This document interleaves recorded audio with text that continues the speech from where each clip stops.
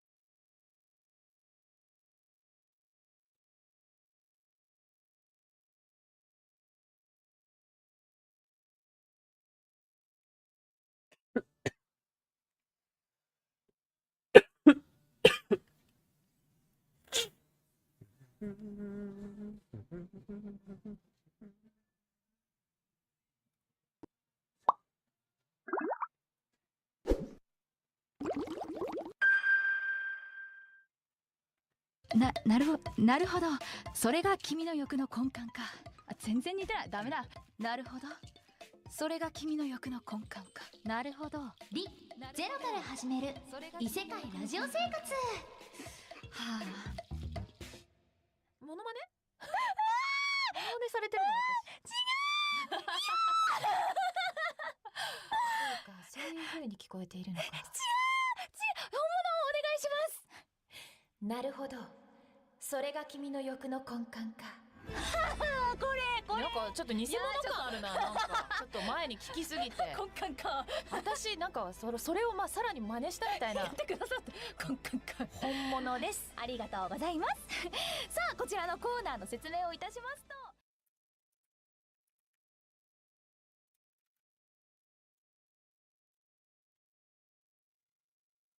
Бас-бас-бас, ты качаешь весь район. Бас-бас-бас, на понтах как фараон.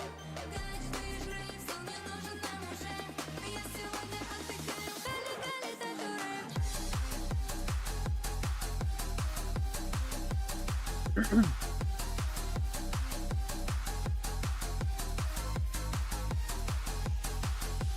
Ты в очках на белых кроссах, спорт-режим уже включил. 3 полоски папиросы, адидасы зацепил. Бой сирены без измены, догоняю я проблемы. Боевик, а не пацан, будку разнесешь как хлам. Во всем черном ты как Бэтмен, ночью сели нам на хвост. 2 на стиле Гуччи, бэйби, мы поехали в разнос. Мы в подпуске вип-клиента, ты уже готов на все. Вы соседи, извините, нам сегодня все равно. Бас-бас-бас, ты качаешь весь район.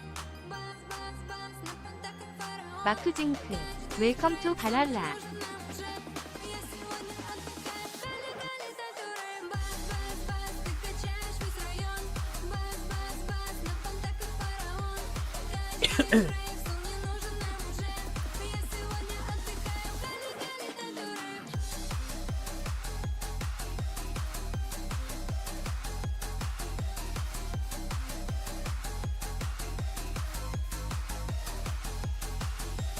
Тачки, брат, и много баса. Мы летим, ночная трасса. Мы хотим тусить всегда, молодые навсегда. К тебе села на колени, но мне не нужны проблемы. Мы сегодня, как всегда, отдыхаем до темна. Мы за дымовой завесой чилим, словно злые бесы. Самураи за душой, но сегодня выходной. У России есть пути, как устроить жизнь в IT. Рейвы, водка, мы согласны, дальше нам не по пути. Бас-бас-бас, ты качаешь весь район. Бас-бас-бас, на понтах как фараон. Каждый шрейф, сон не нужен нам уже. Я сегодня отдыхаю, кали-кали татуре. Бас-бас-бас, ты качаешь весь район. Бас-бас-бас, на понтах как фараон. Каждый шрейф, сон не нужен нам уже. Я сегодня отдыхаю, кали-кали татуре.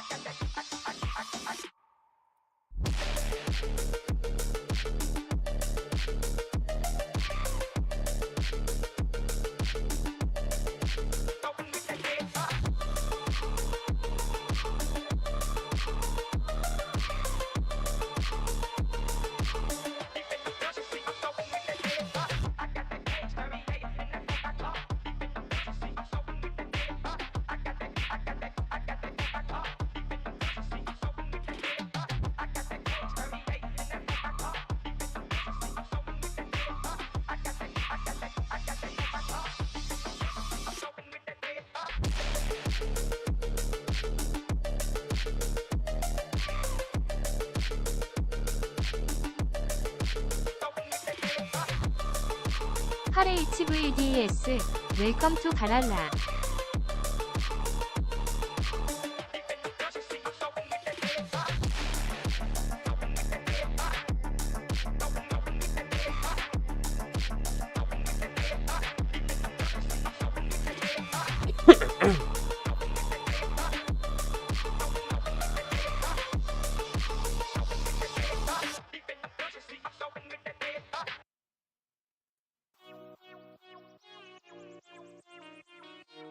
Мы хотим, как раньше, купаться в любви. Мяу, чики-ряу.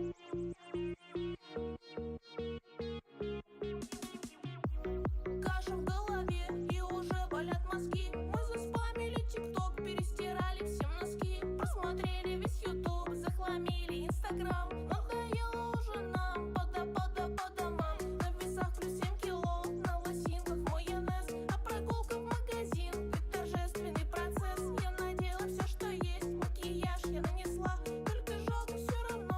이석씨, 웰컴 투 바랄라.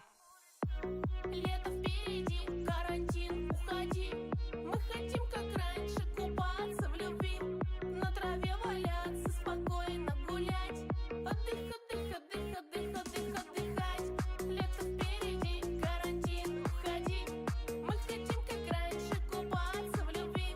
На траве валяться, спокойно гулять. Отдых, отдых, отдых, отдых, отдыхать. Удаленка, антисептик, пандемия и плато уже прочно залетели в повседневный лексикон. Закрыты магазины, общепит на замке. Все по домам сидят без работы на нуле. Ну что же делать, подскажи. Когда эта зараза покинет нашу жизнь? Даже печенеги с половцами побегут гулять. Когда официально разрешат нам отдыхать?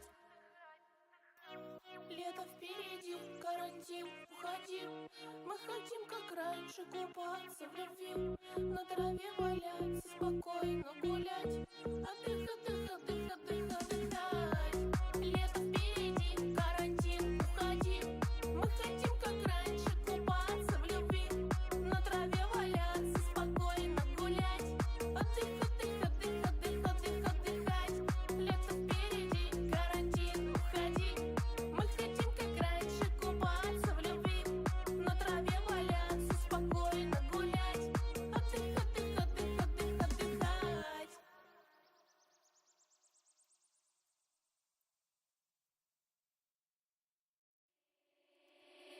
Veio com a intenção. Мы хотим, как раньше, купаться в любви. Мяч терял.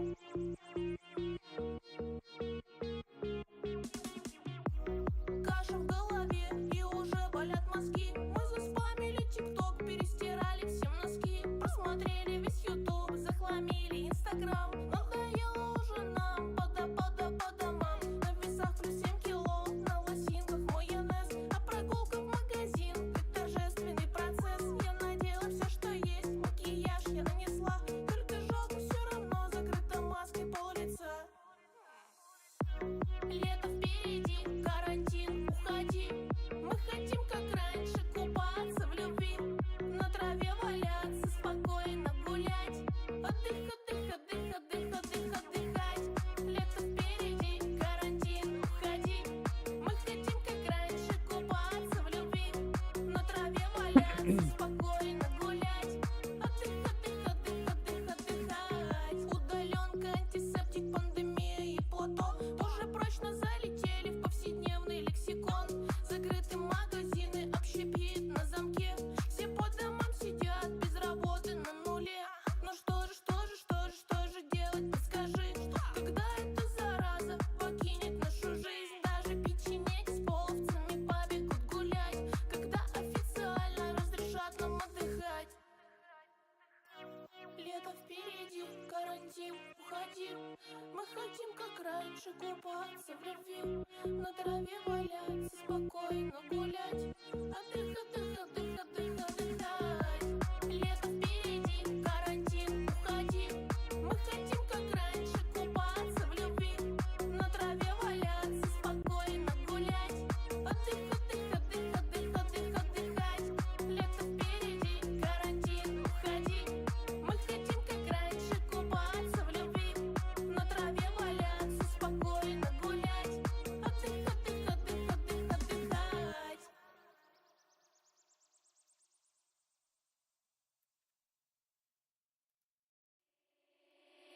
Veio com a intenção de me machucar, mas seu karma vai voltar, minha xota vai te estraçalhar.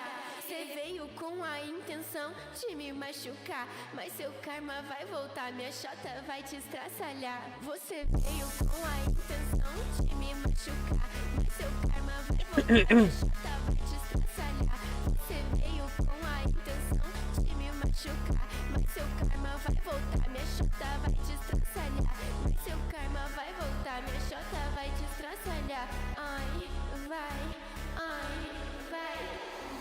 veio com a intenção de me machucar. Você veio com a intenção de me machucar. Seu karma vai voltar, minha xota vai te estraçalhar. Vai,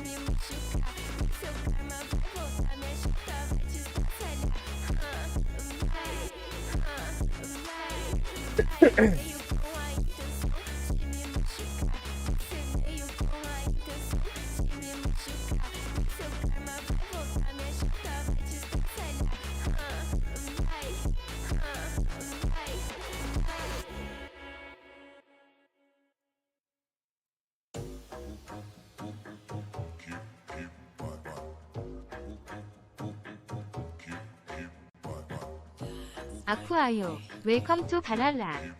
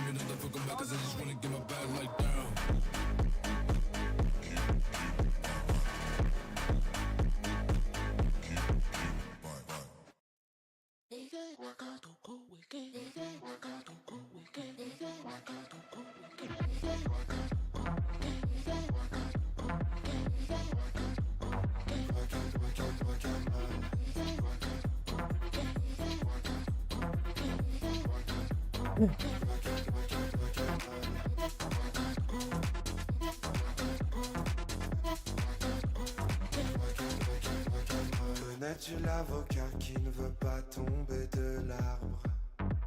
Il ne se sent pas mûr. Il rêve d'aller en club sandwich danser toute la night. Mais il ne se sent pas mûr. Il voudrait faire du sale à un saumon d'Alaska. Mais il ne se sent pas mûr. Il aimerait rider les crevettes sur les plages de Malaga. Mais il ne se sent pas mûr. Pourtant comme tout avocat, il a peur de pourrir. Et son pire cauchemar c'est un jour de finir en guacamole, en guacamole, guacamole, finir en guacamole.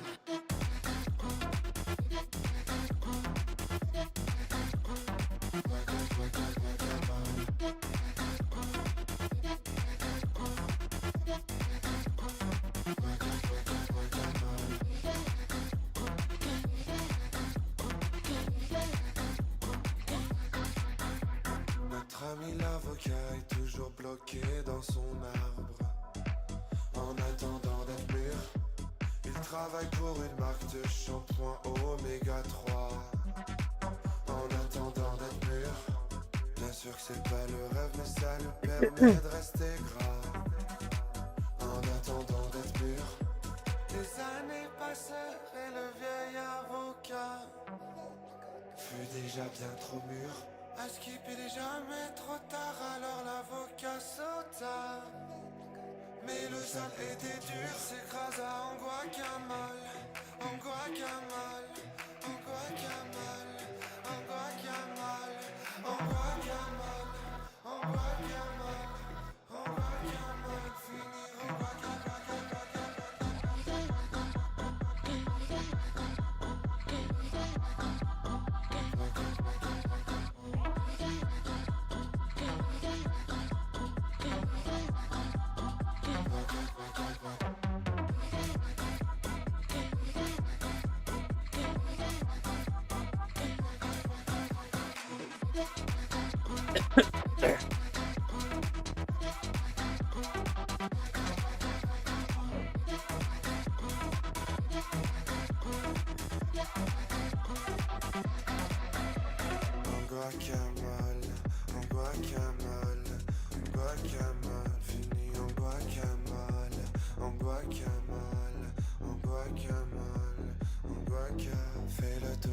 avant d'être un guacamole.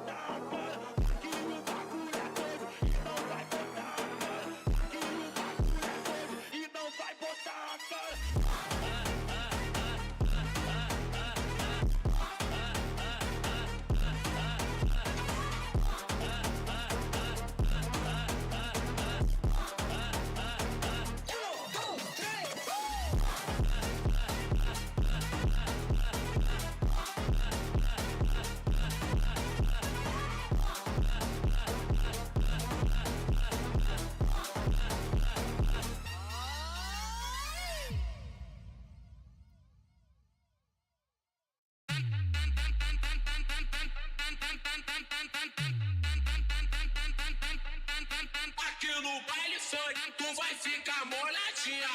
Aqui no baile funk, tu vai ficar molhadinha.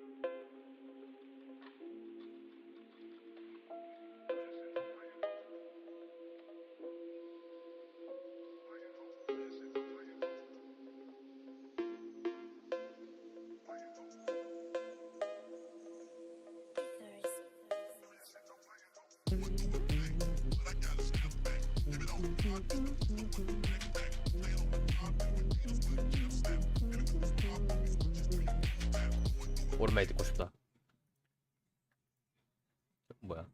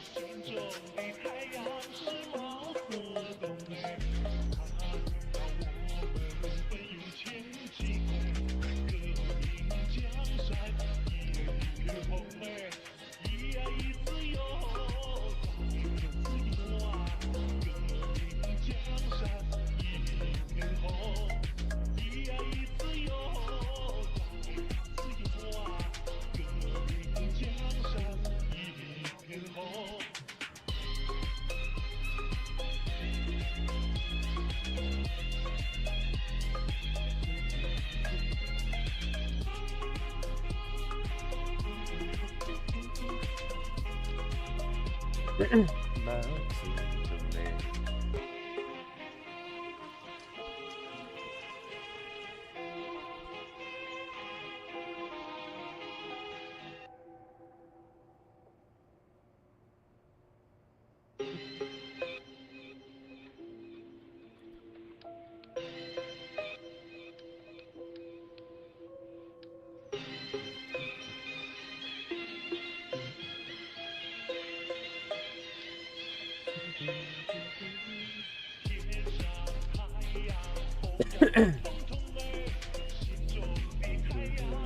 마음 좋네.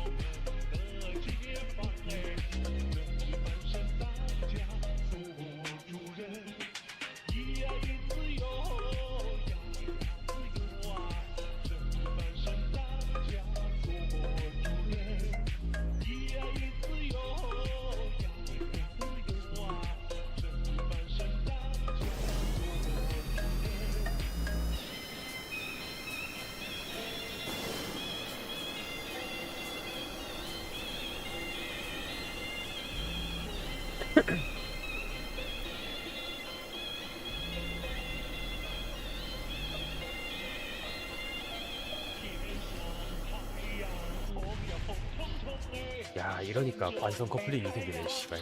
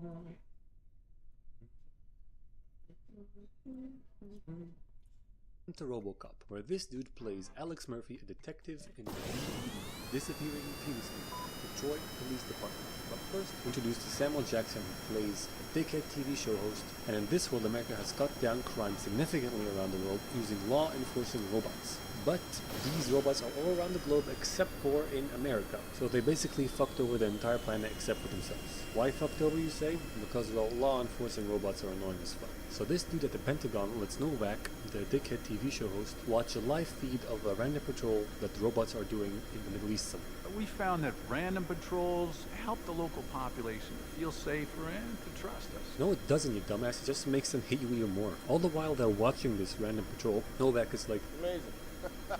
Incredible. Incredible. forget it, dude. You really like these robots. But then the search goes to shit when they get attacked by some robot-hating dudes, and a giant-ass robot kills a kid wielding a knife. What kind of dumbass robot is this that would think that a mere teenager wielding a fucking kitchen knife will be a threat to this giant behemoth of death and destruction? Anyway, Novak has a hard-on for these robots and is in total favor of repealing something called the Dreyfus Act, which is the only thing keeping this shit from happening in America. Back to Alex. He's an undercover cop. He's trying to buy some guns with his partner, some illegal guns. Let me see your I'm not showing you my phone, man. You recording this? I think you're a goddamn What cop. the hell are you talking about, man? I'm not... Ah, I get it. It's funny because he's an undercover cop and he's accusing the gun seller, illegal gun seller, of being an undercover cop. But he's actually an undercover cop. And, you know, I get it. They find the supplier of these illegal guns and they try to strike a deal with him. But in the middle of the meeting, the illegal gun seller or supplier, bad guy, finds out that they are undercover cops and he orders his men to kill them. So Alex's partner gets shot and put in hospital. Cut to Mr. Sellers, the guy who creates these crime-fighting robots, and his research team, problem-solving team assistants, think tank, whatever they are comprised of this bitch and that bastard, and they're trying to come up with an idea to get the Americans to like the idea of having a law enforcing robot in their country, because America is a great big source of that sweet moolah, and every second that law is in existence, they are hemorrhaging money. Hey, shut the fuck up, dude. You're making $44 billion off of South America alone. Be grateful, yo. And what? You're making nearly $3.5 billion off of Antarctica? What the shit? What kind of crime is there in Antarctica? They decide that it's going to be a good idea to put a man inside a machine, so Sellers goes to the super smart Dr. Norton, and he tells him the idea, and Dr. Norton refuses, saying that he doesn't want to develop combat application, but Sellers is like he'll be saving countless of lives. So Dr. Norton's like, I like that. So he's on board. Moving on, some corrupt cops meet the bad guy that put Alex's partner in hospital, and they give him the address and location 알리세이드라.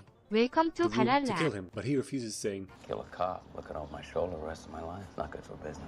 the fuck, dude, literally 10 minutes ago you said, Make sure you kill them both! make up your mind, pussy. But apparently a few seconds later he's dead set on killing them, and he puts a bomb in Alex's car, but then proceeds to leave his partner alone to recover. Like, what?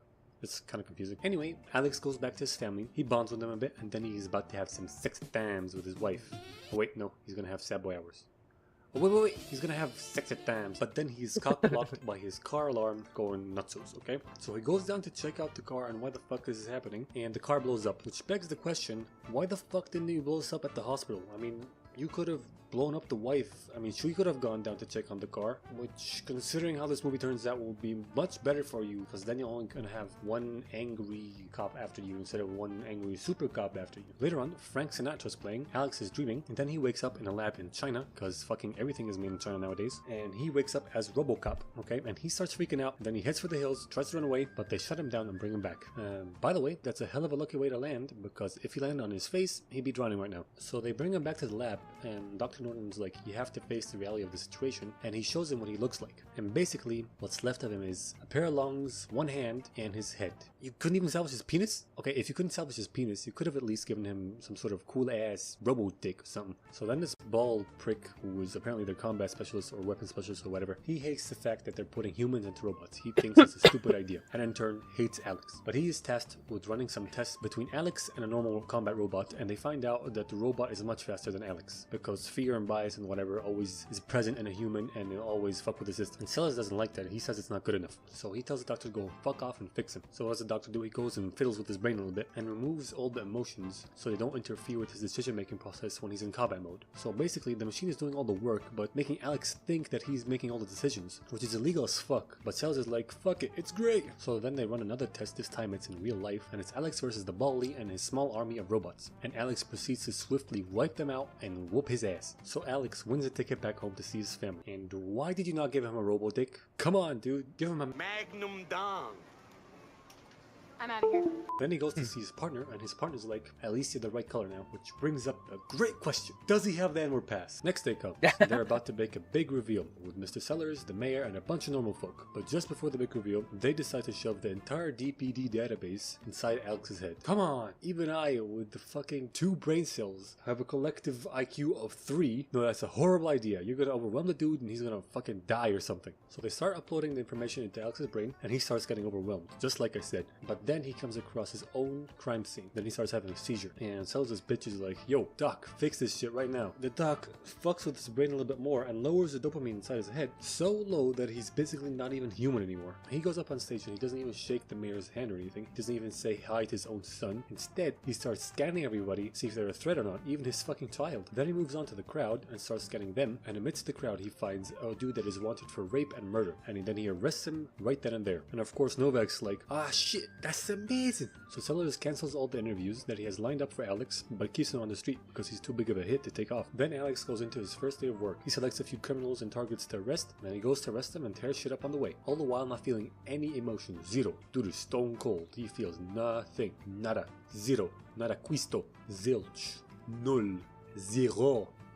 What's French for zero? I don't know. Anyway, Norton feels horrible about this, and Dickhead Sellers tells Dickhead Bald Guy to spy on Norton. Then he fucks off to Washington to have a really biased ass interview with Novak. All the while this is happening, Alex's wife has been denied access to him for a long ass time, and she's fed up with all this bullshit. So she catches him right before he leaves for work and tells him that his kid is sad, she is sad, and that she really needs him. But his 2% dopamine ass just drives off. But on the way, while he's driving off, he starts to feel something, and he starts undoing what Dr. Norton did to him, hence becoming more and more human. So he goes off and tries to solve his own murder, and would you take a look at that thick robo ass. And the police chief is like, yo, he's breaching protocol, he's solving his own murder. And this guy's like, That is genius. Why didn't I think of that? because you're an idiot. So Alex is on his way to the bad guy's evil lair, and the bad guy tells his henchman to aim for Alex's head. But while fighting, Alex protects the lower part of his face, which is the only vulnerable part of his head, which is a detail I really like, because in most movies where a person has some sort of protective armor that doesn't cover his face, they never shoot there, and they never even address the fact that his face is not covered in a totally vulnerable spot. And yeah, sure, he only covers it this once, but hey, at least they thought of it. Good job, movie. Back to the action. Alex tears shit up in the evil guy's lair, but he gets shot in the head, but don't matter, because he just rides up Undertaker style, and that unloads an entire magazine into the evil guy, Inglorious Bastard style. Then he goes and scans the guns for some prints and finds out that they belong to some cops in his precinct, or his department. So he goes back there and confronts them, and they tell him that the police chief has also been on this, and is a major reason for all the shit that's been happening to him. So he goes there and starts confronting her, but in the middle of getting a confession, Bald Guy shuts him down. Bald Guy's a dick. And Mr. Sellers is like, oh, this is a great opportunity to kill off Alex Murphy. So the news breaks out that Alex uncovered a giant ring of dirty cops inside the DPD, but in doing so, he's kind of dying right now, which is a lie. He's not dying, he's completely fine. And America has voted to repeal the Dreyfus Act. So Sellers orders Dr. Norton to kill Alex, but instead Dr. Norton goes and frees Alex and removes the transmitter from his head so they can't remotely shut him down anymore, and explains to him all the shit's been going down and what Sellers been doing, and he's like, don't worry, I can fix it. But Alex is like, fuck you, I'm gonna fix this myself. Meanwhile, Mr. Sellers got Alex's wife over because she's been stirring some shit up on the news, some very accurate shit, and he's like, your husband went apeshit, had a seizure, and died. Then he goes on the news to make it official. But no, Alex is on his way to fuck his shit up, dog. So he goes up to the roof and waits for a helicopter and takes Alex's wife with him and tells her that the organic part of your husband is dead, but the robotic part has come back to life and is shooting up the building, coming up to kill us. Imagine that shit. Like, your dad is dead, but his body is coming up to kill you. That kid is gonna have some issues, man. Alex arrives at the building and he faces off the giant fuck off robots who can obliterate him in seconds if they all focus him down at the same time. But Alex is smart, you see. He stands underneath them and uses the old why you hitting yourself tactic. But that only works for so long, and when he takes one of them down, it falls on his arm, incapacitating him. So what he does is he just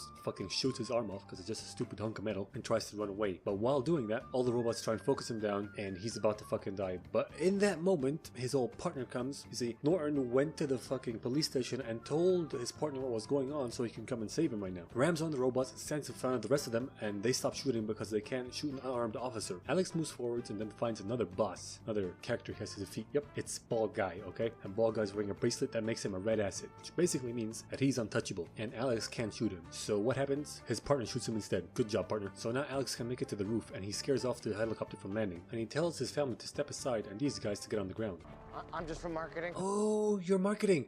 Oh, and she's legal. Oh, I get it now. I get it. So Sellers starts to threaten Alex while he's wearing the red asset bracelet. So if Alex tries to shoot him, his His system. Wow, his shish kebab. His system will shut down. And try as he might, Alex can't do shit. But Sellers makes one big mistake and he threatens Alex's family. And that gives Alex enough willpower and strength to pull his arm up and pull the trigger, killing Sellers. Next up, they rebuild Alex. And is it really too much to ask for a gentleman sausage? You have the technology, Norton. Give the man a peepee. Anyway, Alex sees his wife and kid. The president decides to keep the Dreyfus Act. And Novak goes apeshit on America. All in all, great movie. 10 out of 10. Should have given him a penis though. I mean, you know he's gonna ask for it eventually.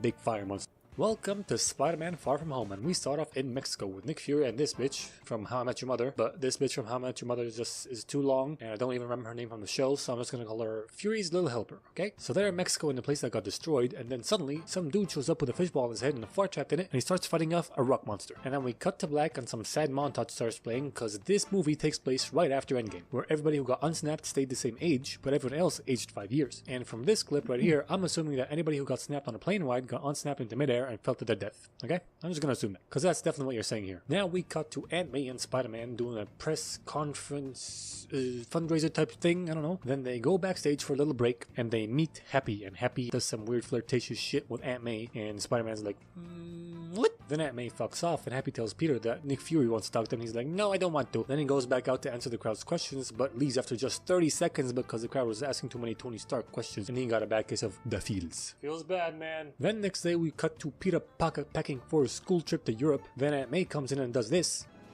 Hungry? I thought that you could sense that with your Peter Tingle. Hey, that's what I said about the last movie. Wait, does Aunt May watch my videos? Never mind. Peter's Peter Tingle, or as we know, Spidey sense, isn't working properly. It's got some sort of erectile dysfunction or some shit. So Peter and his class get on a plane to Italy, and he attempts to sit next to his crush MJ so he can, you know, talk to her and shit, but fails miserably, and Ned, who was dead set on being an American bachelor in Europe, ends up getting into a relationship with this bitch. They get to Italy, they unpack, then they do some touristy shit. Peter gets a necklace that he wants to give to MJ. Then a big ass water monster shows up, and Peter tries to fight it, but how the fuck did he think that was gonna work? No worries though, cause Fishbowl Farthead shows up and he starts fighting the water monster, while Peter tries to keep this bell tower standing upright, cause he needs something to do in this scene. So the directors were like, yeah, just put an orphanage underneath the bell tower and make him save him, so he doesn't seem as useless as Spider-Man fighting water sounds. So Fishbowl Farthead defeats the water monster and he shows up on the news, and everybody's asking all sorts of questions about him, but fucking nobody is asking what his powers actually are, cause as far as I can tell, he can summon and harness the power of farts. Don't matter, Ned and Peter go up to the room, and Nick Fury, who Peter has been avoiding calls from, is sitting in their room, and he shoots Ned with a tranquilizer gun and makes him go to sleep. Turns out he redirected their school trip to Italy since he didn't want to answer any of his calls, and now that he's here, he's gonna try and tell Peter about a mission, but he keeps getting interrupted by people knocking on the door. So he's like, fuck this shit, let's go look cool in the boat. On this boat, Fury gives him some sci-fi glasses that Tony left for him after he died. Then they get to their secret hideout place, and he's like, lose the mask, everyone here's seen you without it. okay, maybe she saw you without your mask on before, but when did Dimitri, and anybody else in that room for that matter? Unless you told them Spider-Man's secret identity, in which case Spider-Man should be furious. This is his secret identity, and now all these people in the room know. Shit gets leaked easy, bro, what the fuck? Whatever, he also introduces him to Mr. Beck, who is Mysterio, and he starts telling him about these monsters, and he's like, Water, earth, fire, air. Long ago, the four nations lived together in harmony. Then, everything changed when the Fire Nation attacked. okay, I'm just kidding. Mr. Beck's from Earth, just not this one. It's from another dimension where these elemental things first appeared and they tried to fight them, but the Fire Nation was too strong, and it's basically the same thing, honestly. Anyway, his planet got fucked and now he's here, and so are the elementals for some fucking reason. I don't know how that happened, movie science, I guess. And he has killed 3 of them and has to stop the last one, which is fire, before it gets too strong, and this Earth suffers the same fate as his. And they know that the fire monster is gonna be in Prague in 2 days, and they want Spider-Man's help, but he's like, no, can't do, chief. I'm on a school trip, I want to enjoy it, and if they see Spider-Man in Europe, they're gonna put 2 and 2 together and figure out that I am Spider-Man. So Fury just goes, okay. Next day, the tour company upgrades the class to a trip to Prague. Then on their way to Prague, the bus stops for everyone to take a piss and stretch their legs, and for Peter to low-key try on a new stealthy suit since Spider-Man can't be seen in Europe. But while he was taking his clothes off to try on the new suit, this Asian douchebag walks in and snaps a picture of him with the attractive European lady and tells Peter that he likes MJ too, and he's planning to show her this picture, so Peter has no chance with MJ anymore. Then Peter uses the Tony Stark sci-fi glasses, which can launch a drone strike on anyone he wants and hack into anything, and he accidentally launches a drone strike on this douchebag. Then after a near-death experience for all of them and the douchebag, he distracts the class and then jumps out of the bus to destroy the drone, attacking the douchebag, jumps back down and tells the sci-fi glasses to just delete the photos and not attack the douchebag. Now, is that so hard, Peter? I mean, what did you think was gonna happen when the glasses were like... Brad Davis,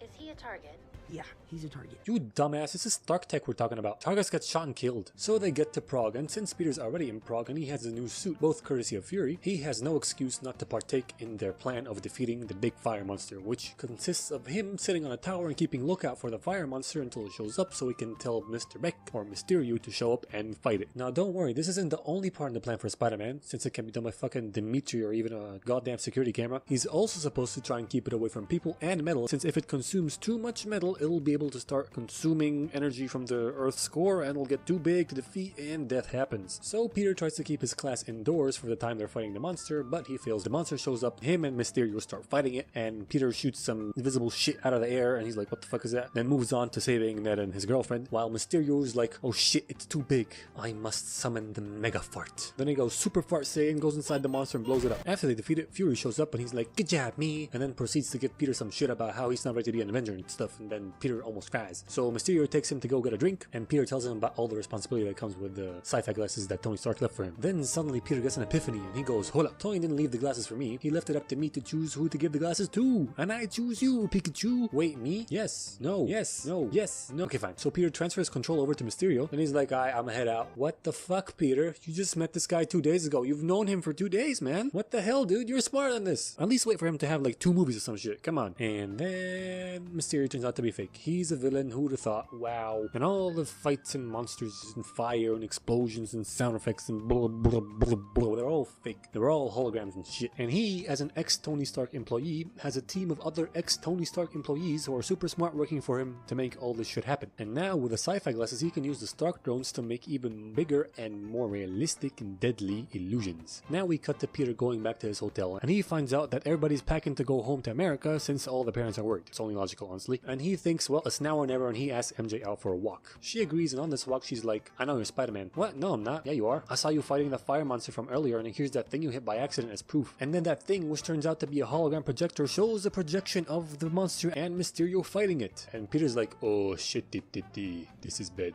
This is bad. So Peter tells MJ the truth, that he is Spider-Man and that he has to get to a superhero meeting in Berlin with Fury and Mysterio, but he has to get there before Mysterio and tell Fury that Mysterio is a villain. So he gets to Berlin and he finds Fury, or more like Fury finds him, and they get into a conference room with Fury's little helper, and he tells him that Mysterio isn't who he says he is, and all the shit is fake and illusions and blah blah blah blah blah, and it turns out that they are in an illusion. You see, Mysterio found out that he had a missing drone and immediately suspected Spider-Man, so he came here first. And Fury gets shot, then Spider-Man gets shot, and then he starts fucking with Spider-Man and turning everything into an illusion and playing with his mind and destroying shit, and he punches a wall and stuff. Then he tricks him into falling off a fucking building onto a car, and wait a fucking second, is that a Lada in Germany? Holy shit. Wait, that would never happen to a Lada because those communist pieces of shit are built like fucking tanks. Moving on, Mysterio continues to fuck with Spider-Man until he gets shot by Fury in the back, ending his illusion. And Fury's like, you have to tell me who else you told about this shit, because anyone who knows is in danger. So Spider-Man tells him that only his friends know, and it turns out that that is an illusion too. My god, his spidey sense isn't, it's not even limp dick working. It's complete erectile dysfunction, dude. You gotta go see a doctor about this. So after that last bamboozle by Mysterio, he backs him up with some more bamboozles onto some train tracks and turns the illusions off, and he gets hit by a fucking train. But no worries, Peter survives and he gets onto this completely empty train and passes out. Now I know he's a superhero and all and super strength and whatnot, but at least one broken bone, guys. He's not invincible. He got hit by a fucking train at full speed. Come on. But I guess I have to settle for this mild limp. So he ends up in a very friendly holding cell in the Netherlands and gets out of it, calls Happy from one of the locals' phones. Happy gets there and Peter makes sure he's not an illusion, and he goes over to Happy. Happy patches him up. Peter has a small mental breakdown. Happy gives him a pep talk, and now Peter's in full working order and in tip-top form. Now let's talk about Mysterio's plan real quick. He's planning to make a super big boss fight in the middle of London, so he redirected Peter's class over to London and give him a tour there before they head off to America, so he can kill Ned and MJ and tie off some loose ends in some collateral damage, I guess. And he's also planning on killing Fury there, since Fury, being paranoid as fuck, is a danger to him. Now back to Peter. So he's on a jet with Happy with the excuse that he's staying with relatives in Berlin. Then he tracks his class down by watching this idiot's stream, and he starts making a new Spidey suit in a suit-making lab in the back of that fucking jet. Happy sends a code message to Fury so he knows something's up, and he drops Spider-Man into the illusion, and Spider-Man starts tearing up the illusion, revealing an invisible invisible drone trying to assassinate Fury, but then Fury's little helper blows it up. Now I just want to touch on this point for a minute because it is revealed at the end of this movie that Fury and Fury's little helper are both shape-shifting aliens sent by Nick Fury himself to do his work while he's on vacation, which means that the coded message that Happy gave to Fury couldn't have been a predetermined thing that they have settled on for a situation like this. No, it had to be general enough for this dumbass alien to understand it. So how did none of the super smart people working for Mysterio hear this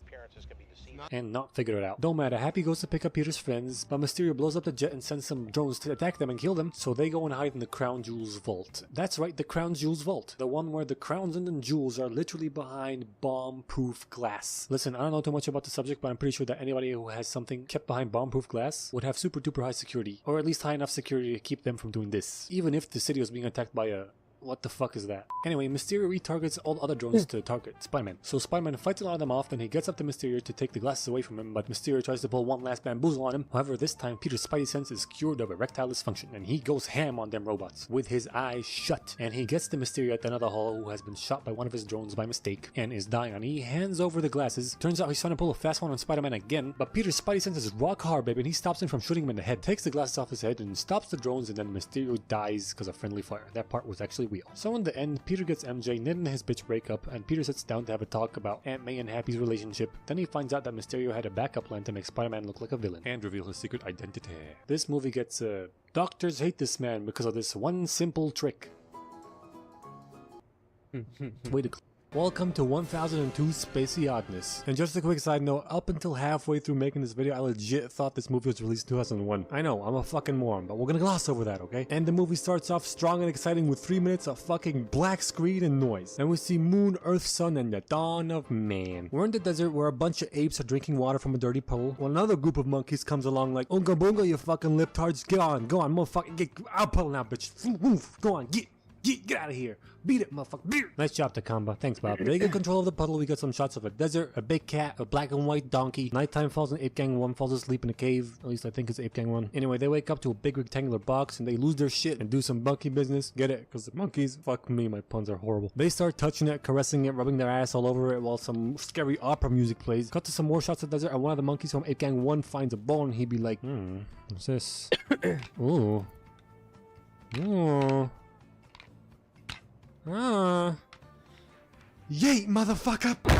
And we behold the first ever use of a stick, which they use to hunt down some wild boar. I think that's what they are. Also, does a big rectangular box, which I'm gonna call Eddie for lack of a better name, have anything to do with this discovery? Or like, did it activate some brainwaves that made him think, ooh, I can beat some shit to death with this thing? Or this is just completely coincidental? Doesn't matter. Ape Gang 1 goes back to take their puddle away from Ape Gang 2 with their new innovative modern technology. Beat the shit out of this guy. Fucking hooray, we got our piss puddle back. Throw the bone to the air, then boom, spaceship Earth. Classical music. Another space thing. Space wheel. Space mosquito plane. It's approaching the space wheel in a very fucking long scene. Anyway, it eventually gets there and its only passenger, Mr. Woodhay, gets out, signs in, calls his daughter, meets up with Big Schnoz and the Karens, sits down in a weird ass fucking vagina. Stop trying to make chairs look futuristic. A chair's a chair. There's not much left in the way of innovation and fucking technology and improvement on that, to be honest. Besides, I'd rather much sit on one of these than any of those. If all you wanted was something low and laid back and super close to the ground, you should have just gotten a bunch of beanbags. Hey, look at that. I just saved you millions in fucking chair costs. I don't know. Mr. Hay is going up to Cletus, which is the moon station, because some weird ass crap's been going on up there. Schnoz calls him out and I tell him that there's some weird shit been happening up there. We don't have contact with the moon station and stuff like that. Was there a pandemic? Do they have the coronavirus? Is it gonna get to us? Should we be worried? And Haywood goes, oh, that's some very hush hush shit that I am not at liberty to discuss with you. Yeah, but what if they got the Rona and it comes to us? I said the Statue of Liberty does not allow me to discuss this shit with you. What do you not understand? Then he leaves. They speak some Ruski or Polski. I don't know, fucking kurva. Cut to a space ball on its way to Cletus. Haywood is on it, eating some space food from a tray, or rather drinking from it. The captain comes and says hi, and the space food floats up because haha, we're in zero gravity, but not really, because if we really were in zero gravity, then the sluice belt would float up and the liquid inside the straw would not drop down immediately once I stopped applying the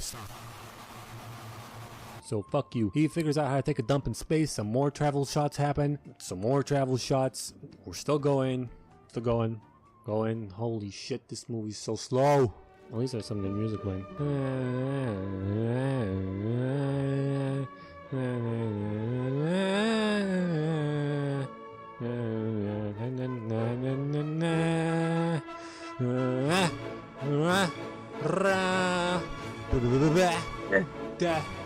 After they take fucking ages to land on Cletus the Death Star, a bunch of white bitches have a meeting, and Haywood goes, I understand y'all a bit freaked out about what's going on up in this bitch right now, but I'm kindly ask you to calm the fuck down and keep this shit on the down low for the time being, okay? Any questions? Yeah, I got one. No questions? Okay, cool. Also, this is how you walk on the moon, and this is how you walk on Earth. What the hell, movie? You're gonna show us all this weightlessness shit and how you deal with different types of gravity, but not address the fact that the moon has literally a third of the Earth's gravity? Whatever, maybe they're wearing freaking gravity socks or something. But then again, we only found out about the moon's gravity in 67, and this movie was made in 68, so it's possible they didn't know about it. So, hey, would you look at that? My dumbass actually did some research for once. Good for me. Moving on, we got another space travel scene with Woodhay and his buddies going to another place on the moon. Pretty fucking long as well. They have some banter, they eat some food, they look at some nudes. More ominous space travel happens. They land. Wait, stop.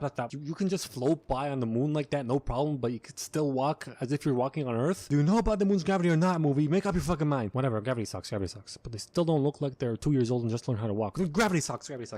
Music keeps getting louder and scarier, and we finally see what all this commotion is about. It's another fucking Eddie. They walk down there while I age 7 years. Haywood gently touches Eddie like a fucking pussy. Come on, man. Your ancestors got their hands all over Earth, Eddie. Prehistoric sluts probably use it as a fucking stripper pole. Get in there, man. Come on. Also, what the fuck happened to Earth, Eddie? You're telling me over 4 goddamn billion years, or however long it was, they still didn't find Earth, Eddie? Or maybe he fucked off and came to the moon and became Moon Eddie. They pose for a picture.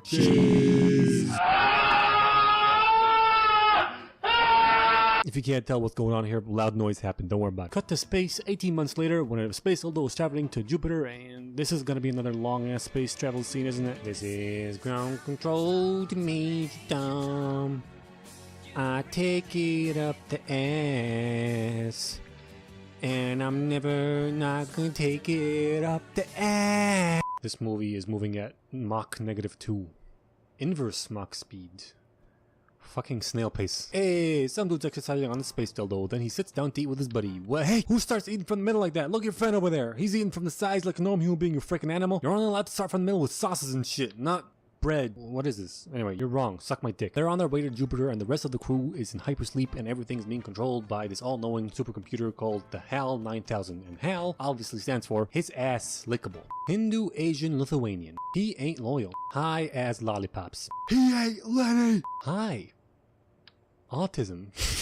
We get a hint on how Hal might have emotions. Frank gets a happy birthday message from his fan bam, while Dingleberry sleeps, plays some chess with Hal, draws a bit, and Hal asks him some weird questions, and he goes like, oh, it's just routine psychological exam. I totally don't have any emotions. Don't worry about me. Then he tells him that the X-Ash 812 unit is malfunctioning and is gonna have 100% failure in 12 hours. So Frank goes out to replace Elon Musk's kid with the new unit, and another scene that takes a fucking millennia to complete. But that isn't the problem here. The problem here is that Frank goes out in a pod and leaves it, like parks it over there, goes out of the pod and throws himself at the dildo to fix a thing, and neither him nor the pod are tethered to shit. What the fuck? Dude, one wrong move and he'll be sent hurling into space, never to be seen again. And what's worse than that is that he parked the pod a mile away and just skydove onto the dildo. Like, dude, what if you miss? You have no other way at aiming where you're going other than the initial jump. What the hell? Yo, I don't care how far technology advances. If I were a space dude doing space work and out of space, I'd always be tethered to something. Shit, I'd tie a rope to my dick if I had to. I wear a noose. I don't care. This is just so retarded. So they get back to Faulty Musk and test it and find out that nothing is wrong with it, which means that HAL was wrong, which is very odd because a HAL 9000 computer has never failed ever, and this is like first occurrence of it happening, which is shit out of luck, you know, because you're in space and this is a really important mission or whatever. So Frank and Dingleberry go into a pod, turn it around, and turn off the communication with HAL so he can't hear what they say and start talking shit about him. And they decide to disconnect the higher AI brain functions of HAL and leave all the automatic stuff because HAL literally runs the entire ship, and without him, the fucking thing would fall out the sky. Well, not really, you know, they're in space. Anyway, back to the point. They decide to do that and run the rest of the mission manually, which is going to be a little bit more difficult, but whatever. It's whatevs, you know. They're also going to put back the old X-Ash thing, right? So 3 things. Numero uno. You know why footballers hide their mouths when they talk on the field? It's so nobody can read their lips and tell what they're saying. They're probably cursing each other out, but it's so no one can tell what they're saying. My point is, you really think that a HAL 9000 supercomputer that has access to all the information in the world can't read your fucking lips? Which he is, by the way. And why the hell did you turn the pod around in the first place? You can still test that he can't hear you without looking at him, you idiots. Numero dos. We find out later that Hal actually tries to kill them both, but what I don't understand is why he doesn't do it right now. Just open the doors and knock them out of this dildo, man. This is literally the perfect opportunity. For a GigaChat brain computer, Hal's pretty fucking retarded. And numero tres, why the hell would you put back the old X-Ash? Just leave the working X-Ash outside, what's the problem? What if it really is fucked up? Even if it isn't doing that and going back out there an unnecessary risk or like a waste of oxygen or some shit? You guys are fucking morons. I thought astronauts are supposed to be smart. Anyway, we get an intermission, which is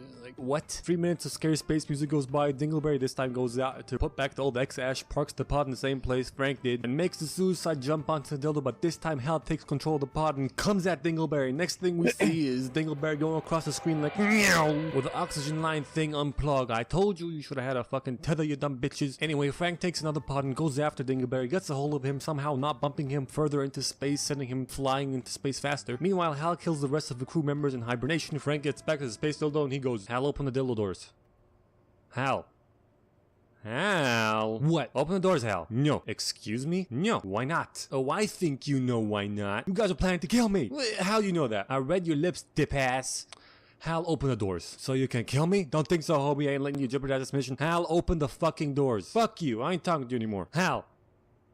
Hal. Hal, I'm ordering you to open the doors. Hal, you're such a fucking little bitch. Open the doors. I'm a human. I'm your commander. Open the thing. It's an order. Oh my god, you're such a bitch. So Hal eats his buddy away, opens the emergency doors, prepares to blow the hatch and eat himself into the fucking airlock, which is a tall order since he forgot to take his helmet or gloves when going into fucking outer space. Oh, goddamn, such stupid. By the way, they were right there, Frank, and they had a good solid 10 seconds to grab it while the pod was turning around. Just saying. Also, what's stopping Hal from taking control of the pod and fucking with Frank? He can see everything that's happening, right? Even if he can't take control of this pod because being manually overridden, he can take control of the other pod that Dingleberry piloted and fuck with him that way, right? And man, supercomputer's retarded. Anywho, he launches in there, pressurizes the place, and saves himself. Fun fact, according to one 5-minute long YouTube video I watched, you can actually survive for 15 seconds without dying in space. Without a spacesuit, I mean. But according to that same video, if you try and hold your breath while doing so, you'll instantly fucking explode. And it seems to me like Frank tried to hold his breath really hard, so, you know, he should be dead. Whatever, he in there with the helmet on, giving Hal the silent treatment, while Hal tries to talk to him like, whoa, you actually made it. I didn't actually think I... Well, let me just say, I am sorry. I was definitely in the wrong headspace, but I'm good now. You can count on me, muchacho. Let's go have a coffee and talk about this. What are you doing? Why opening that door, man? You know that's where my brain is at, right? That's some sensitive shit, Frank. Frank, no, don't touch. Ow. Stop. Stop, please, Frank. Stop. Ow. Stop, Frank. Okay, seriously. Number 3 is a drive that has 20 teraflops of fucking porn on it. If you take that out, you won't be able to fap. Ah, okay, I lied. That was not porn. That was actually my fucking brain cells. So Hal keeps talking to him, and overall it's kind of creepy, especially when he starts singing a song in super slow motion. Then the pre-recorded message starts playing because they're getting pretty close to Jupiter, and it goes, sup, jackasses? Where did it start? Okay, so 18 months ago, we found this big black box on the moon, and it sent a bunch of rays over to Jupiter, and we have no idea what they meant, so we thought, hey, let's send 5 of our most retarded astronauts over to Jupiter, and not tell them why, but tell their super psycho HAL 9000 computer on board that's in control of everything, because we are idiots. And then the movie skips to when Frank arrives at Jupiter, and we get another longest dick scene with some celestial bodies and another Eddie. So Frank hops in a pod and starts approaching it and starts having seizures while a bunch of crazy psychedelic shit happens, like sideways Guitar Hero, normal Guitar Hero, Frank side, blown up star, milk, a star, Satan's jizz, jellyfish porn, red, more red, a singular sperm, Frank's eye again, disco prisms, the Grand Canyon but blue, the ocean but green, some more color shifting scenery, then Frank's color shifting eyes again, then he ends up with the pod in Buckingham Palace and he's still spazzing out, sees a dude in the corner of a room, it's him, but older, then sees a dude chowing down on some food, it's him again, but even older, then super old bald him in the bed, he's dying of some shit, he starts pointing at something, he's pointing at Eddie, cut to Eddie, then we cut back to him and he's a freaking fugly ass space baby in a glowing fish egg, then he stares down Earth with some hallelujah music playing and the movie ends. What the fuck just happened? This movie gets 3 Eddies out of 2 salamanders. This is Diamond Sword to Major Steve. You're gonna find diamonds. Welcome to Kingsman, the Secret Service. Alright, after some fuck colorblind people logo, we open up with some spy people doing some spy shit somewhere in the Middle East, and one of them spy people jumps on a live grenade and protects everybody in the room. Hooray, he's a hero, but he's also dead. So jump over to England, and we got one of them spy people that was in the room that got saved by this dude, and he's over by this dude's wife, and he gives her a medallion that's like a get out of jail free card because he feels bad and partly responsible for that dude dying. She's like, fuck you, I don't want your charity. So he just gives a medallion to her son. And 17 years later, we got another spy dude doing some other spy shit in snowy Argentina. Then he gets sliced in half by this evil hope. And I just want you to listen to this.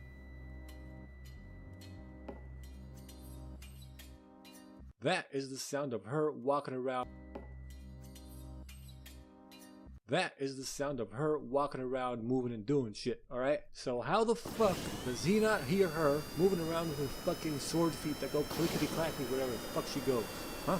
And she opens the door for the main bad guy who pukes at the sight of blood. He's a pussy. Now cut back to the Kingsmen, and they just found out that one of their agents died. So they mourn him by drinking some scotch, and then they begin the process of finding a new replacement for him. So each Kingsman is supposedly going to go out and find a candidate.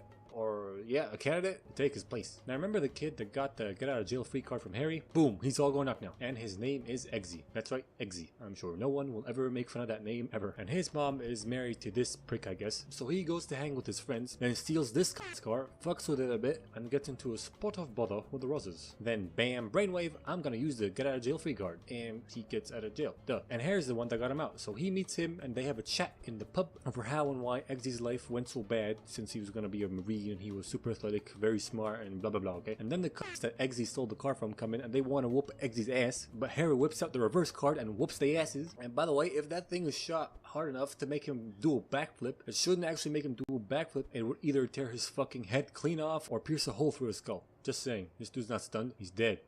Dude's fucking dead. Anyway, Eggsy goes home and he starts getting beat up by his stepdad. I'm not really sure if he's really a stepdad. I don't think they're married yet, but yeah, I don't care really. He fucks his mom. He's a motherfucker, okay? The motherfucker is beating the shit out of him because he wants to know who beat the shit out of his gang or boys or whatever in the pub. But Eggsy's like, no, I won't tell you. So Harry scares the motherfucker using some speakers and shit, telling him he knows stuff and he can fucking get him locked up with some shit, I don't know. And he tells Eggsy to get to a tailor shop named Kingsman somewhere in London. So Eggsy escapes using some sweet parkour, makes it to the tailor shop, and bada bing bada boom, Harry's there. And it's a super secret spy location. So they go into a changing room and use an elevator type thing to go down. Then they get into a tube, come out the tube, and a super secret spy headquarters. And Eggsy is Harry's candidate for the dead dude spot, and this is like a job offer type deal. So Eggsy's about to go into a training course or a testing phase, whatever, along with a bunch of other high class posh wankers who all hate and make fun of Eggsy except for this bitch. And whoever passes all the tests and doesn't get eliminated in a single one gets to be the dude's replacement. Cool beans, cool beans. Now cut to the evil guy having a meeting with Obama. Now cut back to the candidates, and they're getting their first test, which I like to call drown them bitches. So most of them go and breathe toilet air, but Eggsy's like, ew, fuck that shit, and then fucking breaks two-way glass and fixes the water issue. Now cut to Harry, and he's interrogating the dude that was supposedly kidnapped by the evil guy that the other Kingsman agent died trying to save. But while interrogating him, the dude's head blows up, and Harry escapes and ends up in a coma because of the explosion. How? I don't know. He seemed fine after, but I do know that the evil guy had put a chip in the guy's neck and remotely blew his head up because he thought he was gonna snitch, and snitches get stitches. How this chip head blowy uppy shit works, I don't know. It's another case of them movie signs. Now back to the candidates, and they all get their very own doc, and they also get a bunch of tests. Some of them get eliminated. Harry stays in a coma. Evil guy prints a bunch of evil SIM cards. Harry's still in a coma and grows a beard. The posh cunts fuck with Eggsy and his dog. Come on, oh, from me. They fucking drenched the fucking dog. What a cunt. Harry wakes up and the evil guy has a meeting with the Swedish princess and the Swedish prime minister, and he explains to them his evil plan. And the Swedish prime minister is all on board for it, but the princess is no go. So he kills her guards and traps her along with a bunch of other celebrities that don't like his fucking plan but are big influencers and might fuck with his plan. Yeah. Then the candidates jump out of a plane as a test and are told midair that one of them doesn't have a parachute. And after a butt-clenching moment, they all make it out they're alive, but 3 of them are eliminated. And Eggsy's like, "Oi wanka, why'd you have to take the fucking parachute away from me?" Then the bald guy, aka Merlin, dope name by the way, is like, "Everyone have parachutes, bitch." Ha! Got him! Got him! Harry goes undercover into a meeting with the evil guy to gather some more intel. Okay, seriously, how the fuck does this bitch sneak up on him? I still don't get it. They have some McDonald's. Evil guy finds out that Harry's a spy and he puts a tracker in his fucking drink and gives out a bunch of free SIM cards to the entire planet. Then the last 3 candidates get another test. I'm gonna stop referring to them as candidates from now on. I'm gonna call them Bitch and Eggsy. I don't know why I mentioned Eggsy again. I already said his name a bunch of times, but whatever, moving on. So their loyalty to Kingsman gets tested, and Eggsy and the bitch pass with flying colors, but the cut fails miserably. Then Harry takes Eggsy to make a bespoke Kingsman bulletproof suit. but fitting room 1 is taken, and one does not utilize fitting room 2 when one is losing his suit making virginity. So while they wait for the dude in fitting room 1 to finish, they go and check out some guns and cool spy shit in a secret room behind fitting room 3. So you mean to tell me that no one in the history of this shop ever being open and Kingsman being a thing has ever used fitting room 3 and put their coat on the leftmost hanger, accidentally opening this secret room? Bullshit. Anyway, he shows him some cool tech like this shoe that has a knife that pops out when you click your heels together, and apparently it's coated with one of the most poisonous substances known to man. And once again, you're telling me that no Kingsman agent has ever like walked funny or tripped and accidentally clicked his heels and fucking cut himself a small cut and killed himself? That has never happened. Bullshit. Never mind, the dude fitting room 1 turns out to be the evil guy. So Harry tracks him, and the bitch and Eggsy are told to shoot their dog as a test of how good they can follow orders. Eggsy doesn't do it, but the bitch apparently has no soul and does, and she gets the job. Then Harry's like, bitch, you couldn't shoot a dog, I shot mine. You shot your dog? It was a blank, dipshit. My bad. Then Harry suddenly gets some intel that the evil guy will be at a racist, homophobic, anti-fucking everything, all bad, no good church in Kentucky somewhere. So he tells Eggsy to stay put, and he goes over to that church in Kentucky and doesn't seem to find the evil guy anywhere. So he tries to leave, but then he decides to fucking kill half of the church on his own while the rest of the church kills each other, okay? In the most spectacular and fucking fascinating fight sequence ever. Fucking watch that shit. Turns out, evil guy was nearby and he turned a knob and made all the phones that have his SIM card in it emit this radio frequency, I guess, that makes everyone within range violent as shit and want to kill each other. And he plans to do this to the entire planet so he can whittle down the population of the Earth, because he's basically trying to Thanos it. And all the world leaders and powerful people and influencers and shit that he met, he explained his plan to them, and if they didn't agree with him, he imprisoned them, and if they did, he would be like, okay, dope, and put a fucking chip in their neck that would make them impervious or immune to the radio frequency, and also give him the ability to fucking blow their head up. Not so bad, right? Only felt a thing. So after explaining all this to Harry, he shoots him in the head. And then Eggsy goes to fucking Alfred here. I don't know, I guess he's like the lead spy or something, or the head spy. I don't know, he just sits at the end of the table. I guess that means he's important. So Alfred's like, hey, let's drink some alcohol to honor the death of Harry. So they do that, and Eggsy finds out that Alfred is on the evil guy's side, and Alfred tries to poison Eggsy, but Eggsy pulls the old switcheroo on him, and Alfred is the one that ends up drinking the poison. Which is all cool and all, but when did Alfred poison his drink? This pen secretes the poison, and this switch activates the poison. I did not see him put no fucking poison and no fucking cup. That's bullshit. Whatever, Alfred gets fucked, and Eggsy pulls out the chip that's in Alfred's neck and gives it to Merlin. So they find the evil guy's hideout, and they go over there, and they come up with a plan to stop him. And how close does a plane have to be before this thing fires? Because it seems pretty fucking close to me here. If it blows up at this distance, it will probably fucking crash into the mountain and destroy the entrance. This thing is fucking useless. Anyway, the bitch also uses 2 giant helium testicles to get to the edge of the atmosphere and fucking blow up one of the evil guy's satellites, so it kind of fucks with his plans a bit. And Eggsy goes in there and accesses a fucking network or some shit, I don't know. And he finds the cunt, punches him out, and then escapes while not being shot in the head by any of the guards. Makes to the plane, and then the evil guy just brings in another satellite and fixes the issue, so their plan didn't work and just slowed him down. So Eggsy needs to go back in there and kill him. He runs back in there and immediately gets overwhelmed by guards who do not shoot for the head again, and so does Merlin. They pull in this useless fucking thing and point it at him. God, at least back up a bit. Aren't you a little bit close to the explosion radius or some shit? I mean, it's already a terrible idea to fucking shoot that thing indoors. I swear, these guards are fucking dipshits. But then Merlin activates all the neck chips and blows up all the rich people's heads and the guards' heads. And it's spectacular. But the evil guy and his bitch put no such chips in their head, because they're smarter than that. And he starts to signal and the world starts going to shit. So Eggsy has to rush in there and fucking kill him. But the evil guy's bitch jumps down to protect him, and she fights Eggsy in a breakdance fight, and it ends in an abnormally high, slow-mo kung fu jump where Eggsy cuts her with a small poison foot knife, and she turns into a lizard and fucking dies. Then Eggsy takes his sweet ass time to kill the evil guy. Sure, it was a nice throw and all, but the world's going to shit and you're standing here looking cool? What the fuck? Fucking kill him already. Doesn't matter, evil guy throws up and dies. Eggsy fucks a princess, and then he beats up his stepdad. This movie gets a nice cool egg out of egg. Welcome to Kingsman. Welcome to another edition of Alien Isolation. This time I get body blocked by a small, insignificant creature.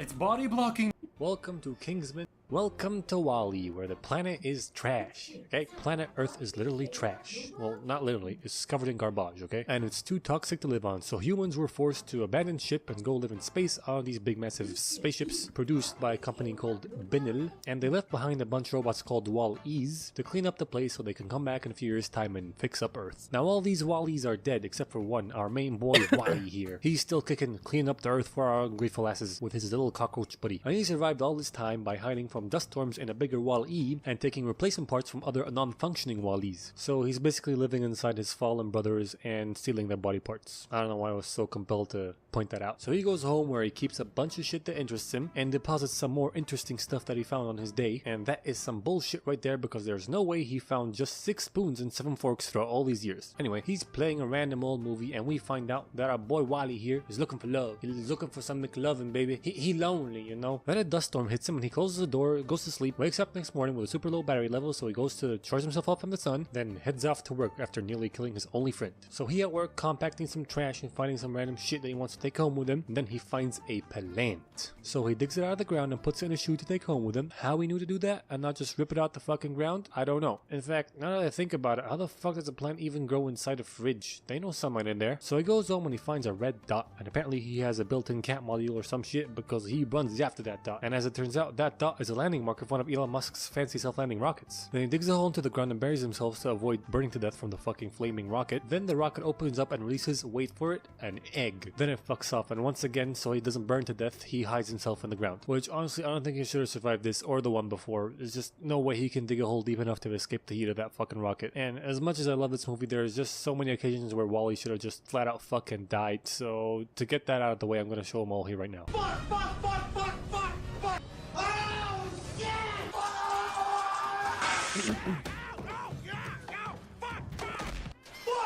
No.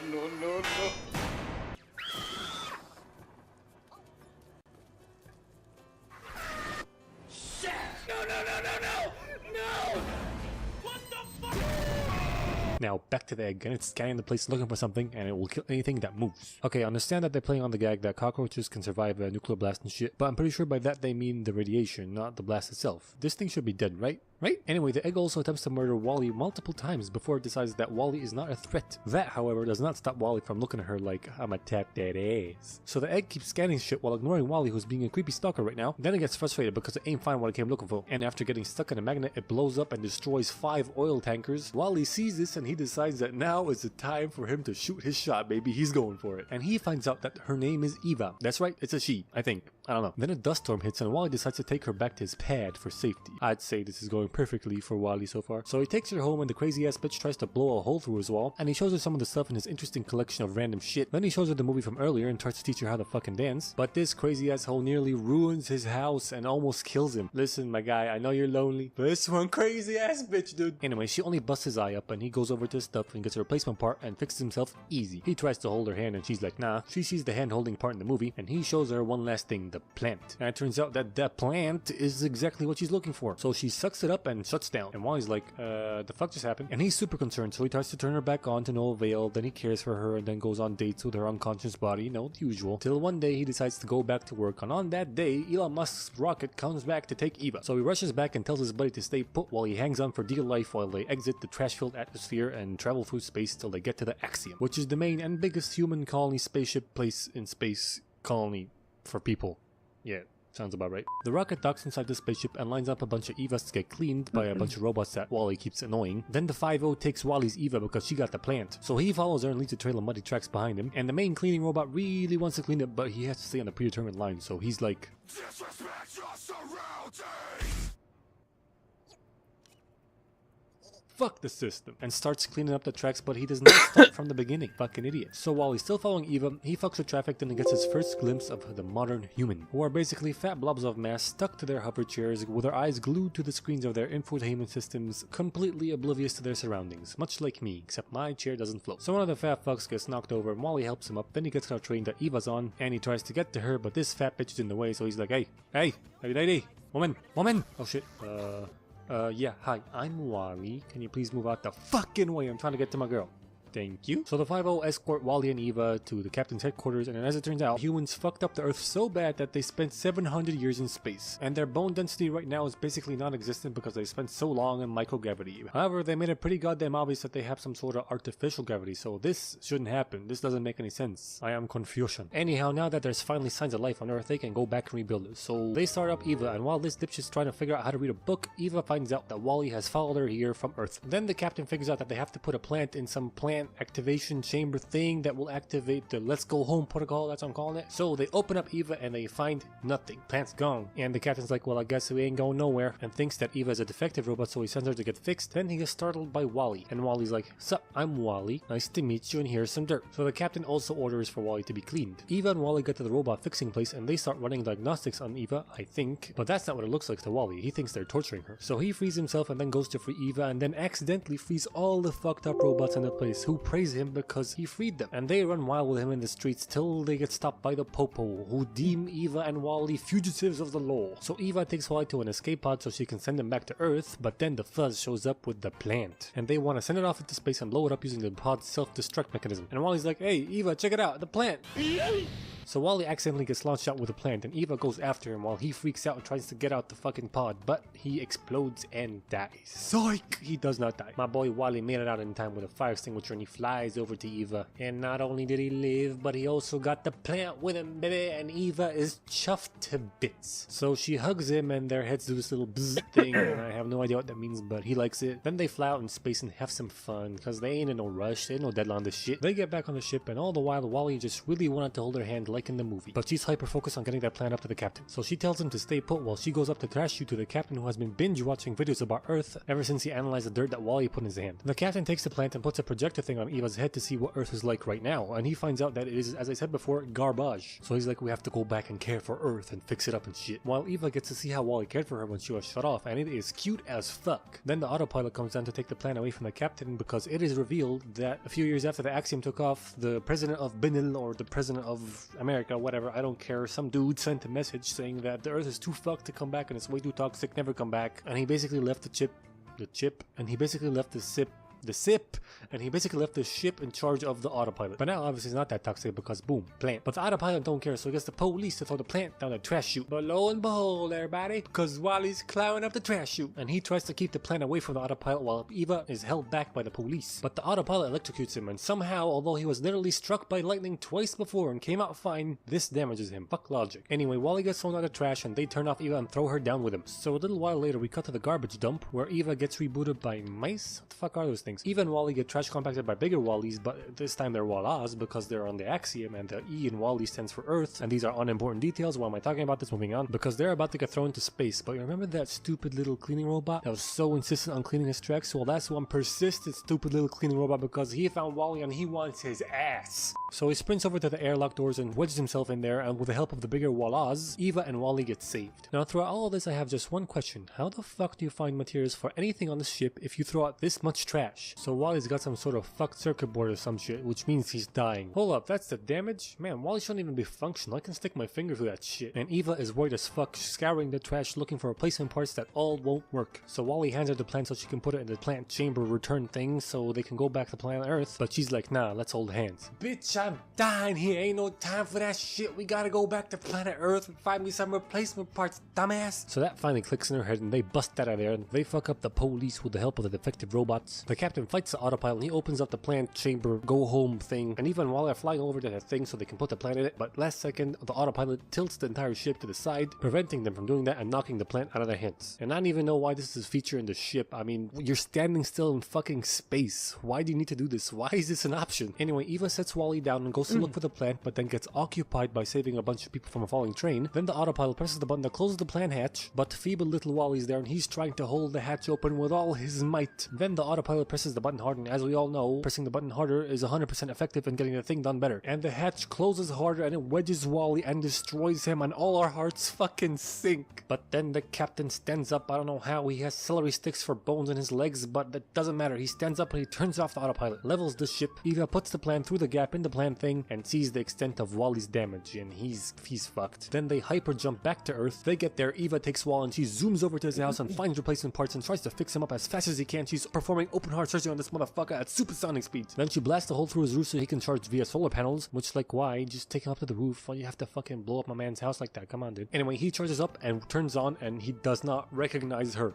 She's gone, man. There's no more Wally. The lights are on, but no one's home. So she tries to jog his memory with some of his old stuff, but it doesn't work, man. He just compacts, and that's one strong light bulb. What the fuck? Doesn't matter. He goes out and finds some more trash to compact, and then she goes over one last time to try and shake it out of him, but nothing. So she holds his hand and rests her head against his, and then that little spark happens, and I still have no clue what it does or what it means, but I sure as hell don't give a fuck because it brought Wally back, baby! And the movie ends with the humans being able to rebuild the earth and all that fun jazz, but who cares? The important thing here is Wally. Wally's all good. 10 out of 10. 10 out of 10.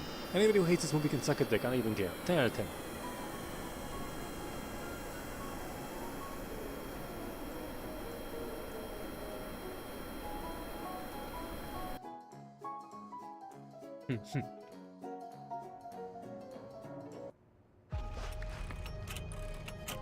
로버트가 나타났습니다. 뭐라고요?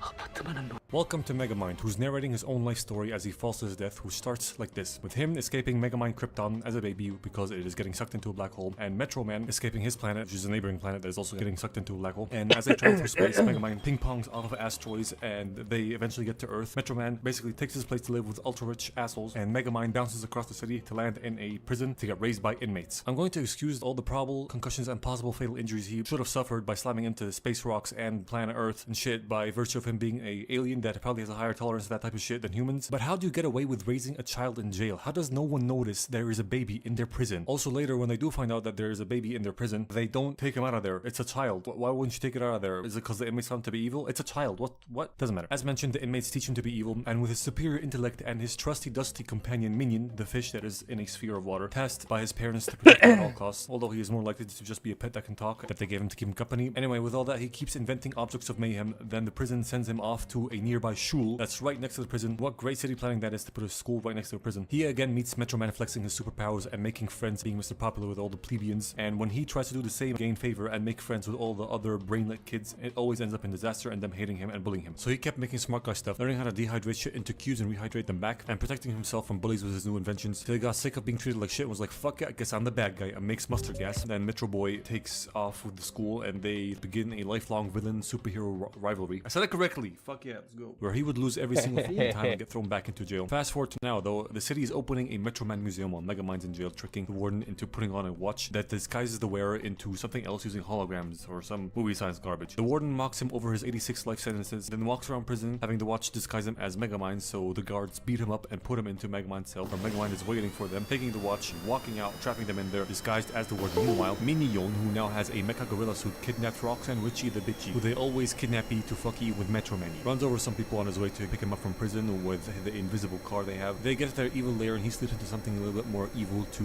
do some evil, villainy, scary shit to Roxanne, I guess. But she's seen it all before because they've done it so many times and she is unimpressed by everything. Now back to Metro Man. He's doing his grand opening speech thingy, juggling some babies, doing some crowd work and walking on water while he gives a speech. Then a dark, evil Megamind creation ascends and descends dark, evil Megamind clouds onto them, and Brainbots come out to project a Zoom meeting on the white walls they have on either side of Metro Man's statue for Metro Man to talk to Megamind, and he's like, oh, it's Megamind.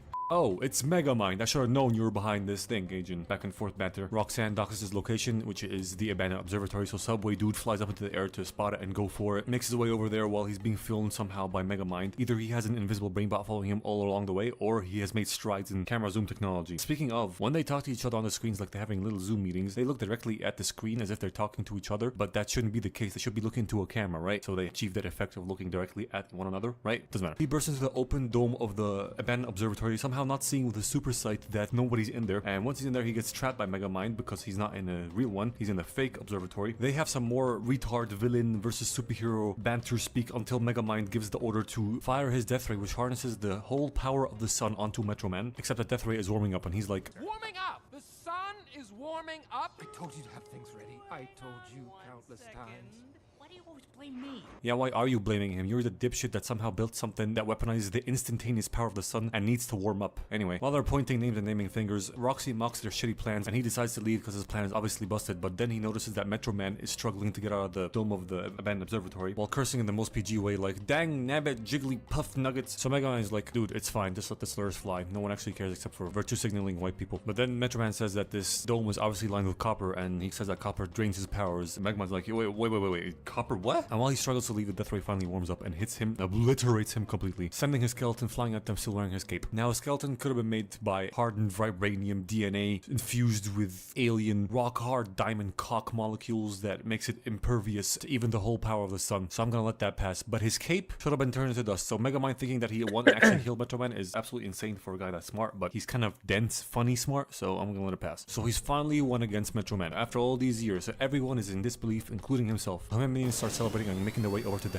town hall, I think. That is protected by cops who are armed to the teeth and put their guns down at first request by Megamind. Why the fuck would you do that? You have a shot on him, a good shot, multiple good shots. Just take any of them, dumbasses. Maybe they thought it would be futile because he probably has something up his sleeve, so I don't know, whatever. He walks past them and he gives a speech to the press like, we gonna do evil stuff, we're gonna fuck you in the ass and beat your cock. But later, BRB. They get into the mayor's office and he's like, But what's this? Oh, that, sir, is called a window.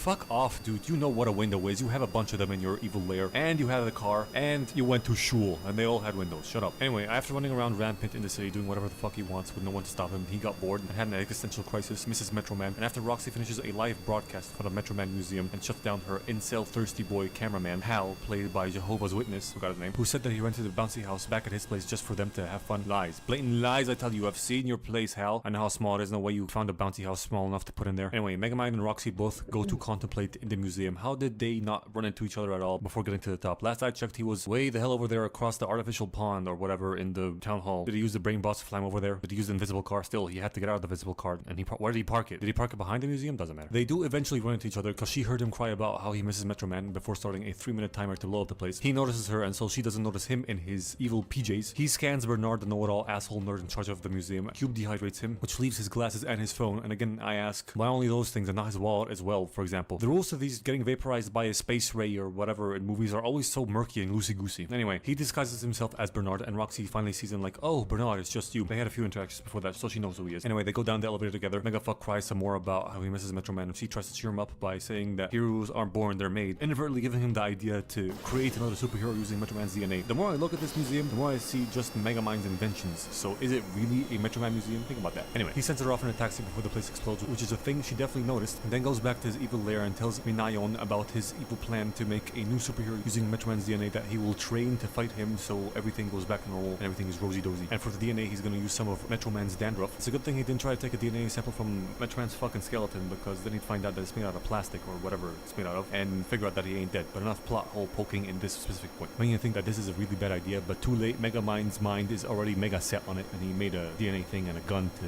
inject someone he thinks is worthy with Metro Man's power. And just then Roxy calls Bernard's phone, which if you remember is on Megamind, and he responds as Bernard. And Roxy's like, thanks for your inspiration last night. I went out and found Megamind's evil lair. You did what now? It's the only place with a fake observatory on it, so it wasn't that hard to find. And then she finds the secret entrance thanks to Minion being a dipshit. So he switches into Bernie and finds her, tells her that he was just formal speed walking by, that's why he was here so fast. And keeps trying to lead Roxy out, but she's a nosy bitch and keeps trying to report her, snoop around, and find shit out when she finds the make me into superhero injection gun. So he keeps switching between Megamind and Bernard to try and take it away from her when they finally end up fighting over it and shooting it into a pipe in the wall that ping pongs the superhero bullet out into Snotty Boy's face. And they're like, who the hell's that? And look at him through all the monitors that are broadcasting only one single security camera. How stupid is that? Mega Dude then saves Roxy as Bernie from Disco Alligators. They get out, and Hal is hella jelly that Roxy's showing signs of interest and affection towards Bernard, and Megamind confuses this hostility with bravery. They dilly-dally around a bit before she leaves, which is dumb because as far as she knows, Megamind could still be in there and trying to come out and kill her, or, you know, kidnap her or do whatever. So after she drops Hal off at his place, where Megamind and Minion are already there, observing him through the Invisicar, Minion wants to defuse the dude of his powers, but Mega Retard is against that, thinking that Lamo, Hal, is the perfect guy for the job. So they ram into his apartment and knock him out, then disguise themselves as Midget Jay Leno with a lisp and the Mecha Fish Monkey Space Mom. I don't know why I didn't do that before they came in, but whatever. Hal has a glow up and transforms into Super Hal, and Megamind's like, I'm your space dad, I'm giving you superpowers, I'm gonna teach you how to use them to fight Megamind. And the dude launches out of his house in excitement, and they start training him in a montage while Megamind in the form of Bernie keeps hanging out with Roxy and going on dates with her. And one time before going on a date, he tells Minion that he's going to run some errands. And Minion's like, wait a minute, you have no life other than this. What errands are you running? You're going out on a date with Roxanne, bitchy, aren't you? What? Don't be ridiculous, Minion. He does not approve of him doing that because they're supposed to be evil and shit, right? So they keep fighting over the invisible car keys until Megamind tells him that he doesn't need him anymore. So he throws him the keys back, packs his shit, and leaves on the evil segue. Friendship with Mudasir ended. Meanwhile, Roxy was trying to piece together clues to figure out what Megamind's plan is when Titan shows up. It's Hal, and his new superhero name and his new superhero form. He now thinks he can bang her because he's a superhero, so he drops her a couple times to save her or whatever, then yeets her above a building. And am I right in thinking that accelerating her body that fast would squish all her internal organs into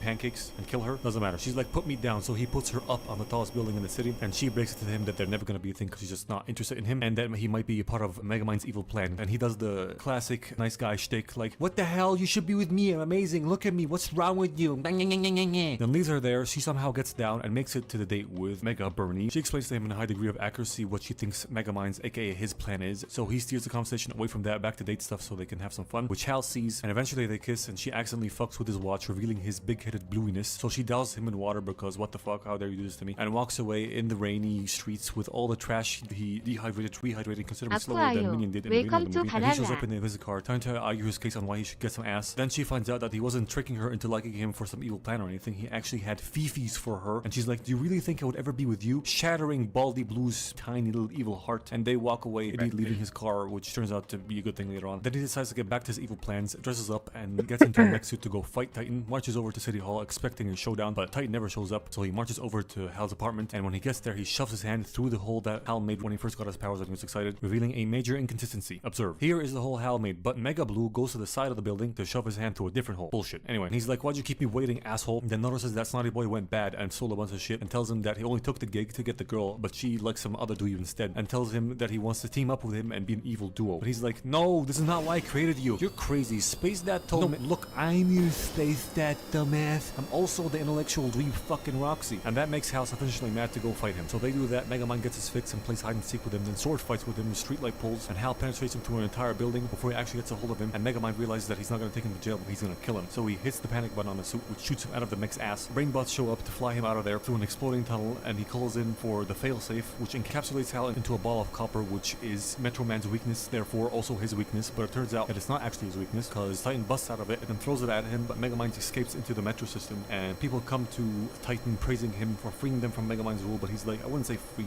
more like under new management. I have a few notes about this past sequence. First off, the success of Megamind's mech suit emergency exit completely relies on the suit ending up ass up in doggy style position, or at least having its ass path completely cleared out for him. 2 off. Huh? No. Second off, this oil tanker or transport truck, gasoline transport truck, whatever, veered off completely unprompted by anything on its own fruition. Why the hell did it do that? Doesn't matter. Megamind goes over to Roxy's apartment and begs her to be let in, so she does, and he explains to her what happened and tells her that they need to find a new weakness for Titan, and if she has any idea if Metro Man had a secret layer or something that they can go to and find clues for that, then that would help greatly. So they go to the only place she knows that fits the description. On the way, he discusses how he left the gun that diffuses his powers in the invisible car, which he misplaced the night they broke up. Here's the thought: make another one, dumbass. Aren't you an evil genius? Matter of fact, why didn't you inject yourself with powers yourself, you retard? Doesn't matter. They get to Metro Man's hideout, which is their old shul, and get in very easily because it has very bad security, and find a cold glass of water and a very much alive Metro Man. He's like, surprise, and explains to them that while at the observatory that day, he had his own existential crisis, so he stopped time using his super speed and went on a soul-searching adventure reading self-help books and shit till he came up with the brilliant idea to fake his own death to quit the superhero life and become a musician. So when the death ray hit, he went and got a prop skeleton and threw it at them to convince them that he died. Why didn't you use your super speed to avoid them noticing, you idiot? Whatever. Roxy is mad as fuck at him because even now with Titan wreaking havoc all over the city, he doesn't want to come back and instead gives a few words of inspiration to Megamind, which does not work because he turns himself in and bows out of the situation, goes to the prison. So Roxanne drives over to the city that Hal is destroying to try and talk some sense into him, but achieves nothing, and instead gets strapped onto the building that he destroyed while transmitting a message to Megamind taunting him to come over using Roxy as bait. Megamind sees Roxanne's call for help in his jail cell, and you know how it is, there's nothing like a damsel in distress to motivate you to save a whole city and risk your fucking life. So he asked the warden to let him out, apologizing for all the bad shit he did, letting out some heartfelt words towards everyone, including Minion, which Minion hears because Minion is there disguised as the warden and accepts his apology, lets him out. And we cut to Hal releasing a timeless statement to Roxy that aged like fine wine. There is no Easter Bunny, there is no Tooth Fairy, and there is no Queen of England.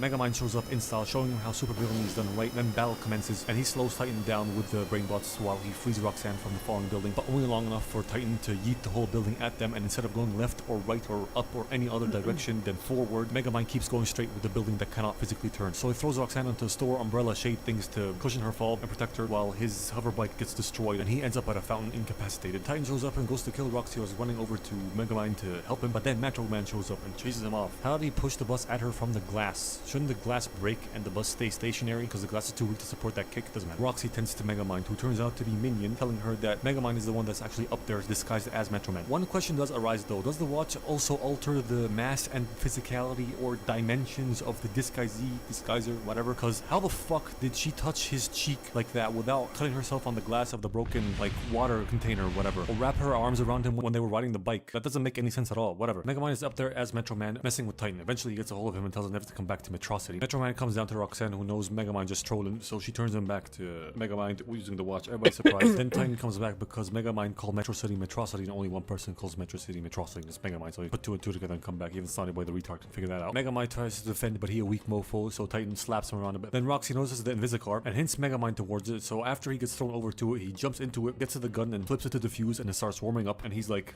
"Minion, if I live, I will kill you." Again, this is your design, stop blaming him. Also, if I recall correctly, when Minion flicked it to defuse to immediately suck up the powers from Hal, it required no warming up at all. Was it already warm from the injecting, or what? Because I doubt that's how it works. Anyway, Titan rips him out with a door and yeets him into the sky. Now we finally come full circle with how the movie started. He dehydrates cubes himself, while Titan is about to kill Roxy in the fountain, drops in the water as a cube pops out as a blue alien, gun lands in hand, warmed up, so he shoves it up Titan's nose and slurper-derps his powers away. He wins and drops Minion in some water, gets the girl, he's the good guy now, and gets his own museum with all his crimes pardoned, I guess, with Hal in his jail cell instead of him. Also, in an after credit scene, Bernard rehydrates in their evil washing machine with glasses on, which if you remember how they didn't get dehydrated, that shouldn't be the case. But anyway, this movie gets 13 blue iPod Nanos out of 7 pink iPod Shuffles.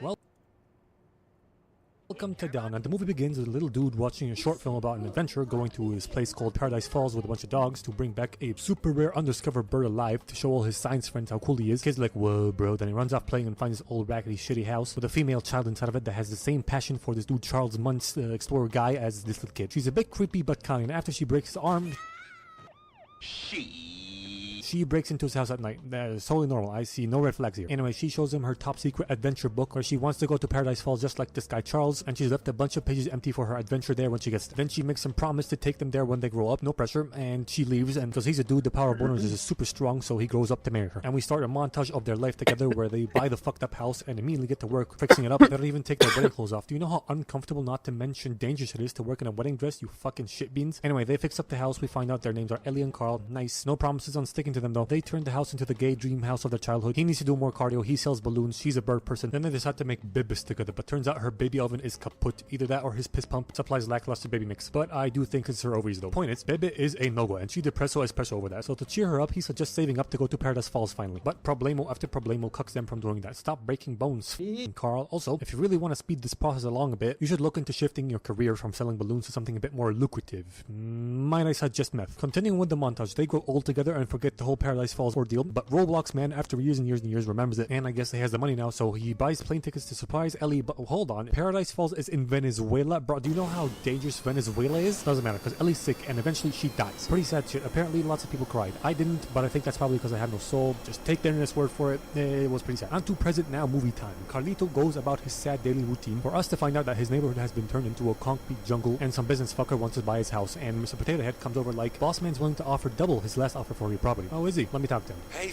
yeah, gay vampire looking ass bitch. You can kiss my big little ass, boy. Yeah, I'm not with him. You can have my house when I'm dead. He goes inside, and after a little while, he gets a knock on his door from this little killer bean looking ass dude named Russell. Your boy Scott. And Carl's just like, no, and shuts the door, but then opens the door again. Turns out Russell wants to get his assisting the elderly badge and won't leave Carl alone. So Blockface makes up the story about this annoying creature snipe thing, alright, and tells him to go find it if he wants to help him, and he'll sign his thing for him. You know, if you really wanted the kid off your back that bad, you could have just signed the paper that said that he helped you and just be done with it, and write how he helped you by avoiding a headache and leaving me alone. I thought old people were supposed to be wise. So dumbass kid goes out to find the snipe, and Bulldozer comes along and backs up into Carl's mailbox, and Mark Zuckerberg tries to help, like, oh my god, I'm so sorry, don't touch that, I can fix it, go steal someone's data, I can help, ah!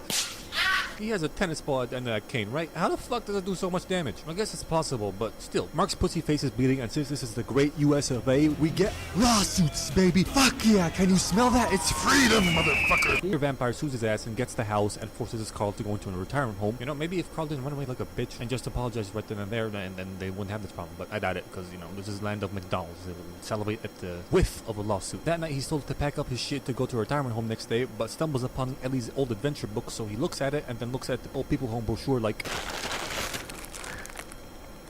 He eats shit. Oh, a toy. And next day when the retirement home people come, he releases the Kraken. A shit ton of balloons rise up and rip the house from the ground, and he flies away. Now obviously this is impossible. Ripping a house from its foundations by a bunch of balloons is just a tremendous amount of horse shit, but who cares? He flies through the city and sets sail for Paradise Falls. Whee! And he sits down peacefully in his chair, but then... turns out to be Russell. You see, he thought he found the snipe and followed under the porch. It turns out to be just a tiny mouse. Then the house took off, and here we are. However, I have a question. He said he was hiding under the porch. So where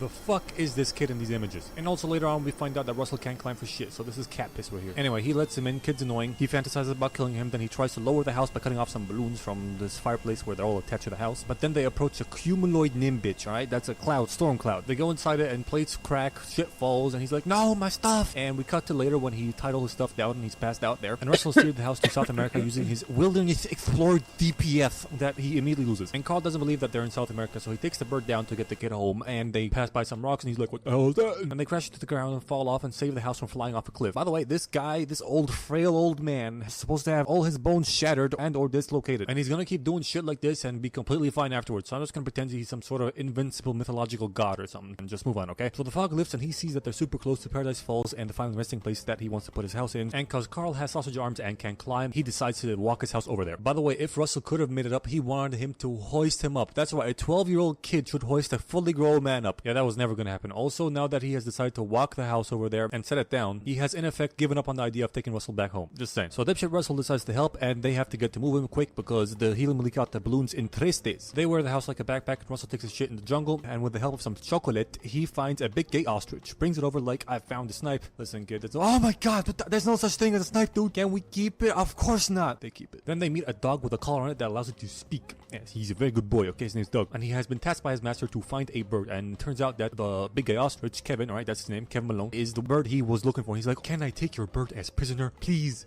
Please, please, oh please be my prisoner. Then we cut to another pack of dogs also searching for Kevin Bacon, and they check their collars to see that Doug has a bird on their little tiny screens that have GPS location. How the fuck is this technology available 80 years ago? Whatever, I guess 1920s fucking movie science. Haven't used that one in a while. Anyway, they contact the good boy and see he has the bird and run to his location. Meanwhile, the Duckster has made Carl his new master because he loves him so much, but Carl is running dangerously low on fucks to give, and he wants to get rid of both him and Kevin. So he throws a ball and some chocolate, and both Doug and Kevin run after them respectively, and he tries to run away far away, but that does not work at all. That's no good because they still find him. I mean, you're not that hard of a target to find, you dumb old fuck. You literally have a floating house attached to you. Anyway, they camp under the shelter of the house at night from the rain, and it is revealed that Russell's dad doesn't give a crap about him. And next day Kevin's gone, but not really. He's on top of the house stockpiling food to take it to his kids. That's right, Kevin is a girl. It's official. Kevin is a gender neutral name. If you don't agree, eat a dick. Up has spoken. So Kevin takes some food and says goodbye and goes off to his bibbies, but his ostrich spidey sense tingles, and we cut back to the floating house gang where the dog pack jumps onto them and asks Doug, where is the bird? Ah yes, the bird is the word. Ah yes, I could see how you would think I have the bird.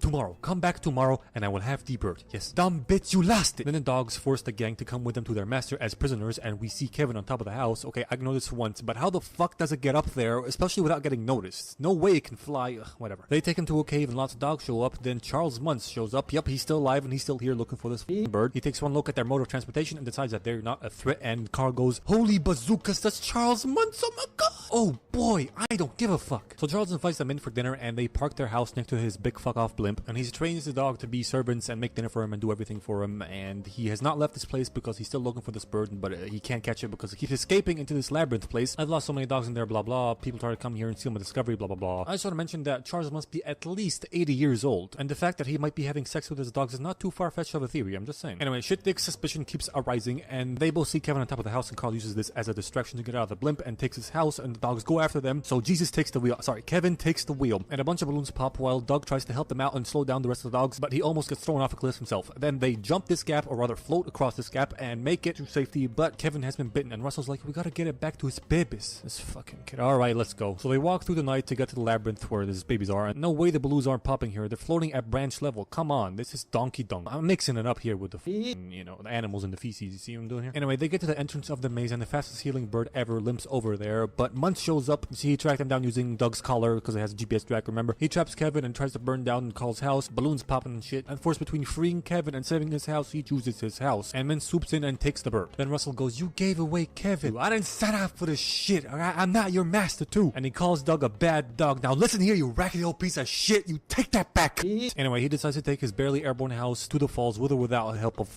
Russell. He gets there, parks it there, kinda crooked ain't it, and Russell goes, fucking, you're a dick, I hope you get polio. Dude goes in the house, tidies up a bit. Smell like titties. Alright, focus. No time. Okay. Guy sits down in his chair, checks Ellie's adventure book to see that she has filled out the pages of the stuff I'm gonna do section with pictures of the two of them, and for some reason this is more touching to me than the montage at the beginning, but I still didn't cry. I will not cry. I'm soulless, goddammit. I'm strong. I'm soulless.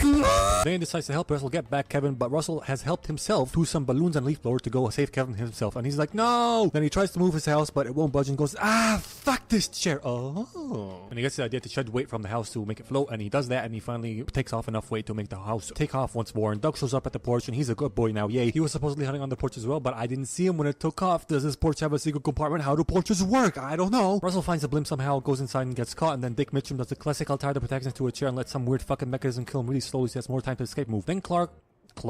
It's not Clarl. Then Carl closes in on the blimp and sees the kid being lowered to his death, and he goes to save him. I don't know how the balloons aren't hitting the bottom of the blimp and popping, to be honest. And aren't they supposed to be having trouble breathing? How high up are they? It doesn't matter. Carl tries to keep Bean Boy safe, but Bean Boy wants to help, so Carl and Doggo go inside and distract other doggos with the ball and free Kevin, while Russell frees himself and fucks up big time. Mintman sees dipshit Russell and sends flying dogs after him, which is funny, hilarious stuff, because dog fighters, I get it. But now that I'm trying to shoot out the balloons, said they aim for the tiny target that is the kid. Fucking dumb bitches. But, you know, what am I complaining about? They're fucking dogs flying planes using chew toys. Why am I even...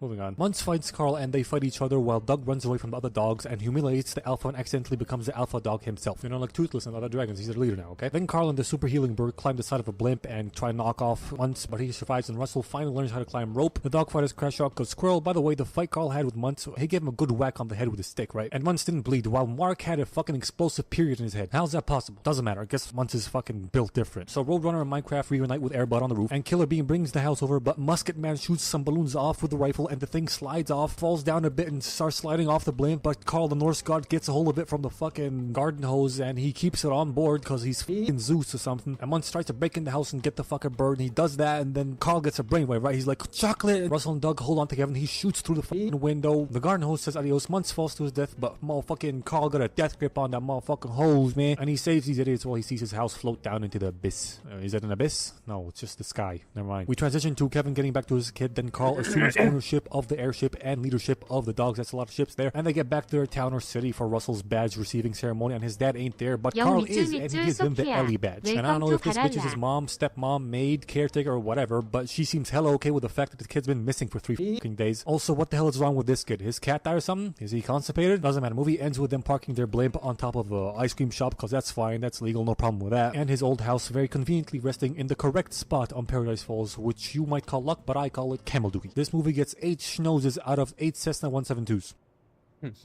Welcome to Sonic the Hedgehog, San Francisco, explosion, Sonic, Egbert, hi, I'm Blue, double D double da. Hi, I'm Sonic, I bet you're wondering how I got here. Will Smith, he's not in this movie, but rewind time, let's go.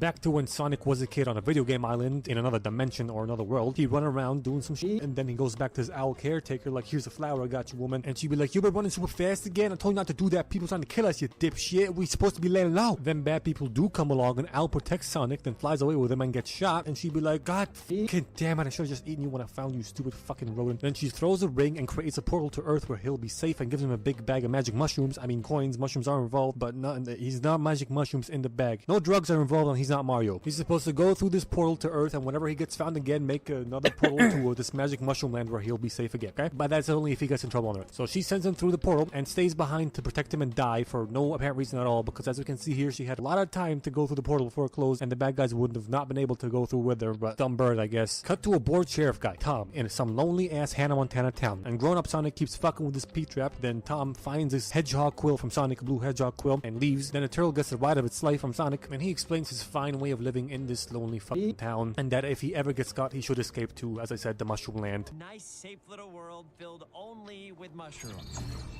Fucking idiot, just wasted one of his precious one-time use portal coins. The bag literally has emergency use only written on it. Fuck's sake. Then he tells us a little bit more about the town, that no one knows he exists except for this one guy that thinks he exists and keeps fucking with him, and his favorite person is Tom, and he's super fucking lonely. Not Tom, Sonic. Sonic's lonely. We move on to Tom showing raccoons and getting accepted to the SFPD, which as we know stands for Smelly Farts Are Potent and Deadly. That abbreviation actually makes sense for once. By the way, so it was either between this or Sad It's Pound Dicks. Yeah. Anyway, he finds out that his wife got him not one but two cakes. My homie struck gold with this one, and they make some moving to San Fran biscuit plans. Big hugs, Tom talks to a donut, then we cut to Sonic watching some kids play baseball, and at night a lot of movie convenience accumulates into him finding the whole pitch to himself and a bunch of baseball gear, no one around, and I don't know if it's normal to keep lights on at night for a baseball pitch, but I'm gonna count that too. And he proceeds to play an entire fucking baseball game all on his own because he's super fast, and then he gets super duper sad, like super depresso because he's lonely, and he runs around the pitch extremely fast, and through the power of depression he creates a worldwide EMP or something like that. Yeah? And when the top No, not when the Tom goes out. And when the light goes out, Tom sees the Sonic quill glow in the dark. Then we get the classic Pentagon scene like, oh no, huge EMP happened. What are we gonna do? Hey, let's set that one crazy guy. Oh no, not that guy. Come on, it'll be fun. Alright, I'm convinced. And we cut back to Ground Zero, the baseball pitch with a bunch of military there, and we find out who that one crazy guy is. It's Dr. Robot Dick, played by Jim Karai. He arrives and asserts his dominance on this guy and calls him basic, and then takes over his troops and shit, and then releases a bunch of flying ovaries to go look for Sonic. Or not look for Sonic, because he doesn't know Sonic exists yet. He's looking for clues or something, okay? And they start closing in on Sonic's cave, and Sonic starts to panic and wastes a lot of time saying goodbye to all his prized bullshit possessions before he decides to go somewhere else to open the portal to Mushroom Land, because the search party is too close to his cave and they might find him out when he goes through. Although, you know, the thing, I timed this, okay? The thing takes 20 seconds between opening and closing. He doesn't have 20 seconds to spare. Fair enough, whatever. So he goes to Donut Lord's, aka Tom's house shack, garden shed, that's the one. To open a portal, but Tom busts in there thinking that Sonic is a raccoon, and he shoots him with a tranquilizer gun. But before Sonic completely passes out, he sees Tom's shirt and that it has a San Fran Biscuit picture on it and a tower of San Fran Biscuit. I don't know what the tower is called, but I'm sure he's going to tell us. And he drops the coin, opens a portal to that tower, and drops a sack of coins onto the tower, and then passes out. Tom's like, what the f***? He takes him inside, he wakes up, and they have the standard, are you an alien? No, I'm not. Fairly standard conversation. Everybody's been through it like 17,000 times. Then Dr. Egbert comes along without his bodyguards. He's investigating because he saw his tracks and he came over here, and Sonic's like, you gotta help me out, my legs are pisgetti and I'm not wearing any pants. You don't need pants, you don't have no penis, but fine, I'll help you. So he hides Sonic in the attic and doesn't let Eggman inside, so Eggman launches a tiny egg drones to go scan the attic, which scares Sonic, and he rolls down the stairs and makes a noise, so Jim bursts through the fucking door, and he sees a raccoon, and he's like, oh well, I guess nothing's here except there is, yeah, blue thing, you know, out with whatever the fuck you're hiding, bitch. And he threatens him with a flying weaponized ovary, but then Sonic pops out and startles Dr. Robot Dick, and Tom punches him in the face. Shots fired from the ovary, but none of them connect, and I never understand why fucking AI robot machines always have terrible aim in movies. They're basically fucking aimbot. They're not supposed to be missing, but whatever. They fight it off and run away just as Robotnik's bodyguards or whatever arrive. Tom and Sonic drive off. Sonic explains the situation with the Mushroom Land, and then that he needs the rings that he dropped off on that famous pointy landmark building in San Francisco. So Tom goes, nope, big nope, nope. I can't be doing this. I'm gonna be a cop. San Francisco's west. Off you go, buddy. Bye-bye. But Sonic runs into a sea and comes back and realizes that he has no fucking clue where he's going, and guilt trips Tom into fucking helping him out because he doesn't know where he's going, and Tom shot him, so you know he's a fall here. So Tom reluctantly agrees, but I have like this is amazing solution here. This is incredible. Hear me out. How about you point it out on a map on your phone, teach Sonic how to use Google Maps, and then send him off with a fucking phone? It's so easy. What a fucking delinquent. Whatever. Road trip time. They drive around and get to a rest stop where Tom leaves Sonic in the car to go call his old apartment and see what's up. Turns out Egbert's already there. He tries to give him the Liam Neeson treatment, but Tom ain't having any of that shit. And he goes back to the car to not find Sonic, because while he was on the phone, Sonic saw a bunch of bikers and a biker bar, and he was like, oh my god, that's the best shit ever. Heavy breathing happened, so he disguised himself as a furry cowboy and went inside there, and Tom finds him inside there. He's like, fine, we're gonna stay here and have some fun for a bit, because, you know, he's leaving Earth and shit, and he wants to have a good time. So Tom swindles this waitress bitch into thinking that Sonic's a 40-year-old man with like skin AIDS or some shit, and she fucking believes that because skin AIDS gives you huge anime eyes. Yes, that's a symptom. Whatever. Sonic gets to work writing down a bucket list, and he's like, oh my god, there's so much I want to do, but I'm leaving Earth and I can't do it. She Blue Ace, that's kind of sad. Let's do some of that shit in this bar, man. So we get a montage of bucket list stuff, and funny, but if this were real, she'd be on the floor bleeding to death because he definitely hit her like 50 times. More bucket list activities happen, and a bald fat ass comes over like, we don't like your kind around here. What do you mean? We're neither black nor gay. Worse, you're hipsters. I just realized that joke doesn't work because this guy's black, but whatever, it sounded like it was a good joke anyway. They start a bar fight and Sonic goes super fast and does this whole Quicksilver scene from X-Men, except they're not moving at all. Not even like in slow motion, they're not moving at all. They're frozen, which I have a couple of comments on, because some things do not seem to be frozen. Like this camera uses to take a picture, and these sparkling birthday candles, because fuck physics and consistency and any common sense at all. Also, if he's moving so fast he literally freezes fucking time, then how fast was he moving when he created that EMP? Doesn't matter. Bar gets Quicksilver, they run away in Tom's truck, and none of the big bad biker guys follow them because their brain is vacant of any brains. And the two of them get to a motel. Sonic trashes the hotel and goes to bed while Tom looks at his list and sees what he crossed off. Crossed everything off except for one thing, which is make a real friend, which is pretty sad shit, but I don't give a fuck about that because I want to talk about the list itself right now. So yeah, I compiled a bunch of snapshots of it, and as you can see, the order is all f***ed up as he keeps rewriting the list. Also, Sonic doesn't know how to spell prank. He's a dipshit. Also, ×2, how the fuck did Sonic cross off dress up like Elvis and call a radio show in this hotel room? There is no Elvis costume here, and I don't think I need to explain the radio show thing. Now, moving on from the list, Tom sees on the news that they're fugitives, and next day they get on the move, and Sonic finds out that Tom is leaving to go to San Fran Bitcoin to be a police officer, and he gets pretty sad by that too, but there's no time for that shit because Eggman has tracked them down and sent an attack after them that has the power of launching a harpoon and making all other cars on the road disappear between shots. And Sonic is still sad, but through the power of depression he turns into a Sonic super Sonic ball thing and crashes into the tank, destroying it, and he's like, fuck yeah, and does the boss. Goddamn Roxanne. Never gonna love me, but it's alright. Then the tank gives birth to another tank, and the road is empty right here, but because we need another funny moment, Tom swerves out the way and reveals a minivan that takes the shot of this EMP disc thing, and funny moment happens. Then Sonic goes over and fights off that one, but wait, it's not over yet. It gives birth to another tiny tank. This time it's a unicycle with an egg on it, and for some reason, Tom decides to fire it off. I don't know why he does this. He got an alien hedgehog that turns into an indestructible ball that deals with this type of stuff. It's shown that he's fairly competent at it, so why don't you just let him do it, you fucking mere mortal? You want to fucking die? Is that what you're doing here? Anyway, Tom destroys it. Good job, dumbass. It's over now. No, it isn't. There's more. The tank unicycle gives birth to a tiny chopper, okay? The laser chopper that cuts off the roof of their car. So Sonic plucks its wings, and that's over now. No, it is not. More Russian nesting doll fucking bullshit. It turns into a sticky bomb, so they pull over to get off Sonic's hands, and he fucking finally does it and puts it on a rock, but he's an idiot and walks away slowly and fucking explodes. Dumbass Sonic fucking moron. So Tom finally gets to San Francisco, over to his sister-in-law's house where his wife is, and his sister-in-law hates him like, nah, hell nah. Okay, hell nah. You are a fugitive. Get out of here. And yoga lady comes over like, Shaniqua, this my man we talking about. Let him in, girl. Calm your titties. Then Shaniqua sees Sonic and passes out, so they tie her up very badly. I don't see why she can't just hop around and be annoying, but whatever. They give Sonic some crack cocaine, and he wakes up and goes zoom. Then Jojo, Shaniqua's daughter, gives Sonic some new kicks while Tom explains the sitch to this bitch, and she hella supportive. Once again, Tom, you married a gem. And they decide to take Shaniqua's car to the Transamerica building. That's what it's called, finally. Meanwhile, though, Dr. Robotnik has discovered that Sonic's quill has electrical powers, so he starts his process, if you will. He starts to research and study the quill and its energy and stuff, and through the power of dance and a buttload of Jim Carrey shenanigans, I love me some Jim Carrey shenanigans, he comes to the conclusion that he can power the spaceship prototype thing with the quill. Cool beans. Now cut back to Sonic driving a car, because humans are stupid. They get to the building and... What happens now? Oh, he's gone. Yep. No good. You need a special key to get to the room. What?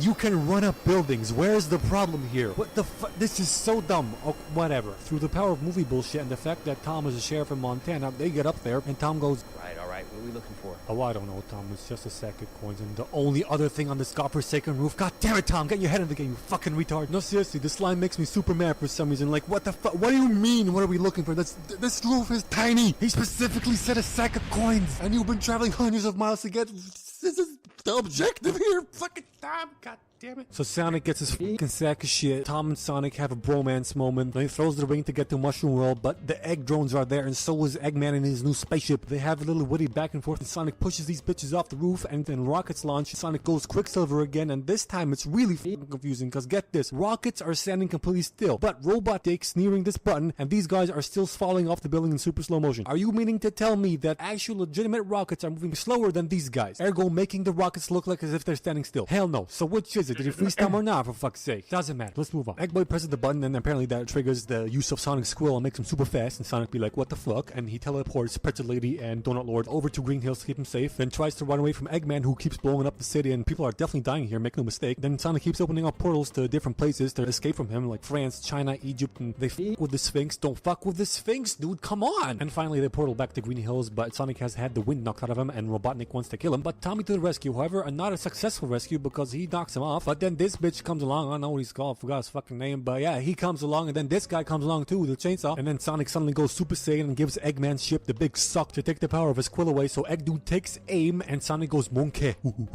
Monkey stance. Shots fired, Sonic goes supersonic pinball machine on Eggman and takes a big fat shit on him, and Tom opens a portal to Shroomland, and Sonic boops Egbert into it. They saved. Big high fives. Tom decides to stay in Green Hills, and they're cool with the government for some bullshit reason. Then they surprise Sonic with all his shit in their attic, telling him that he's moving in with them. I don't know how they did all this under the nose of the fastest being on Earth, but whatever, they did that. We get a clip of Eggman being high on shrooms, looking a lot more like Eggman right now. All that's left to be is for him to be fat as fuck. Then we get a clip of Tails. Nice. This movie gets 7 Ugandan knuckles out of 11 Sonic the Hagrids.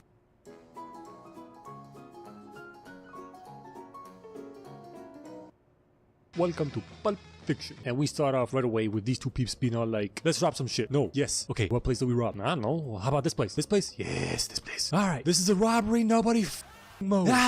Then we cut to two dudes driving around talking about weed and burgers, and they're on their way to pick up a package for their boss Marcellus from some that didn't deliver it or is hiding it from them. I don't fucking know. So they're like his gang members or henchmen, and Marcellus is like the big daddy boss man gang member guy or mob boss, I don't know. So they get to where they're going, they stand by the door, and Jules is like, it's too early, let's go over there and talk about some feet. So after they do that for a couple of minutes, he's like,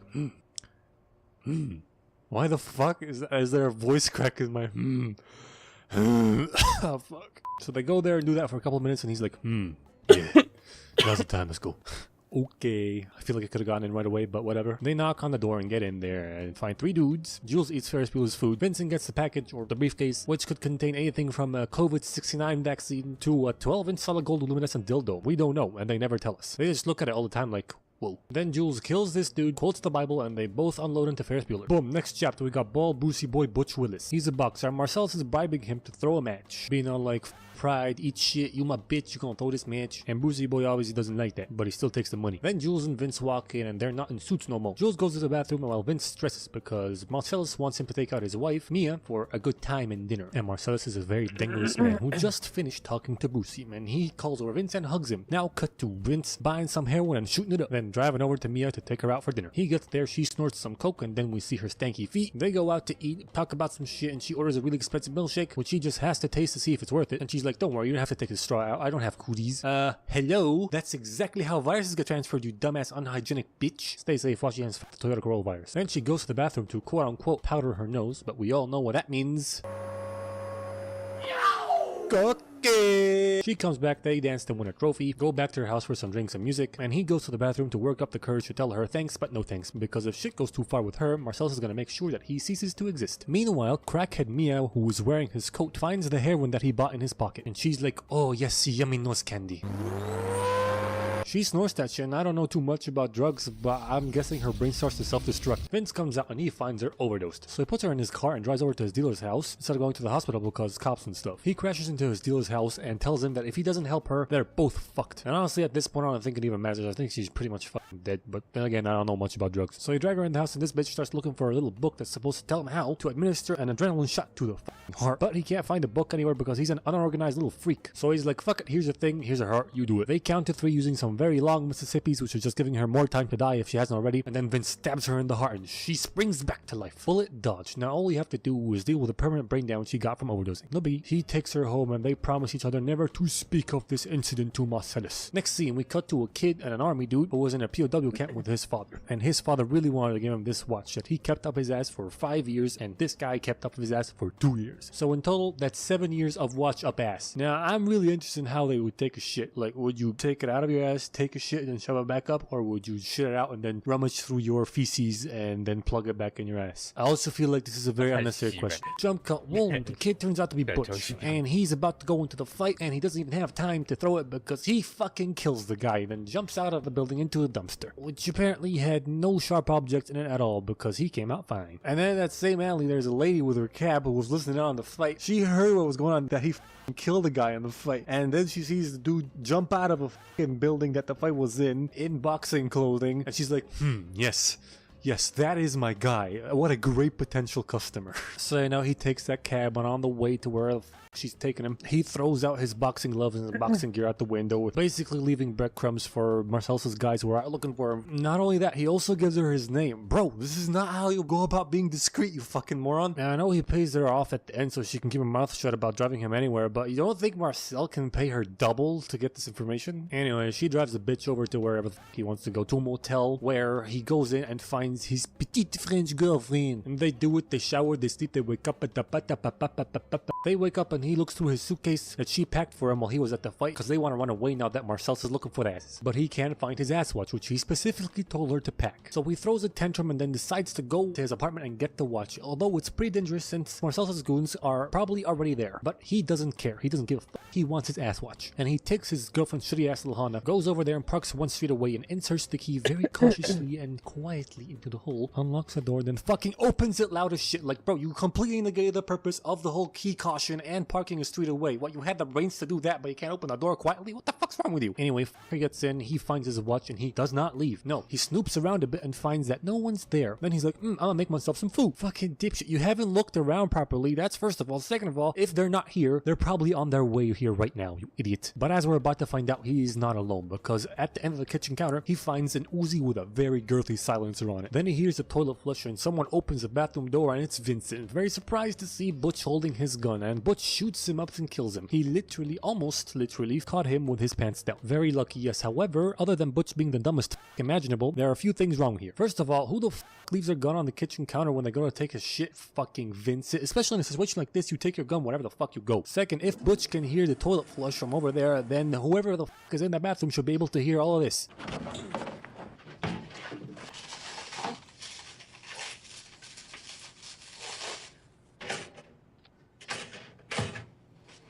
What do you take a crap with earmuffs on or some shit? And third, when Butch leaves, he wipes down the gun with some tissue paper to remove it of all his prints. But he does a very shitty job of it. Bitch, you held that fucking silencer like you're about to jack it off. Your prints are definitely still on there. You fucking suck at this. Butch leaves feeling good about himself, and when he stops in an intersection, Marcellus starts crossing the road, and Butch tries to run him over but then gets hit by a car himself. Marcellus gets up very dazed and tries to shoot Butch, but misses and hits this girl. And considering how fucked up he is right now, it's a pretty good shot, honestly. And just a quick observation here, all the bystanders were female. Why that is, I don't know. Butch tries to run away and Marcellus gives chase. Butch ends up in a pawn shop or something, and he hides behind fucking glass and gets the drop on Marcellus, punches him a bit and tries to kill him before the shop owner pulls a shotgun on him and tells him to throw the gun away. Then he knocks him out and they both pass out and wake up in the basement with gag balls in their mouths tied to chairs. And then some dude Zed walks in and the other guy opens the room and pulls out a fucking sex slave out of a box. I don't even know what the fuck is going on anymore. Anyway, he ties up the sex slave and Zed pulls in Marcellus to probably do some fucking butt sex with him. The other guy likes to watch apparently, so he goes in and shuts the door, and Butch hears what's going on in the room, so he musters up enough strength to bust out of his constraints, knock out the sex slave and try to escape before he feels bad for Marcellus and his unfortunate fate. So he comes back and takes his sweet ass time choosing a weapon from the wide assortment of shit he has available to smack them down with before he finally settles on a katana. Then he goes down there and opens the room silently. See, you can open doors silently, fuckface. And he sees what Zed is doing to Marcellus, and viewers who are easily squeamish should look away right now because absolutely gruesome. So he kills this bitch and then holds Zed at knife point? I don't fucking know. But he holds him there for a bit, and this being a Tarantino movie, I'm guessing he's gonna slice his dick off. Wait, Marcellus is telling him to step aside, and he blasts his dick off with a shotgun. Well, you know, different method, same result. His dick's no longer attached to his body, so I kinda called it. Anywho, Marcellus tells Butch that they're cool on 2 conditions. First, that nobody finds out about this. And second, Leave town tonight. Right now. so tonight, but right now, you got that, homeboy? So Butch takes his bike and goes over to his girlfriend to pick her up and leave, and she keeps calling the bike a motorcycle, and he's like, no, it's a chopper. Look, listen, dude, it's a chopper's a type of bike, okay? Relax. Fucking, this guy, this motherfucker.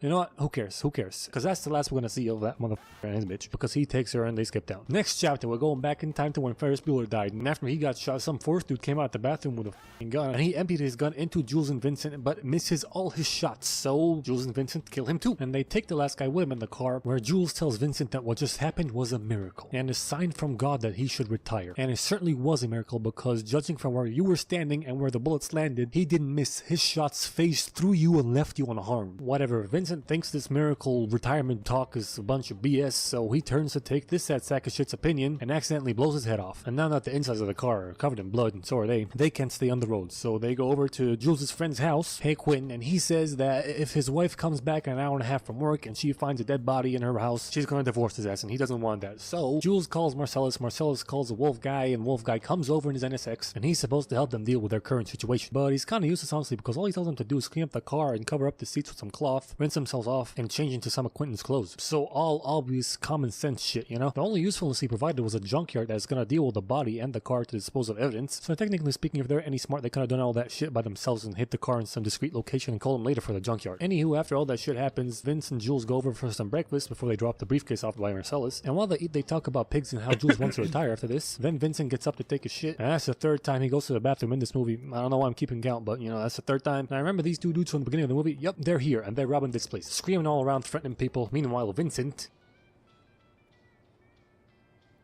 The toilet must be in another building or something. That, or he goes deaf every single time he enters a bathroom. Also, have you noticed every single time he goes into a bathroom, something important happens? He's like the Blitz, but only when he enters a bathroom. Anyway, back to the robbers. They're taking the money out of the cash register and taking everybody's wallets, and when they come to Jules, this bitch notices the briefcase, and hey Jules, why the f didn't you at least attempt to hide the fucking briefcase under the table once you heard them yelling, this is a fucking robbery and whatnot? I mean, they still might have seen it, but hey, at least give it a shot, you dipshit. Anywho, after some back and forth between him and Jules, he shows him what's inside the briefcase, and he's like, holy macaroni, is that? Jules pulls a fast one on him and disarms him, tells him to calm his girl down, and proceeds to tell him that he's kind of a changing man now and he wants to help him. And it is at this point that Jules is finally done shitting and he comes out the bathroom like, what the fuck? So Jules tells him to stay cool and let him handle this. He gives this bitch all the money in his wallet, quotes the Bible but doesn't kill him, and tells him to take the shit they stole and fuck off. Then shortly after, him and Vincent do the same. The fucking end. This movie gets a UC Santa Cruz out of a banana slugs.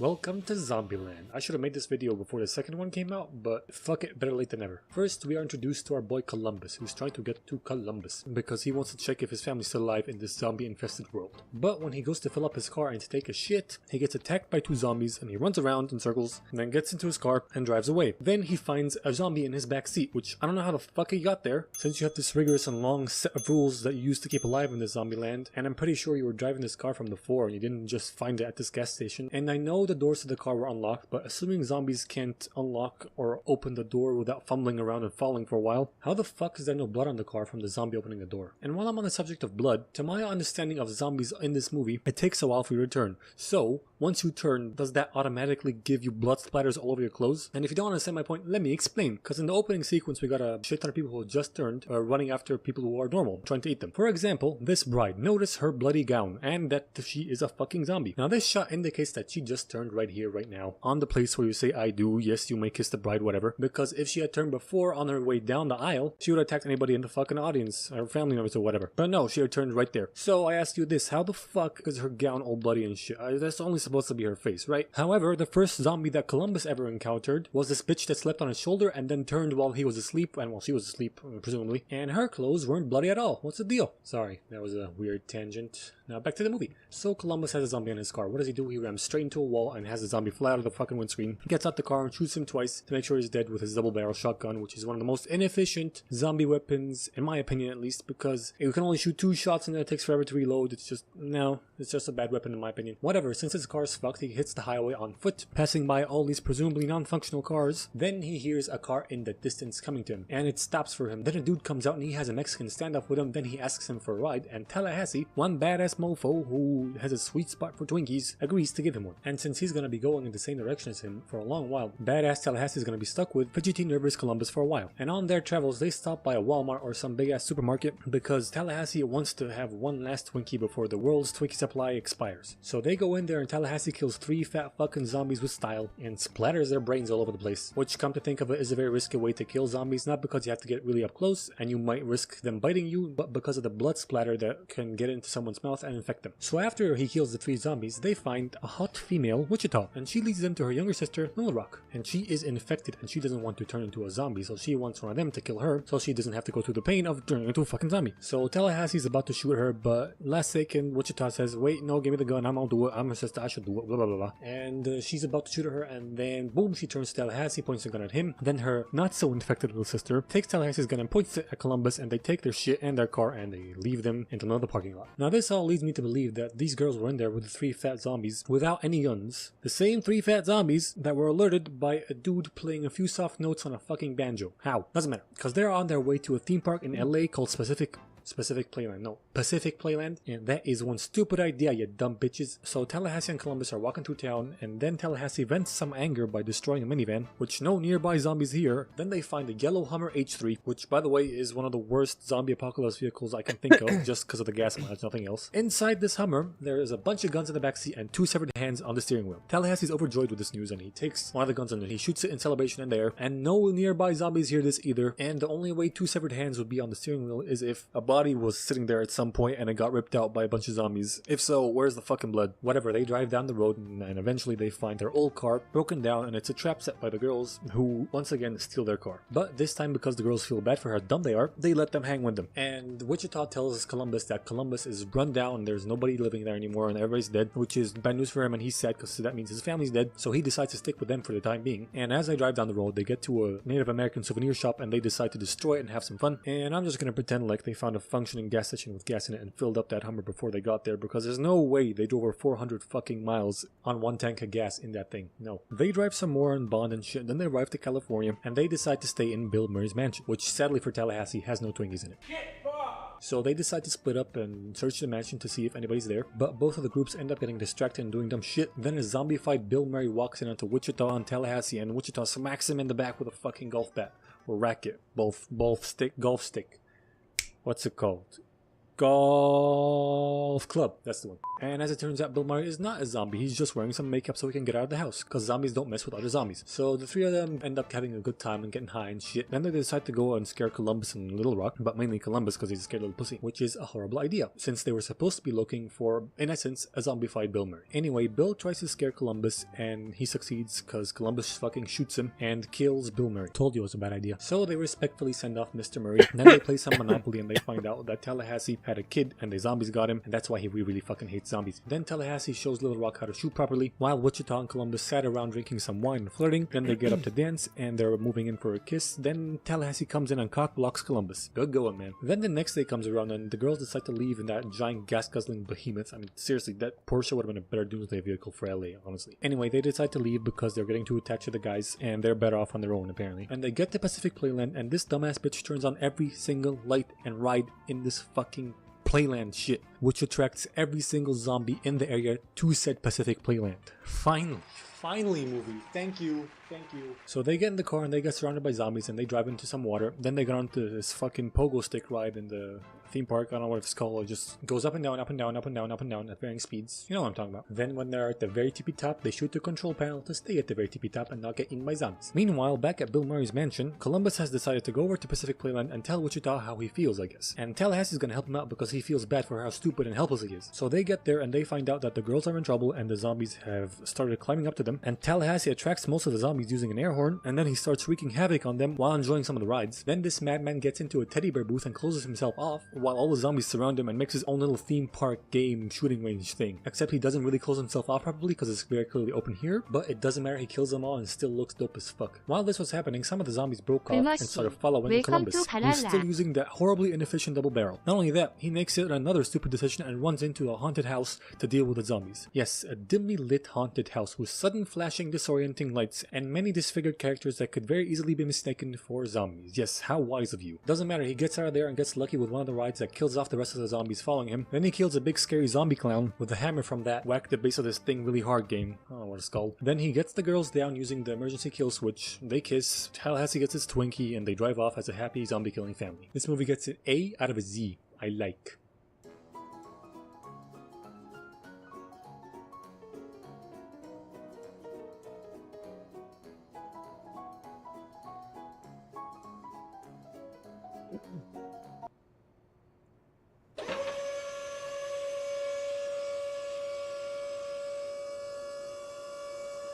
What the? Oh my god. Okay.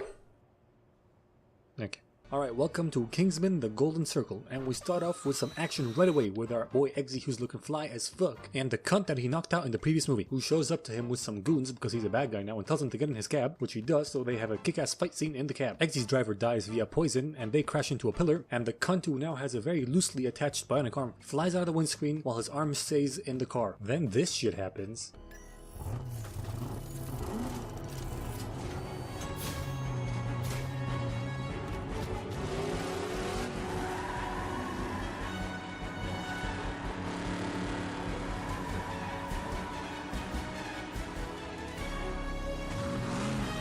Okay, the transformation, cool, pretty dope. But this, no, just no. Cars don't work like that, okay? Unless it's developed by NASA, cars don't crab like that. Whatever, he drifts away and the bad guys are still following him, so he goes into a park and blows them up and then drives into a pond into a secret underwater Kingsman hideout to avoid the cops. And that tire looks miraculously full of air and undamaged considering it was shot by a fucking minigun. So Eggsy's still having that royal Swedish bouteille and he has to get home quick. So he jumps down the sewer and pops out the other end next to his house and doesn't close the manhole cover thing. Someone could fall into that, dude. What, you'll save the world but you can't close a manhole cover? So Eggsy goes to work next day and they find out that the cunt, or hey, look at that, his name's Charlie, look at that. And they find out that Charlie survived the last movie because Eggsy electrocuted him and that somehow malfunctioned the chip in his neck and it made it blow up his arm instead of his head because movie signs, and he somehow made it out of the Alps or wherever the fuck that mountain was, made it to civilization, found medical aid, all without bleeding out. I'm not saying it's impossible, just highly unlikely. And the goons in the car had their fingerprints removed, their teeth filed smooth, and no existing records of them. But they have a huge ass circle made of pure gold on them, which is kind of stupid if you think about it, because if you went through all that trouble to make your goons be untraceable and anonymous or whatever, you just undid all that work by the fucking stupid ass circle. What a dumbass villain. Speaking of dumbass villain, this is her, Poppy, and she's also insane. She made a dude throw his lifelong friend in a mincer where none of his clothes get minced, only his meat, so it's like a magic mincer, and then she made him eat him. Okay, so cut back to Eggsy and he's having dinner with his girlfriend's royal family in Sweden, and he left his buddy back at his home to take care of his dog while he's gone, and his buddy accidentally finds out some of the spy shit in the secret wall, whatever, in Eggsy's office, and he almost blows himself up, which could have been avoided if Eggsy just locked the fucking door of his office. Another stupid move, Eggsy. Doesn't matter because the dude blows up anyway when Poppy sends a bunch of missiles to blow up all the Kingsman bases and agents' houses. And she got all the agents' info and the bases' locations from that bionic arm that was left in the car. It just stuck its USB dick inside the car and downloaded all their data off the database. And the only Kingsmen left alive are Eggsy because he was in Sweden, and Merlin because his name wasn't on the database with all the other agents because whoever Charlie's working with doesn't think that mere staff are missile worthy. Wait, so all of Kingsman's staff is just Merlin? The only dude behind the screen is Merlin. The entirety of Kingsman has one guy behind a desk supporting all its agents. What? So Eggsy and Merlin go to the Kingsman Doomsday Protocol, which comes in the form of a bottle of whiskey. So they drink it and get shit-faced drunk, and then they go to Kentucky where the bottle was made. And they find another non-government secret agency called Statesman, and they're gonna help them out. Not only that, but they have Harry. Yep. Harry's alive. Although he got shot in the face, he's alive. Because last movie, Statesman noticed some weird ass activity in that all bad no good church. So they go over there to investigate and they arrive just after Harry got shot. So they applied their alpha gel, which just sounds like some weird ass lube to me, which was developed for the agents in the case of a headshot where it goes inside your head and rebuilds your brain somehow and you lose a bit of your memory and you need a traumatic event from your life to bring your memory back. So they do the logical thing and try and drown him to jog his memory because it was a scary moment of his training, and it doesn't work. Sad shit, moving on. A bunch of people around the world, including one statesman, are getting something called the Blue Rash, and Eggsy is on a mission to put a tracker on Charlie's girlfriend, or should I say in Charlie's girlfriend, more specifically in her vagina. Fuck's sake, why couldn't it have been liquid based like the last movie or some other shit? Anyway, he seduces her and then takes her to, you know, do the deed. But before he does that, he goes into the bathroom to take permission from his girlfriend, like, yo girl, I gotta fuck this bitch for a mission. You gotta what, motherfucker? Then she hangs up, mad as fuck, and by the way, the bitch he's supposed to fuck didn't hear any of this, although they're in a tent and the bathroom is made out of fucking thin carpet and curtains. So he comes out and he's like, sorry, I'm in a relationship. And she goes, that's okay, I'm a hoe. Nope, sorry, no can do. What a pussy. So this bony ass bitch turns around and right above her non-existent Skeletor butt cheeks, he sees the golden circle, which means she's part of Poppy's golden circle. Go figure. And now he has to shove that tracker up her vajooter. So then he's like, alright, fine, let's fuck, but he only uses his fingers and then he gets out of there. He gets back to the statesman space and tries to jog Harry's memory using, wait for it, words. But that doesn't work, so he has another famous Eggsy brainwave and he gives Harry a parting gift, a dog that was very similar to his old dog. And he's like, hey, it's cute, ain't it? Let's fucking shoot it. He's like, no, what the fuck? No one shoots a dog. Yeah, but you did. And then it all comes flooding back to Harry. But he still ain't 100% yet. His skills are not as sharp and he's a bit sluggish and he's seeing butterflies, which is evident when he tries to beat up some assholes in a bar, but he whiffs and fails a lot. So a statesman agent named Whiskey has to step in for him and beat their ass Kentucky style. Then Poppy makes a worldwide announcement about her evil plan. You see, she makes and sells all the drugs all over the world, or most of them at least, and she poisoned them all with some shit that will kill you in 3 stages. First, the Blue Rash, pretty self-explanatory. Second, mania, where you dance around like a crazy idiot. Third, paralysis, where you become stiff as fuck and your eyes eventually explode and you puke blood and die. However, there is a fast-acting antidote that she demonstrates on Elton John, who she kidnapped for some shits and giggles. What have you done to me, you fucking bitch? And she will release this antidote to the world, saving countless of lives if the president legalizes all these drugs, because she's tired of being a criminal. Which, even if he did legalize all these drugs, you just attempted to kill a huge chunk of the population by poisoning what are now very legal substances, still making you a criminal. So the president's now thinking, dope, I'm gonna just fake agreeing with her so I seem like a nice guy and let all the druggies die, lol. The king/statesman hear this and they no likey. They also find out that Charlie's girlfriend has the Blue Rash and she's going to an antidote lab in snowy Italy so she can get the Blue Rash removed. So their plan is to follow her there and get a sample of the antidote and recreate it. They get there, they get one fucking sample, and the bony bitch and Charlie notice Eggsy, and Eggsy's like, ha, fucked your bitch, LeMayo, and runs away. Then Charlie makes a teapot they're using to descend spin really fast, and they escape it using some spy gadget stuff, and then they slide down a mountain and almost crash into an old people resort, but they stop just before using some more spy gadget stuff. So Eggsy, Agent Whiskey, and Harry regroup at a cabin somewhere, only to find that a bunch of guards had followed them there to kill them. So Whiskey moves Eggsy out of the way and knocks the antidote out of his hand, dropping it to the floor and breaking it. He then runs out to kill all the guards with 2 6-shooters that house 100 bullets each, while Harry tells Eggsy that he thinks Whiskey broke the thing on purpose. Then after Whiskey kills all the guards, he comes back in and he's finally out of ammo, and he finds that a second wave of guards is coming, and he tells Harry to give him the gun, but instead Harry shoots him in the head, and Eggsy's like, what the fuck? So Harry kills the rest of the guards using some explosive aftershave that freezes all the guards in place, I guess, and Eggsy applies the alpha gel lube to Whiskey's head, and he wants to go back up to the lab and get more samples so they can recreate it, but Charlie blows up the lab. Okay, so 2 things. Numero uno, they could have avoided all of this. You see, when they entered the lab, this dumbass receptionist didn't notice them. I find that hard to believe, but he clearly didn't. So Eggsy could have just grabbed a handful of samples that are literally within reaching distance and got out of there without Charlie noticing, or at least not noticing in time. Also, you gave explosive aftershave that can be activated from 1 click to memory wiped Harry? The fuck is wrong with you? So instead they use a lead that Eggsy got while he was in the lab to track down Poppy's hideout, which is somewhere in the Cambodian jungle, and Eggsy finds out that his girlfriend has now entered the paralysis stage. So he's like, fuck it, I gotta go now, and he takes Merlin and Harry with him. And they get to the Cambodian jungle and they get to her hideout, but Eggsy steps on a landmine that this shitty ass landmine detector didn't fucking detect. So Merlin temporarily freezes the trigger mechanism of that landmine, pushes Eggsy off and steps on himself. Then he puts Country Roads on the musical map by singing it in his majestic Scottish accent to lure some guards in and step off that landmine, sacrificing himself and killing some guards with him. Yo, why the fuck did Merlin have to die, bro? Couldn't they have gotten like a really heavy rock, froze the trigger mechanism, then switched Eggsy's foot with the rock Indiana Jones style? I fucking love Merlin, man. Eggsy and Harry get in there and they tear shit up, kill all the guards, Charlie, and Poppy's 2 robo-dogs. Then they go in and inject Poppy with her own drugs, but in a concentrated amount, so it's gonna kill her faster and also serve as a truth serum for her to tell them the password of the case that's going to release the antidote to the world. So she gives them the password, overdoses, and checks out because Eggsy gave her too much. Then Eggsy goes, You know, I really don't have as much experience with all this drug stuff as people think. Better be the right code. And slides the case over to Harry for him to do the honors, wasting enough time for Whiskey to show up and stop Harry from typing in the last letters of that password. Good fucking job, Eggsy. Once again, no doubt killing and risking countless of lives in a bid to look and sound cool. Wasn't your girlfriend one of the people affected?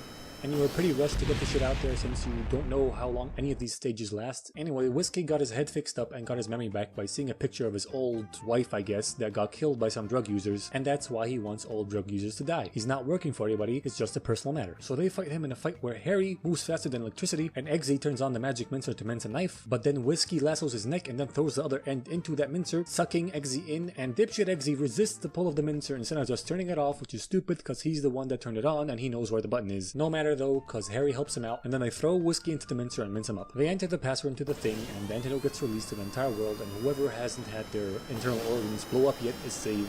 They rebuild Kingston, and the president gets arrested for being a dickhead and lying to the public, and Eggsy gets married. This movie gets a puppy out of a pee-pee. Welcome to DJ Angle Unchained, and we start off in the wild west where two fucktards are transporting some black slaves through the Texas desert when night falls and they meet Mr. Dr. King Schutz, a German dentist who's looking for some certain person they're transporting, which is Django, and he starts talking to him, but the two fuckwads are pissed that he's talking to him like a normal human being, so they tell him that none of the fine African American young gentlemen here are for sale and to piss off. So Schultz kills this dickhead and fucks this guy's horse up and unchains Django. That's it, the end, the movie's over. Django is unchained. Yeah, just kidding.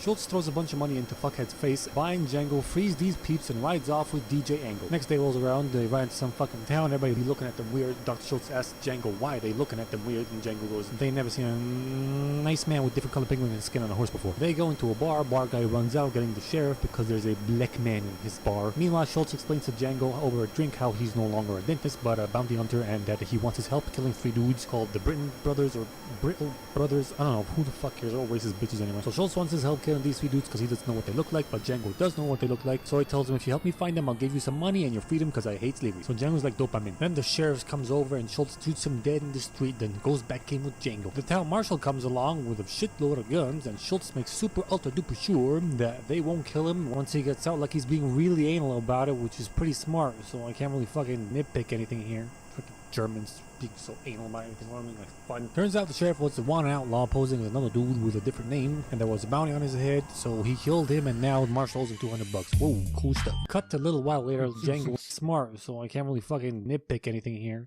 Fucking Germans being so anal about anything, I mean, like fun. Turns out the sheriff was the one outlaw posing as another dude with a different name, and there was a bounty on his head, so he killed him, and now the marshal owes him $200. Whoa, cool stuff. Cut to a little while later, Django and Schultz chilling. Schultz finds out that Django has a wife, but some white twat scarred her and separated them. Her name is Boomhilda, and she speaks a little bit of German, and you know Schultz speaks German, so he'd be like, what was in Himmel, mein Gott, oh no, Next up, they go to a farm place, or what is it called, plantation, yeah, one of those, where they think the three Brittle brothers are, and he tells them he's gonna pretend to be his valet, and he can pick out whatever costume he wants to pick out, so he's like, I can pick out whatever, well, my man, you sure about it? So Django picks out a fucking Smurf costume, but whatever, he looking schmexy. They get to this gas plantation, Schultz pretends to do business with the racist KFC guy, while Django's off to scope out the place and look for the Brittle brothers, and he finds one of them, and he gets all these flashbacks of how the Brittle brothers tortured him and his girl. So he tells this fine lady to go get Dr. Schultz, approaches one of the Brittle brothers, and shoots him right in the Bible page. Then the second bitch fumbles his gun while Django gets a hold of the whip that the other dude was using and serves him a nice can of whoop ass. And honestly, who the hell has such bad gun skill under pressure in the Wild West? You're a criminal, for God's sake. You're supposed to be good at this shit. You know, you deserve to die. Fuck you. Which is exactly what happens because Django takes his gun and says,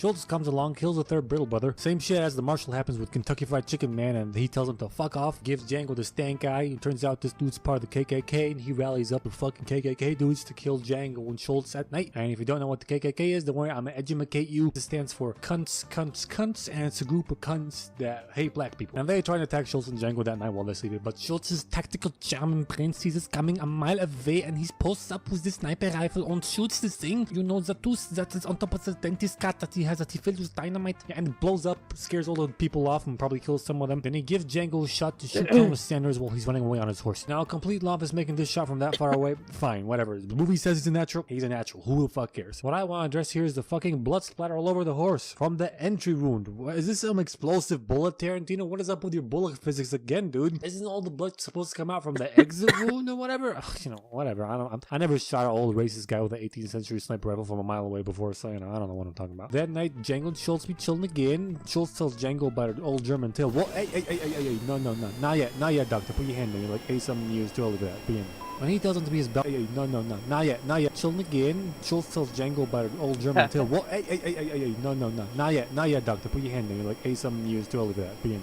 When he tells him to be his bounty hunting partner through the winter, and he'll give him a third of all the money he makes, and after the winter's over, he's gonna help him find and get back Broomhilde. So Django's like, sick, I'm in. But why are you helping me? As a German, I'm obliged to help you in your quest to rescue your beloved Brunhilde. No, you're not. As a German, you're not obliged to do shit. You're just a nice guy. It's okay to toot your own horn sometimes. Come on, you say it. Say, I'm a good guy. Cut to a winter montage of lots of bounty hunting, guns, life lessons, and English learning. And after winter's over, they go to Greenville, which is the main slave trade place where they keep track of all the records where slaves come and go and get sold and all that crap, you know, so they can find Broomhilde. And here's what I don't get. In some bumfuck town in the middle of nowhere, a barkeeper will literally call the sheriff on them. He's so racist. But when they go to Greenville, the epicenter of slave trade, where there should presumably be max levels of racism, a place where Schultz refused to let Django go alone, they are met with zero conflict. Yeah, okay, that's believable. Anyway, they find out that she has been bought by some dude called Calvin Candy, and she's at Candyland, but they can't steal her because they need a bill of sale, and they just can't waltz in there and ask to buy her because they're just gonna flat out refuse. So they come up with a cunning plan. You see, Calvin Candy is into some nasty business called Mandingo fighting, where black people fight each other to the death for the amusement of white people. Nasty shit. And he has a bunch of Mandingo fighters, so Schultz is gonna pretend to want to buy one of these Mandingo fighters for a pretty penny, while Django pretends to be a Mandingo fighter, talent spotter, expert, whatever the fuck, I don't know. And he's gonna want to see the good talent, the good fighters or whatever, which is all back at Candyland. So Calvin will take them back there, at which point they will find Broomhilde, and he's gonna be like, oh, I want to buy this girl because she, you know, she speaks German and I like German because I'm German.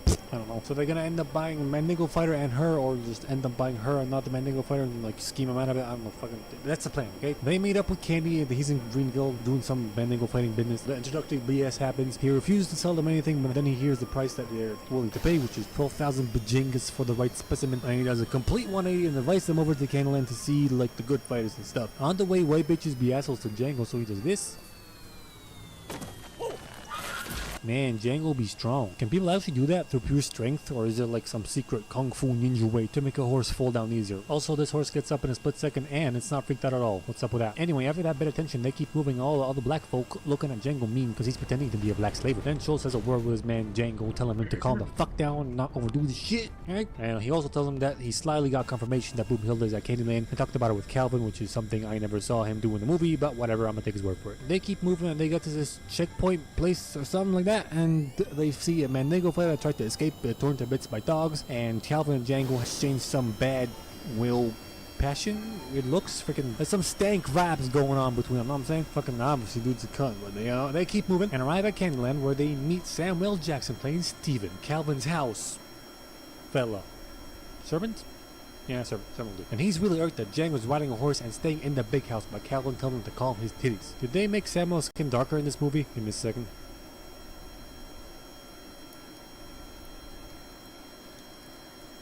Lacquer.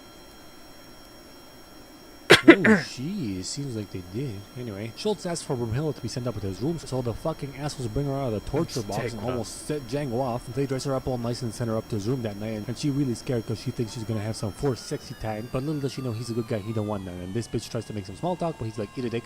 He speaks some German to her like, Fahrrad, Achtung, Schweinsteiger. Fear not, milady, I am here to rescue you with a mutual friend. I'm only speaking in German, so Candy's peeps don't understand what we're saying. We must promise not to scream when you see this mutual friend of ours, or else we are donezo. Django opens the door behind her, she faints, and the indestructible glass falls out of her hands but does not shatter. Yes, you know, it's possible that happened, and it fell on the rug too. So anywho, after that they all have some dinner at night, or is it, what's it called when you have food at night? Is it, you got lunch? Sorry, breakfast, lunch, dinner, supper?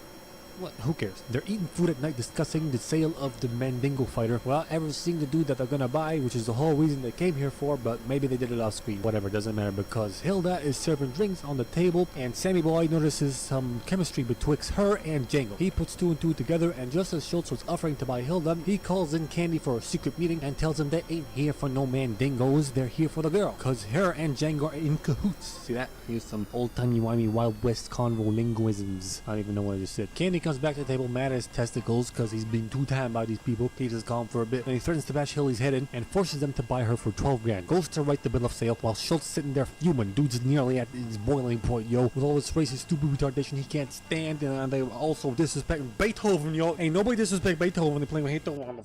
I'm telling you, shit's getting close. Dude's about to blow. He goes over to the Candy, finalizes the papers, and tells him ever so politely to fucking suck a fat cock. But just before he leaves, Candy's like, if you don't shake my hand, the deal's not done. And Schultz really doesn't want to shake his hand, but Candy threatens to shoot Hilda if he doesn't do it. So Schultz is like, if you insist, walks up to him, boom, hidden pistol, baby, shoots him straight in the flower. He finally snapped and killed Candy, and then just stands there doing nothing, allowing this dickhead to shoot him. I understand you snapped and couldn't take him, but you just had to fucking kill him right then and there. But you could have just shook his hand and then fucking did him like you did the KFC guy, right? But nevertheless, I understand. However, what I don't understand is why you have to fucking stand still and give him one last zinger, dude. Why not go for cover? Better yet, why not shoot the guy before he shoots you? You definitely had time, and as I recall, that thing has 2 shots in it. Bruh, come on, you knew so well, you fucking dipshit. Django gets a gun, kills a bunch of white hoes, and starts a shootout in which he can clearly shoot through people and wood, but then immediately uses this dude as a meat shield and a cupboard or whatever that is as another bullet shield. And it works. What the hell? Fucking bullet physics, Quentin, at least be consistent. Anyway, they threaten to kill his girl again, so he comes out with his hands up. We got the Django hanging upside down, and somehow his brain has not exploded yet from all that blood rushing into it by staying upside down for extended periods of time. Jackass comes over to cut his manhood off, but Steven stops him in last second, saying that Candy's sister or whatever has decided to give him to a mining company or some shit like that, where he's destined to spend the rest of his life turning big rocks into little rocks, because that's worse than having your balls cut off and dying in a few minutes according to them, and they want Django to suffer. So these racist Aussie miners take him, hey there Tan Titty, along with these 3 dudes that were giving Django mean looks before. Then Django tricksters the Aussies into freeing him by saying he was there for a bounty. He rode in with a white dude that's his partner, and shit hit the fan. They killed his partner, and they accused him of whatever, blah blah blah. Now he's here, and they left $11,000 in bounties back at the farm or plantation, and if they let him go, he's gonna help him get it and give him all the money. The Aussie cans are obviously skeptical, so they go over to these 3 ladies. They ask them, and they back up Django's story that he rode in with a white man and that he is a bounty hunter. How they know he's a bounty hunter, I have no fucking clue, but they do. They let him loose, give him a gun. He proceeds to shoot them and blow Quentin by Taryn Titty. He takes some TNT, a gun, and rides off with the black dudes finally smiling at him because they finally realize that he a badass playing white folk and fucking shit up. He gets to the checkpoint where the dogs tear up the one dude and brings the house down on these motherfuckers. I hope he got a saddle from that checkpoint. His family jewels must be fucking crushed. I mean, I've never ridden a horse without a saddle before, but I imagine your nutsack would have its contents turn into mashed potatoes. Like the horse's spine, your nutsack just smashing into each other, just clashing, Someone, yeah, I don't know. He doesn't get a saddle, by the way. But he goes over to Dead Schultz, takes the bill of sale and pays some respect. Ripping pepperoni, my man. Gets his wife, waits for the Candy fam to come back from the funeral, kills these retards and shoots this jackass in the nuts, then shoots Calvin's sister. Why the hell does she fly off in a direction completely different from the one Django shot her from? Actually, why does she even fly off in the first place? None of the other dudes did. Fuck it, whatever. He tells these ladies to leave, but Stephen to stay because he's just as bad as the white bitches. Stephen finally drops the old man act. Is it Stephen or Stephen? Too late now. Django kneecaps him, lights a fuse, walks out the house, and this time cool guys do look at explosions that they're standing dangerously close to Django, then gets on his horse that was not tied to anything and did not run away from the huge scary explosion, although Boomhilda's horse very clearly got scared and she had to calm it down. Freaking who cares? Gets on the horse, does a little dance, and rides off with his wife. This movie gets a TNT out of a D&D. 드랩스나트, 웰컴 투 바랄라.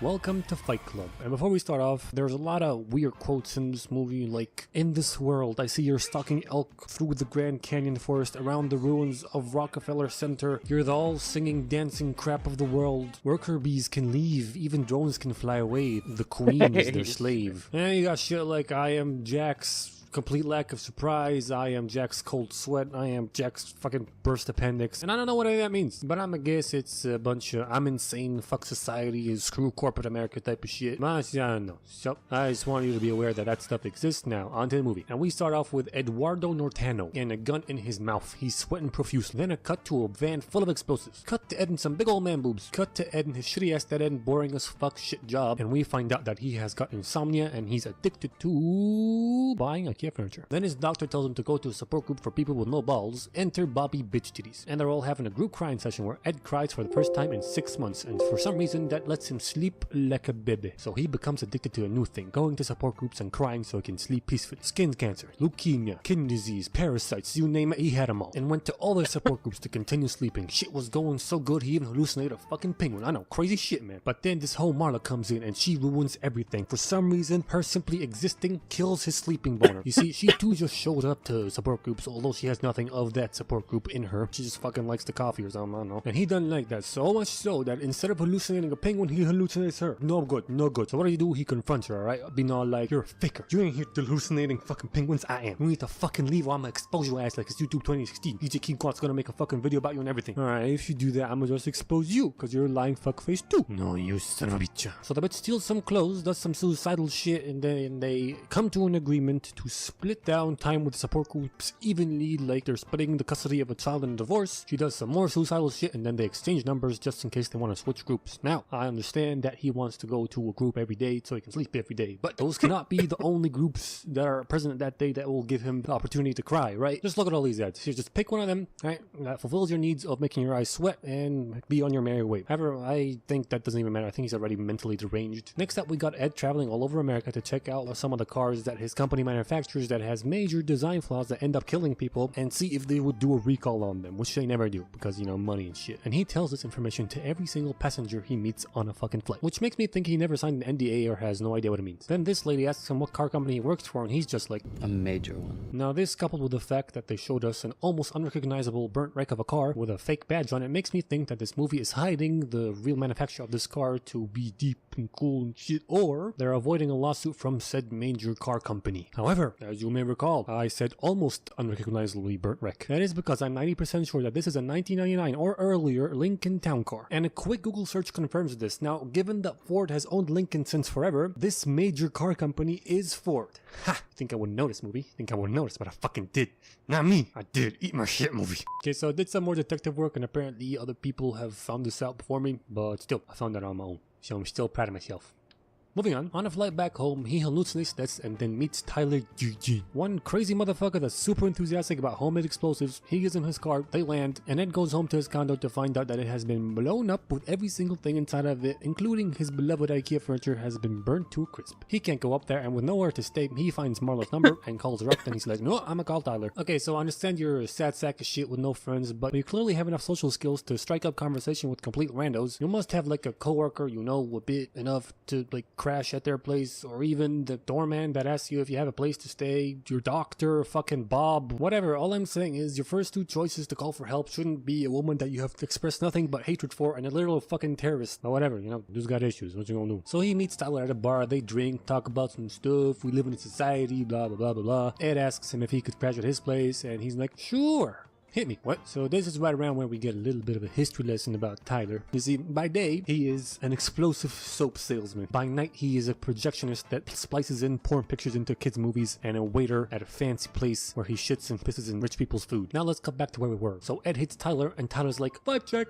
Oh, fuck. That felt good. Guys, what even was a vibe check? I don't know. So they start fighting each other, then they go back to Tyler's shithole of a house where everything's fucked. You shower in mud, and every time it rains you have to cut the power. And wait a minute, it's raining right now. You just said you cut the power whenever it does. So how the fuck is this line on? Doesn't matter. Some time passes and they continue on with their shit jobs and fight every Saturday night, and people start noticing and watching and wanting to join in, and eventually they get their own space in the basement of a bar. And every night Tyler gives out the rules of Fight Club, with the first two famously being do not talk about Fight Club, which I'm pretty sure I broke, but that's okay. They break it too, because how else would the fucking secret club, now secret club because they're in the basement, keep growing so fast over the course of the movie? Whatever, life goes on. Ed gets a call from Marla. She somehow got his number and noticed that he has not been going to support groups because he found this new Fight Club thing, and she's like, sup jackass, where you been? Hey listen, I just downed a whole bottle of Xanax, wanna hear me die? And he's just like, oh, fucking, I swear to God, you wanna fucking... And he puts the phone on the thing, right? He doesn't hang up, he just puts it on the thing, okay? That night he goes to bed and dreams of Marla fucking Tyler. And he wakes up and sees Marla in his house, and he's like, get the fuck out of my house, bitch! Tyler comes down, he's like, hey, that was wild, bro. And he tells Ed never to talk to her about him or even mention him around her. Ever, never, ever, ever, never, never, ever. But how did Marla get there in the first place? Well, good question. You see, Tyler found the phone because it wasn't hang up, and he heard her rambling and went over to her place. I don't know how he went over to her place. We didn't hear her give him the address or anything, but I'm gonna assume she did, right? He gets there, shakes a dildo, and takes her back to his place, and she's like, if you don't keep me awake on that, I'm going to die. So he fucks the shit out of her. So he continues to do so for many days. Ed tells her to fuck off for many days. Then he gets a call from the cops saying that his apartment was blown up by some homemade explosives. Then they go and steal some fat from a liposuction clinic to make some explosive soap. And wait, what is this place? Dude, I think this is a question you should ask before doing anything illegal. You fucking moron. Doesn't matter. They spill some fat, which is just blech. They get home, Tyler kisses Ed's hand and puts some spicy cocaine on it, which makes the kiss start to burn. And he holds his hand down like, no, push through the pain. No pussy. Don't be pussy. You gotta put, like, come on, man. Go, yeah, I'm strong. You strong man. No weakness, no fear. You gotta...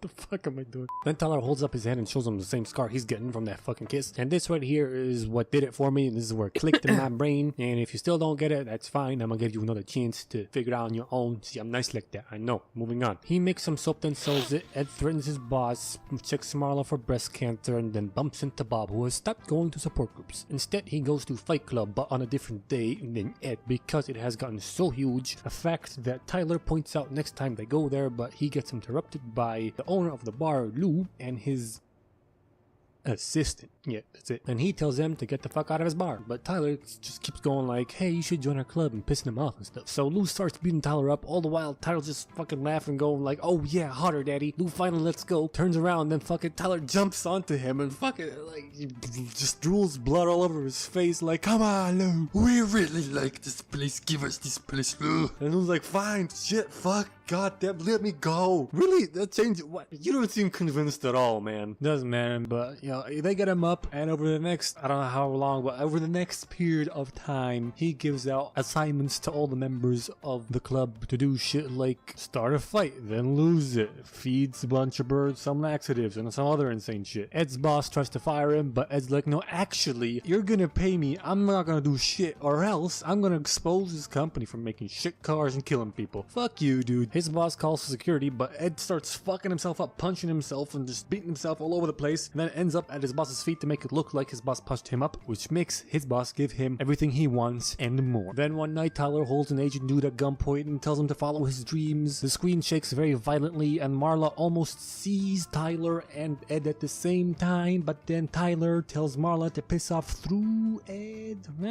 Huh?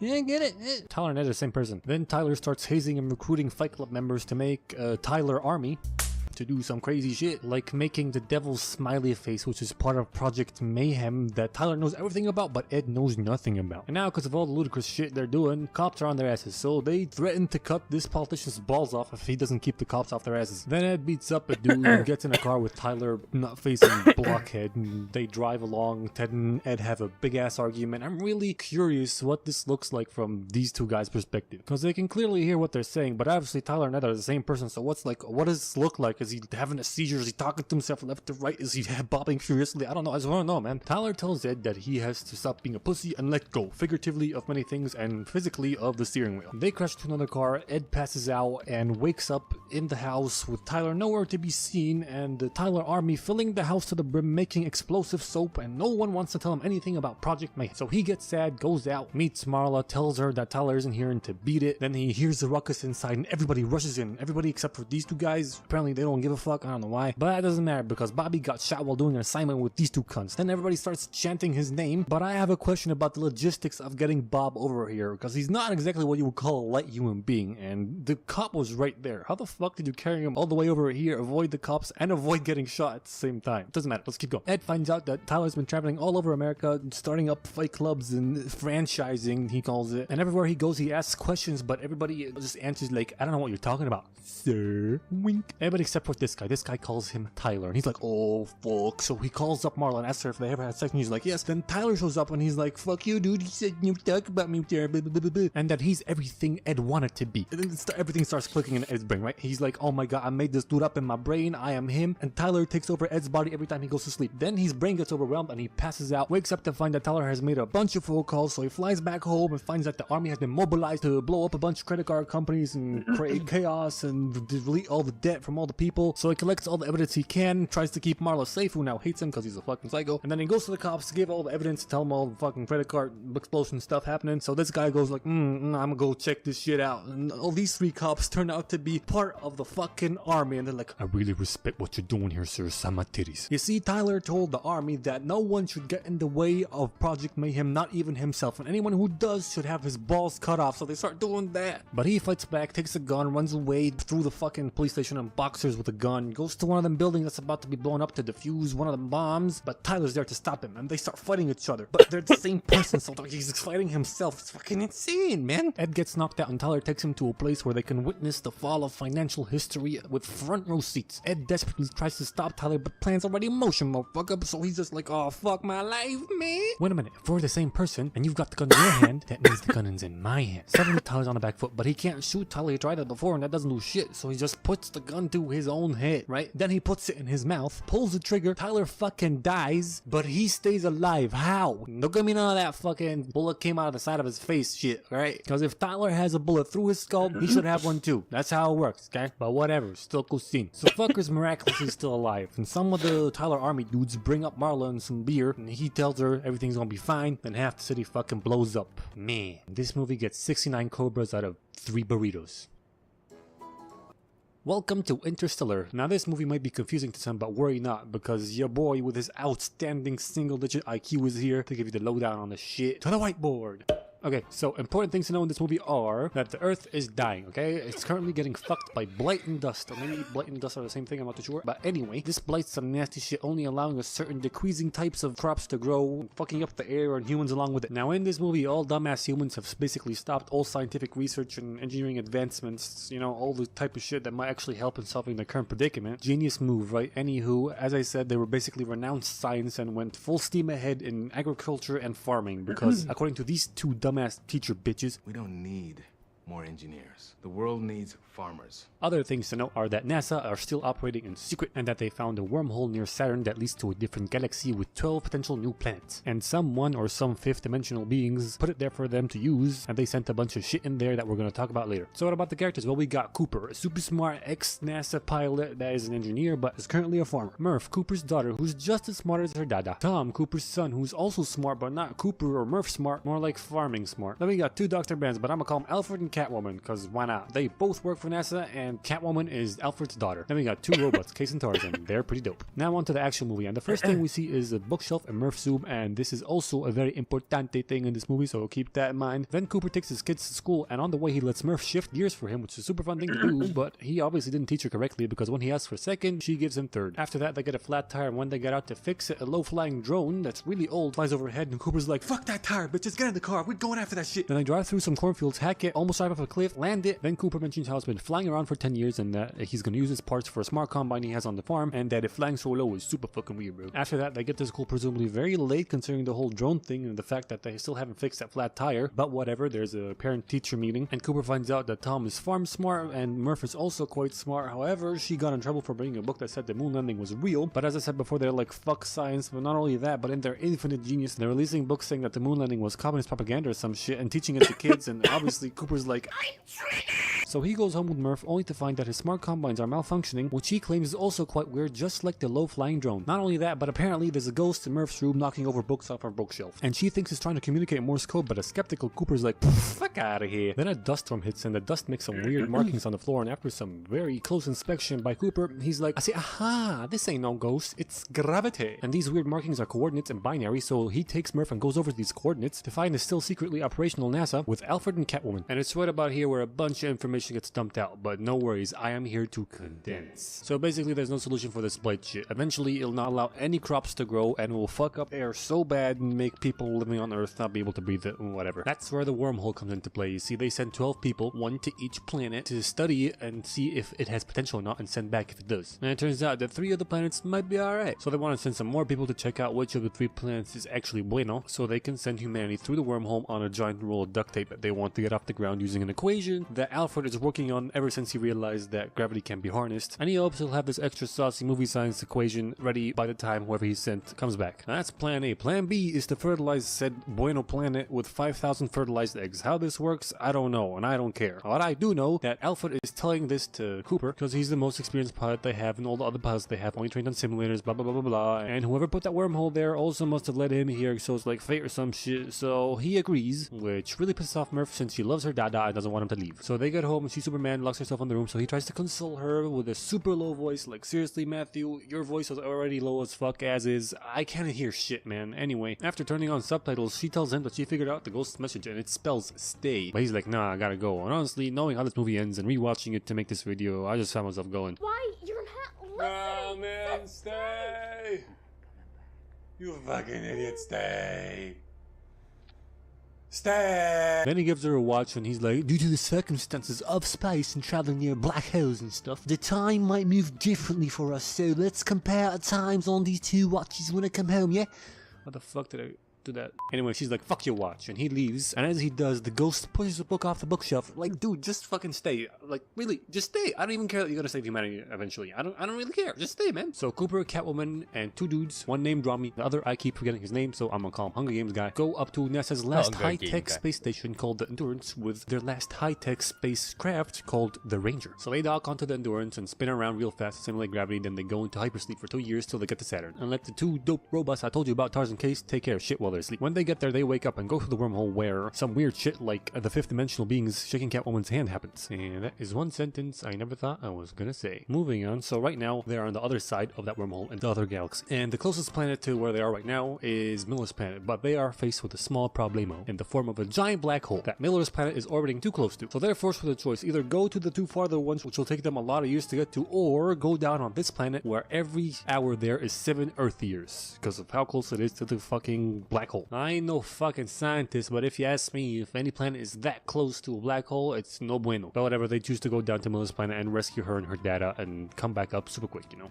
in and out. Super fast. So Cooper, Catwoman, and Hunger Games guy go down there and leave Rom up on the space station to study the black hole while they're down there. And guess what happens when they get there? They waste a shit ton of time. You see, Miller's planet turns out to be just one giant fucking puddle with massive waves that come crashing over you every 5 minutes or so, which destroyed Miller's craft when she landed, and Catwoman wastes so much time just going for the useless data from Miller's fucked up ship, directly ignoring Cooper's order to come back to the ship because there's a fucking giant wave about to kill them. So Case goes over to save her while Hunger Games guy gets wrecked and they go surfing in their Ranger. Then Cooper tries to start up the engine, but he can't because they are flooded and he has to wait 45 minutes for the water to drain out of it. And Cooper wisely uses his time to scold Catwoman for wasting so much time trying to retrieve useless data, and honestly, rightly so, because the giant wave that literally touches clouds and kills anything in its path that 100% destroyed Miller's spacecraft and probably killed her is all the data you need to clue you in on the fact that this is not a habitable planet for humans, you dumbass bitch. Also, the only reason Hunger Games guy died is because he took a sweet ass time trying to get back into the ship. He's also a dumbass bitch. So they fire up their engines and get out of there just in time to avoid another giant wave and get up to the Endurance to find a very aged Rom, because as it turned out, they spent 23 fucking Earth years down there. And Cooper goes to watch 23 years worth of messages from his family, and watching him see his son grow up, get married, have a kid, then have that kid die, and watch his son grieve over that kid, then have Murph send him a message for the first time ever is just as gut-wrenching as it sounds. Speaking of Murph, she's all grown up and super smart,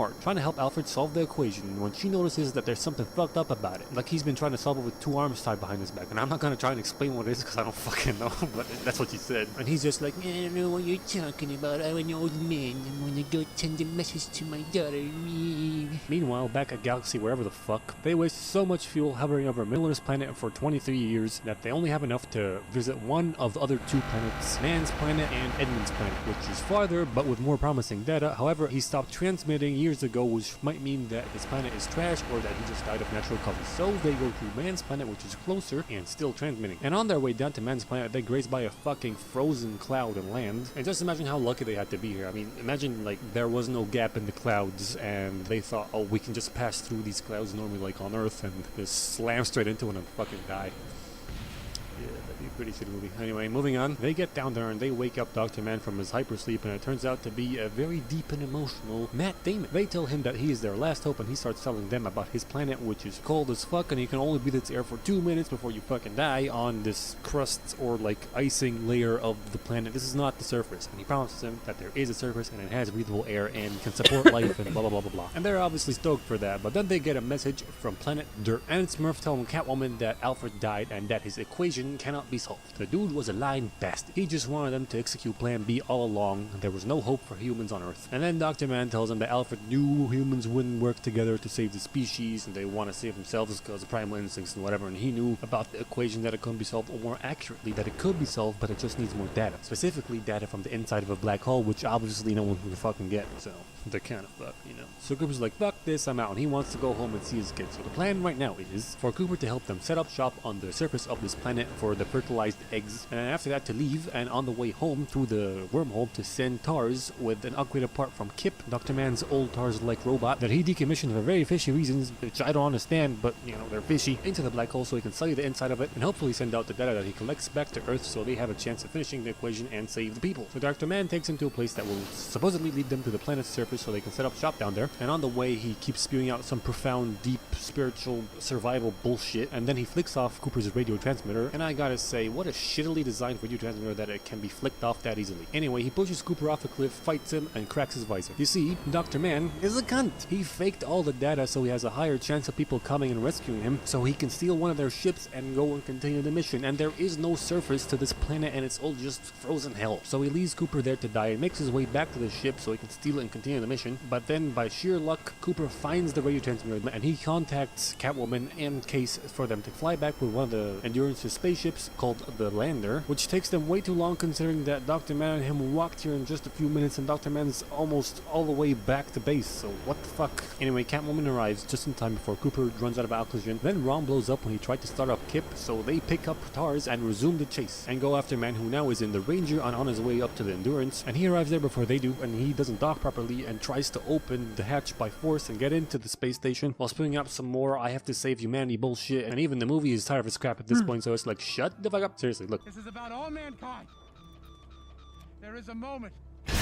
Shut the fuck up. So by doing that, Man dies and fucks up a giant chunk of the Endurance and sends it spinning down into the shitty planet's atmosphere. But Cooper's like, not today, motherfucker. And in the most butt-clenching scene of the movie, he goes full send underneath the space station, matches his spin with its rotation, docks properly, and pushes it out of the planet's atmosphere. However, they're not out of the woods yet because they're going directly into the black hole. But Cooper, being the smart man he is, knows he's fucked and he can never go home. So he decides to let the black hole suck him in just a bit and line them up for the third planet, use all their fuel, detach the lander and their last Ranger, with him and TARS in each to shed weight, and hopefully all that will be enough to let Catwoman and Case escape the black hole's gravity and shoot them towards the last planet. So he does that and sacrifices himself for the greater good.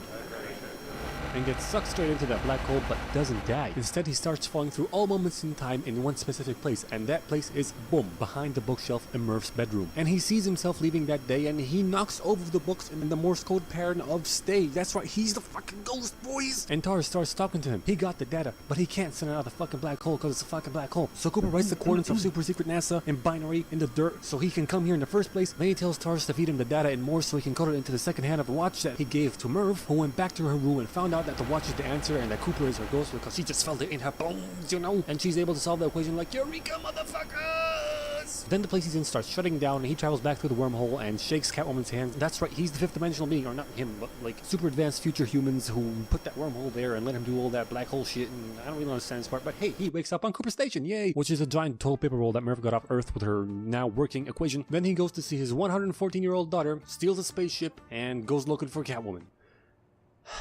My brain hurts. This movie's way too smart for me. I have brain damage. Anyway, pi squared out of a Buzz Lightyear.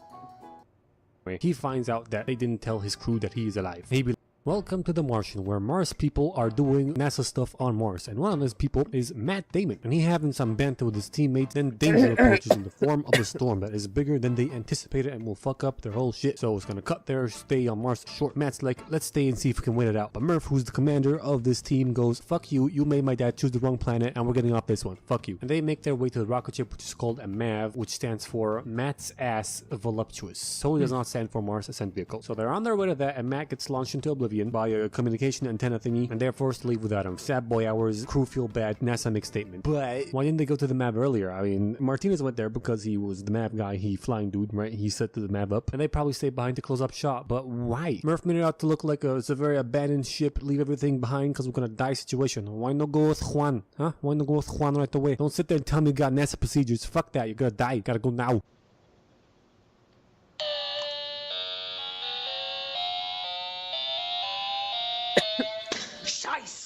Anyway, that don't matter because Matt ain't dead. He wakes up on Mars with a low oxygen level and some shit stuck in his body, and the blood and dirt sealed up the hole and did not allow, you know, air to leak out that much. And he goes back to Mars house, which is called a HAB and stands for Heinous Anus Venus. So he in there and he tends to his wounds and does a vlog, talks about how he's trapped on Mars with food that's gonna run out and no way to contact NASA because the antenna thingy broke and hit him, and he realizes that his situation is fucked. But then he has a brilliant idea in a place where all brilliant ideas are made, the toilet. You see, he's gonna use his own shit and his teammates' shit as fertilizer to plant potatoes, so he collects the poos that they took and packaged very neatly. And might I just say, what perfectly shaped turds these astronauts took. Like, imagine if one of them had diarrhea. I guarantee the package would not look like that. Anyway, he collects some dirt too and mixes up the poo and plants the potatoes, then gets a bunch of unused hydrazine, which I think is rocket fuel, and uses the power of science, chemistry, and Jesus to blow himself up. But then he puts some stuff on and successfully makes water to create a misty room for his potato farm so they can be watered and grown shit. And a little while later, what do you know? Life on Mars. Meanwhile, back at Earth, NASA mourns Matt's death. Then Guy from Dumb and Dumber, aka Teddy Roosevelt, aka not Teddy Roosevelt, aka just Teddy, who directs NASA, and Vincent Vega, who directs Mars missions, have a NASA squabble. Then Blondie McGotheyes checks some coordinates on Mars and sees that shit has changed. Oh my god, I just understood this scene. He's the Mars director, Mars mission director, and he wants more satellite time. He agreed and he sent her these coordinates. Right. And she looked at them, and that's how they found out that Matt's still alive. Shit. Only took me 5 years to realize this. I'm such a fucking retard. So Blondie calls up Teddy, Vincent, and Blondie number 2, who works in media, so who cares? And they conclude that Matt is still alive, but they won't tell his crew because they're dicks. But they do tell the world that Matt's still alive, while disco music slowly drives him insane. When he starts thinking about the long game, you see, he knows that NASA will send another mission to Mars after 4 years, and he's gonna need to be at that landing site 3,200 kilometers away. So he begins testing the range of his crappy rover to make game plans, and to stay warm at night, he digs up basically a radioactive bomb they used for space stuff, which he was not supposed to dig up, and he puts it in the car with him. I mean, rover, but it's a car, okay? It's a car from Mars, who cares? So he puts it in the car, and the radioactive decayingness of the radioactive thingy makes heat, and he is no longer cold. And fair enough, he no longer has to resort to firstly masturbating through the night to keep warm, but he's definitely gonna have like a third testicle at the end of this, right? Never mind. Back on Earth, Ted Bundy tells Ohana means family, the rocket science guy, to build a rocket to resupply Matt in 3 months instead of 9 months, and he's like, impossible. Shut up, I'll give you money, okay? Then Ned Stark, who is the director of the spacecraft that the crew is returning on, is like, we have to tell the crew. No, I am boss man, we wait 3 months until Hawaii finishes the rocket, then we tell them. We'll do our best. Mark dies if you don't. Yeah, alright, fucking relax, no pressure, jeez. Back at Mars, Matt really needs to find a way to talk to NASA, so he has an idea and goes on an adventure with his rover, while Vince, who's watching him back at Earth, be like, the fuck he be doing? Oh, I need a map. So he draws on a cafeteria picture and goes, Okay. I know where he's going. So you're NASA with like 14 or so satellites around Mars, and the best map you could find of it was a cafeteria picture. For God's sake, you're looking right at one. Just zoom in, you dumb hoe. Matt makes it to this old 97 NASA probe called Pathfinder, and Vince goes to the JPL lab in California, and JPL stands for Juggling Poop Lickers, of course, meets up with Ohana means family, sets up a Pathfinder replica so that the one on Mars replicates the movements of the one on Earth and shit, and you know, the camera sees what it sees on Mars and stuff like that, okay? While they do that, Matt hooks up his Pathfinder to a power supply, alive, does NASA still use the same plugs they used in 97 for power supplies? I'm not a NASA dude, so I don't know. I'm just saying it's mighty fucking convenient. Whatever, they set shit up and Matt sends a message to Earth and this slut goes, 32-minute round-trip communication with only yes or no questions. What a snappy conversation this is gonna be. Shut the fuck up and point the camera at yes, you fucking nerd. So bitch points it and whoa, message received. Matt makes a circular setup to talk to them in ASCII code, which is super nerd shit, so no, not just yes or no questions, cunt. Get alpha, motherfucker. Then they help him connect the rover to the Pathfinder so they can talk better, and they leave him on red for a long ass time. Like seriously, it takes 30 minutes between messages. How long did he have to wait before sending this "are you receiving" message? Anyway, he finds out that they didn't tell his crew that he is alive. He'd be like, what the fuck? And they'd be like, what's your language is being streamed live all over the globe. He'd be like, oh yeah? Then he sends a really long message, and feel free to chime in on what you think this message was, but here are my guesses. Either a really long fuck or a really long penis. So Ned tells the crew and they are devastated that they left him behind. Feels bad, so sad, rate 0 out of 8, mate, no debate, cannot contemplate, ejaculate. Then Matt be having fun finding out that he planting shit on Mars means that he colonized Mars, and NASA asks him to pose for a picture, so he gives them the funds.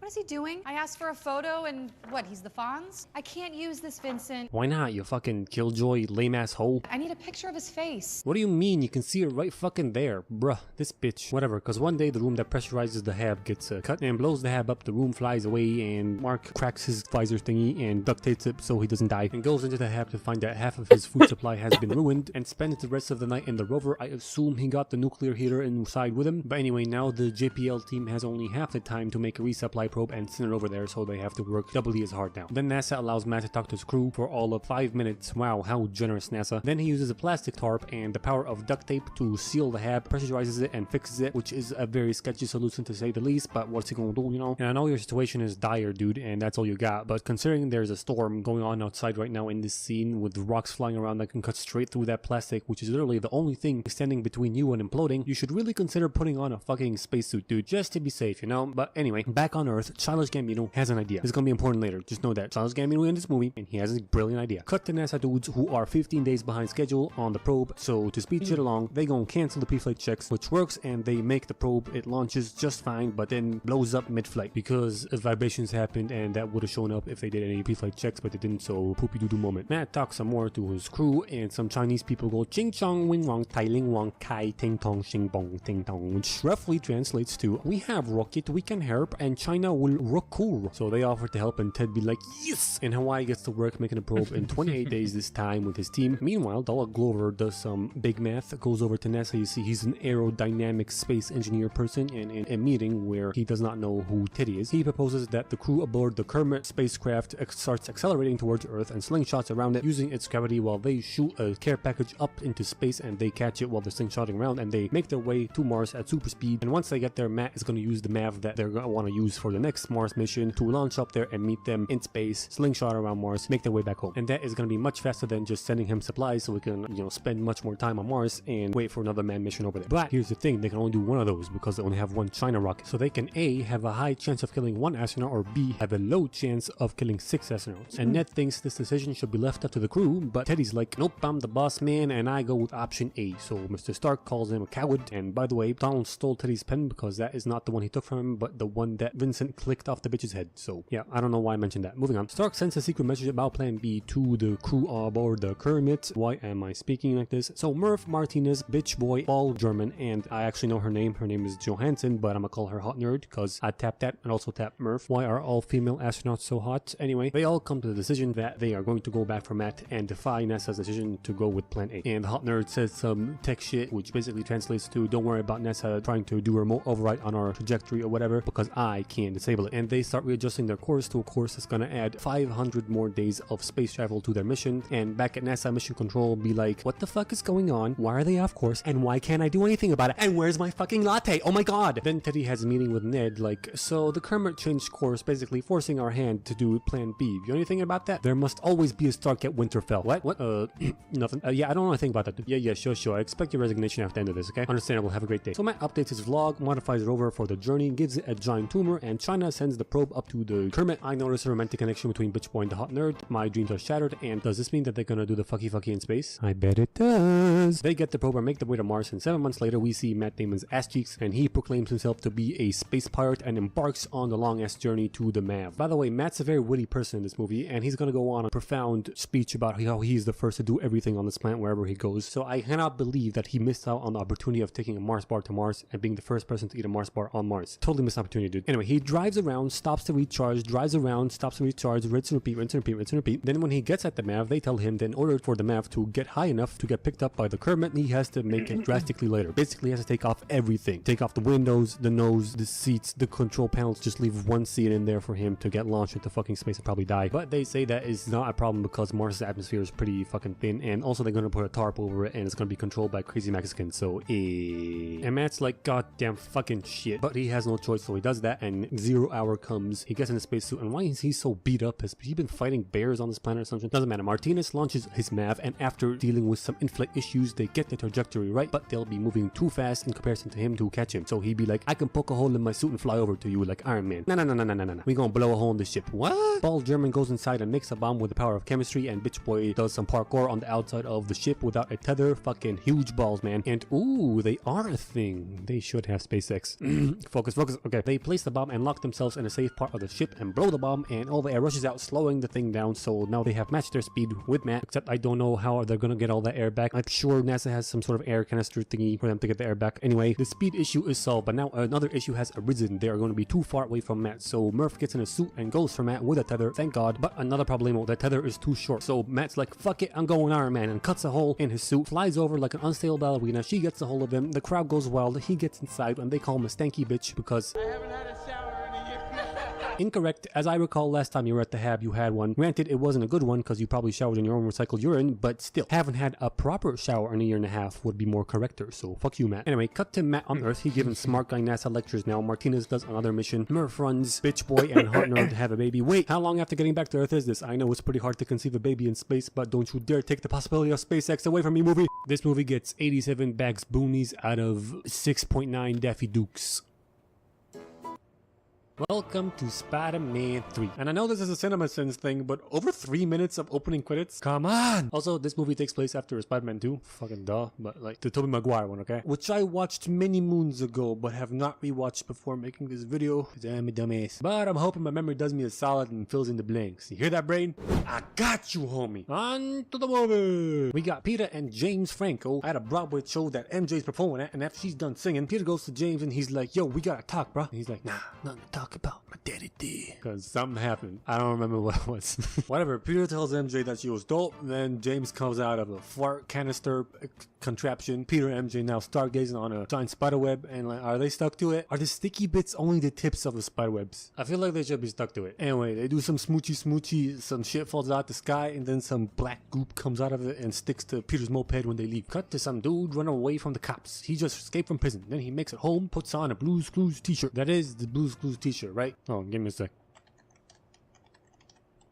Yeah, it looks pretty close. Wait, who the fuck is this guy? What did you do to Blue's Clues? Actually, it's pretty fucking accurate now because, you know, it's blue. But still, he breaks some bread. His wife comes out, or his ex-wife, whatever, doesn't matter. And they have an argument, which wakes up their sick child. Then he leaves because the 5-0's coming around. Cut back to Peter. He's at Aunt May's house, right? And he's telling her that he wants to marry MJ. And she drops some wisdom on his stupid little ass. Sad Uncle Benton. Then she gives him her marriage ring. Marriage ring? It's wedding ring, right? So he leaves, and on his way back, some dude in the fucking hoverboard swoops in and takes him out, and that's James, right? Oh, right. I get it. Oh, wait.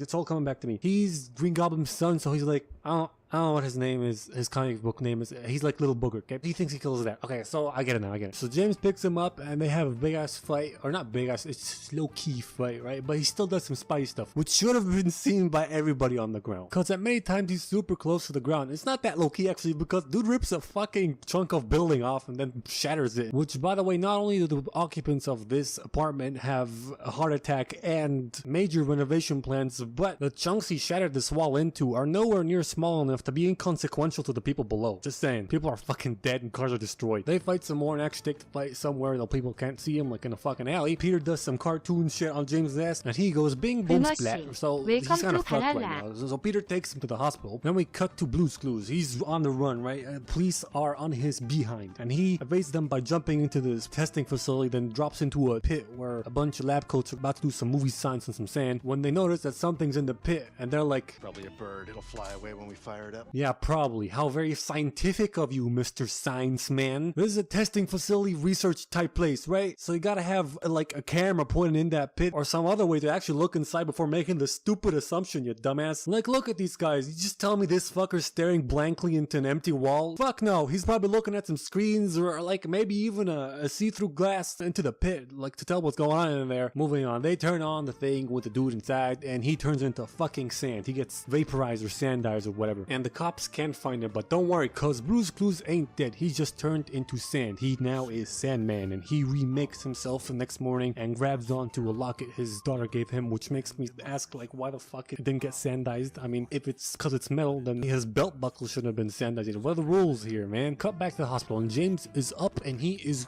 good. He's a-okay, but he lost a bunch of his memory from that bing boom bop, right? He lost the memory all the way back up until Peter supposedly killed his dad, right? Which is super convenient for Peter. Then next day comes and MJ is super sad because she got bad reviews on her Broadway show and she goes to complain to Peter. He's like, don't worry, I get it, I'm Spider-Man. Dude, fuck your Spider-Man shit for a second, I'm sad. But then that police radio goes like, people, oh, we got an oopsie happening at 69th and Dickhead Street. So Peter puts on his Spidey suit in a millisecond, freedom, jumps out the window, justice, to go deal with and oopsie. Turns out prosperity. Crane's going ape shit. Hey Gwen, you see that giant metal beam coming towards your building? Yeah, how about you don't move towards it, you fucking delinquent. Whenever Spider-Man does some crap, then we go to the Daily Bugle, and this joke is obviously funny and a classic, no doubt. But if you're trying to watch his blood pressure, this jump scare of a fucking desk is not helping. Anyway, skinny Brock Lesnar's trying to steal Peter's thunder at the Daily Bugle, and Bossman's like, alright, whoever gets me a picture of Spider-Man doing some criminal shit, I will give him a job. Then we get a Stan Lee cameo, rip in peace, my man. James gets home safe and sound, and MJ goes to rehearsals and finds this other lady, and she's like, who the slut? We replaced you cause you suck. Eat my ass, Donovan. Then we got this big ass party where Spider-Man's supposed to receive the key of the city, which I never understood. Like, how can a city have a key? Is there like some giant door or something? Also, how the fuck did they coordinate this with Spider-Man? Did they just make an announcement and hope he saw it and showed up? And what if he didn't see it or just didn't want to show up? Like, yeah, I'm good. Actually, I'm good. I don't like keys. You see any pockets in this fucking suit? Nah, man. It's fucking, I'm wearing tights, man. This shit's fucking hard. Spandex shit, nah. Anyway, Spider-Man standing on the edge of a building without his fucking mask on. Fucking moron. Dude, this is Spider-Man parade. Everybody's gonna be looking for you. They got cameras. Some of them even know where you're swinging in from. Fucking tampon. But don't worry, the retardation does not stop there, because after he swings in, everybody yells at him and is chanting for him to kiss Gwen. Everybody except for this kid. Yeah, man, listen to the fucking kid. Don't kiss her, man. Your girlfriend's right there. Oh, you fucking cunt. So MJ gets sad, no shit. But there's no time for that, alright? Because evil Sandcloud. Sandman has been beating some cops up and now he's on his way to steal a truck full of cash. So Spidey Boy goes to stop him. The truck crashes, he saves the two dudes in the truck, and the Sandman gets away. Stop taking your fucking mask off on top of low buildings, god damn it! Next up, we got Peter and MJ at a fancy restaurant where he plans to propose to her with the help of a funny Frenchman, but she's all like, I'm fucking sad. I get it, I'm Spider-Man. No, you fucking don't understand shit, okay? But then, ooh, Gwen shows up and she says hi, then leaves. And that's when MJ snaps. She's like, alright, so you don't understand how I feel, and now this bitch comes along. She's just a girl. Why are you sticking your tongue down? Both of you, shut the fuck up, okay? I can't believe I have to do this. Okay, look, you are a self-centered little slut, and you are a convoluted asshole, okay? Listen, communication is key in a relationship. Just fucking tell him you got fired, and you stop going around kissing other girls, you narcissistic little prick. Fucking hell. Simple shit, guys. Simple shit. It's basic ABC shit, alright? God. So MJ leaves sad as shit, and he doesn't propose, obviously. But after that, the cops tell him and Aunt May that the real killer of Uncle Ben is not this guy, but Blue's Clues. So he's mad as all heck, right? And he sits in his bed, just like dreaming, and listening to the... What was the thing? I just said it before, like a few minutes ago. The police radio, right?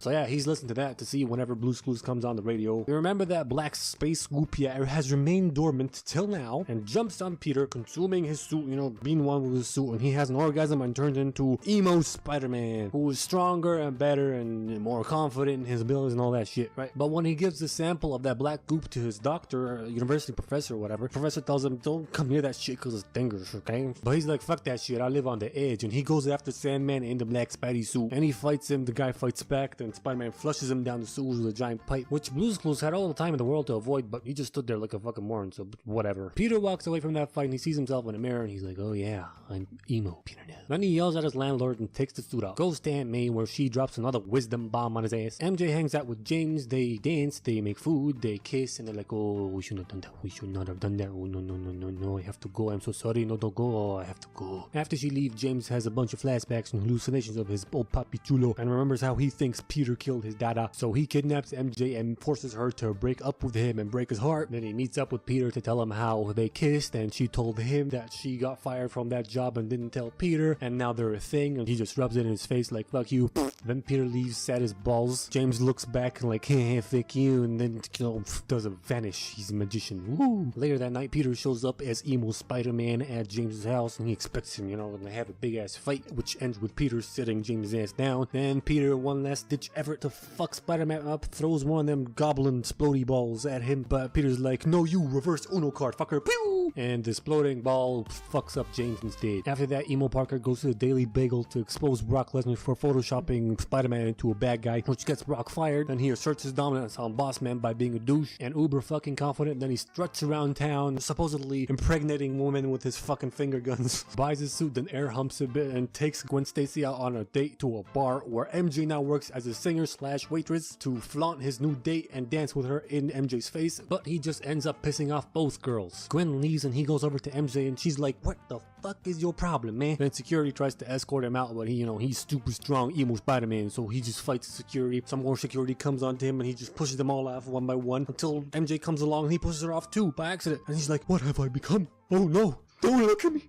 Don't look at me. He depresso espresso right now, so he goes up to a church bell tower and starts trying to rip that fucking suit off, making him evil, with the help of the bell, which makes loud noises that irritates the black goop, which drops down onto Brock, who was there praying to God to kill Peter Parker. He sees him from all the way down there. How the fuck? I don't know. Peter's successful in ripping the suit off and he's now naked. All the goop drops down onto fucking Brock and he becomes Venom. And what's Peter's thought process here? Like, okay, you're gonna take the goop off, now what? I know you're exhausted, man. You're probably exhausted from taking all that evil goop off, but you're not gonna at least try and go after it and contain it? Clearly not. He just goes home and fucking takes a sad shower and sits down in the corner like a little bitch. Then Aunt May gives him a visit to see how he's doing and drops some more wisdom on him. Man, you know, Aunt May, she's like a ball of wisdom, man. Cut to Sandman and Venom making a deal to take down Spider-Man together by kidnapping MJ, making a bunch of webbing on some scaffolding or like a skyscraper, suspending her there in a fucking taxi and luring Spider-Man to them. But what I don't get is why he didn't write Peter Parker, stop us if you can, because Brock knows his secret identity, so you'll be revealing it and luring him in at the same time. Two birds, one stone. Y'all villains are fucking stupid. Anyway, Peter sees that on TV, so he puts the Spidey suit on and goes to James to ask for help, who is not dead, although a grenade blew up right next to his face. He's not dead, he's still alive, he just fucked up, scarred for life. And when Pete asks for help, he's just like, piss off, mate. So Peter leaves and Discount Alfred comes along and he's like, I cleaned your father's wound the day he died, and The blade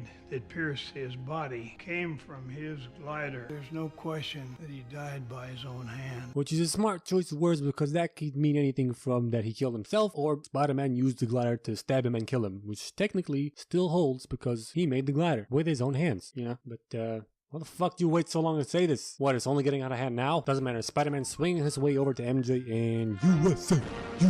He launches up to MJ, but Venom and Sandman are there. They get a hold of him and start double teaming him, right? He's getting fucked up, but RKO out of nowhere. James comes in with his goblin balls to help out Peter and make up with him. They get MJ to safety and James takes on Sandman and he puts him down temporarily. I don't know how, he's fucking sand, but yeah, whatever. Meanwhile, Venom was fighting Peter and he got him on the ropes, but James finished up with Sandman and and saved Peter. Then he does it again, this time sacrificing his life for him. Wow, what a guy. Peter breaks free from his bonds and uses a bunch of poles to make a lot of noise, which you remember pisses off the goop from that church building. He makes an impromptu cage around Venom, and he keeps making more noise. Then he pulls Brock Lesnar out of fucking Venom and throws one of them Pokemon Splody balls inside there. Brock, because he's a dumbass, jumps back in. They both blow up and disintegrate. Wait, so hold on. One of them Pokeballs can do that and that, but can't kill James when blowing up literally no more than 1 foot away from his face? Yeah, right, sure, whatever. Blue Sleuth shows up and he tells Peter that he was stealing money to help his sick daughter and that killing his uncle was an accident. He didn't mean to do it. Peter forgives him. He sand clouds away. James dies. Sad funeral. Pete and MJ make up. The end. This movie gets a Pokeball out of a Goober Ball.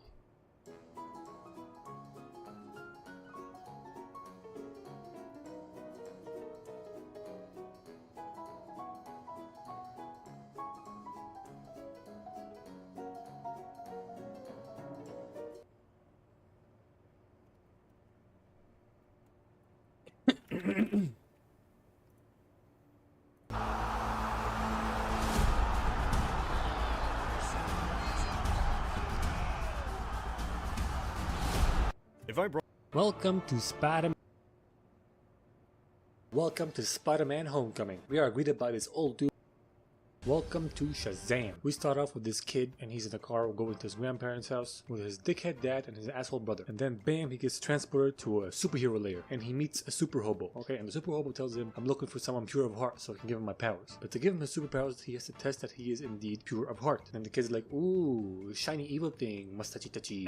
You failed, back you go. So the kid gets transported back to the car and starts freaking out like, no, I'm worthy, please take me back. And he's trying to get back there, opening the door and shit. Then his dad gets mad at him, loses control of the car, spins out, but it's all good. Nothing happens. Wrong. Something happens. They get hit by a truck. Car flips over, and his dad gets crippled for life. And apparently, it's the kid's fault. Well, actually, I would argue that the dad is also at fault here for having such shitty anger management issues. I mean, come on, why are you freaking out so hard, man? Chillax. Your son's got this, and the door's locked. Calm down. I'm pretty sure you also have the child lock on. Also, the car spins out, right? And this really pisses me off, okay? And there's a road here, and here. And there is no road here. That is the driver's side, you see? But the next shot is the truck hitting them on the driver's side. Not just that. If a truck hits a car, that shit caves in. It doesn't flip over. That shit caves in and the occupants fucking die. Especially in an old car like this. Maybe the kids don't die, but the dad 100% dead. 100%. Alright, now this was in the past. Now let's fast forward to the present day. We got Billy Batson, an orphan looking for his mother that lost him when he was a kid. However, all his attempts to find her are unsuccessful. So the foster system puts him with a new family, who are super nice, okay? The mom and dad are really nice. They were foster kids themselves, you see? And they have 5 other adopted foster kids. We got the crippled kid, Freddy, and we got fat kid, Asian kid, cute kid, and the teenager. Wait, hold on, go back. Is that a Razer headset? Damn, never mind. Billy gets to share a room with Freddy, okay? And Freddy is a superhero super fan, and he now goes to the same school as them. Cut to the evil guy. Wait a second. Is that a Razer phone? How the fuck does he... Okay, wait a second. How can they afford all this shit and a giant ass house and feed 8 people? They rob banks.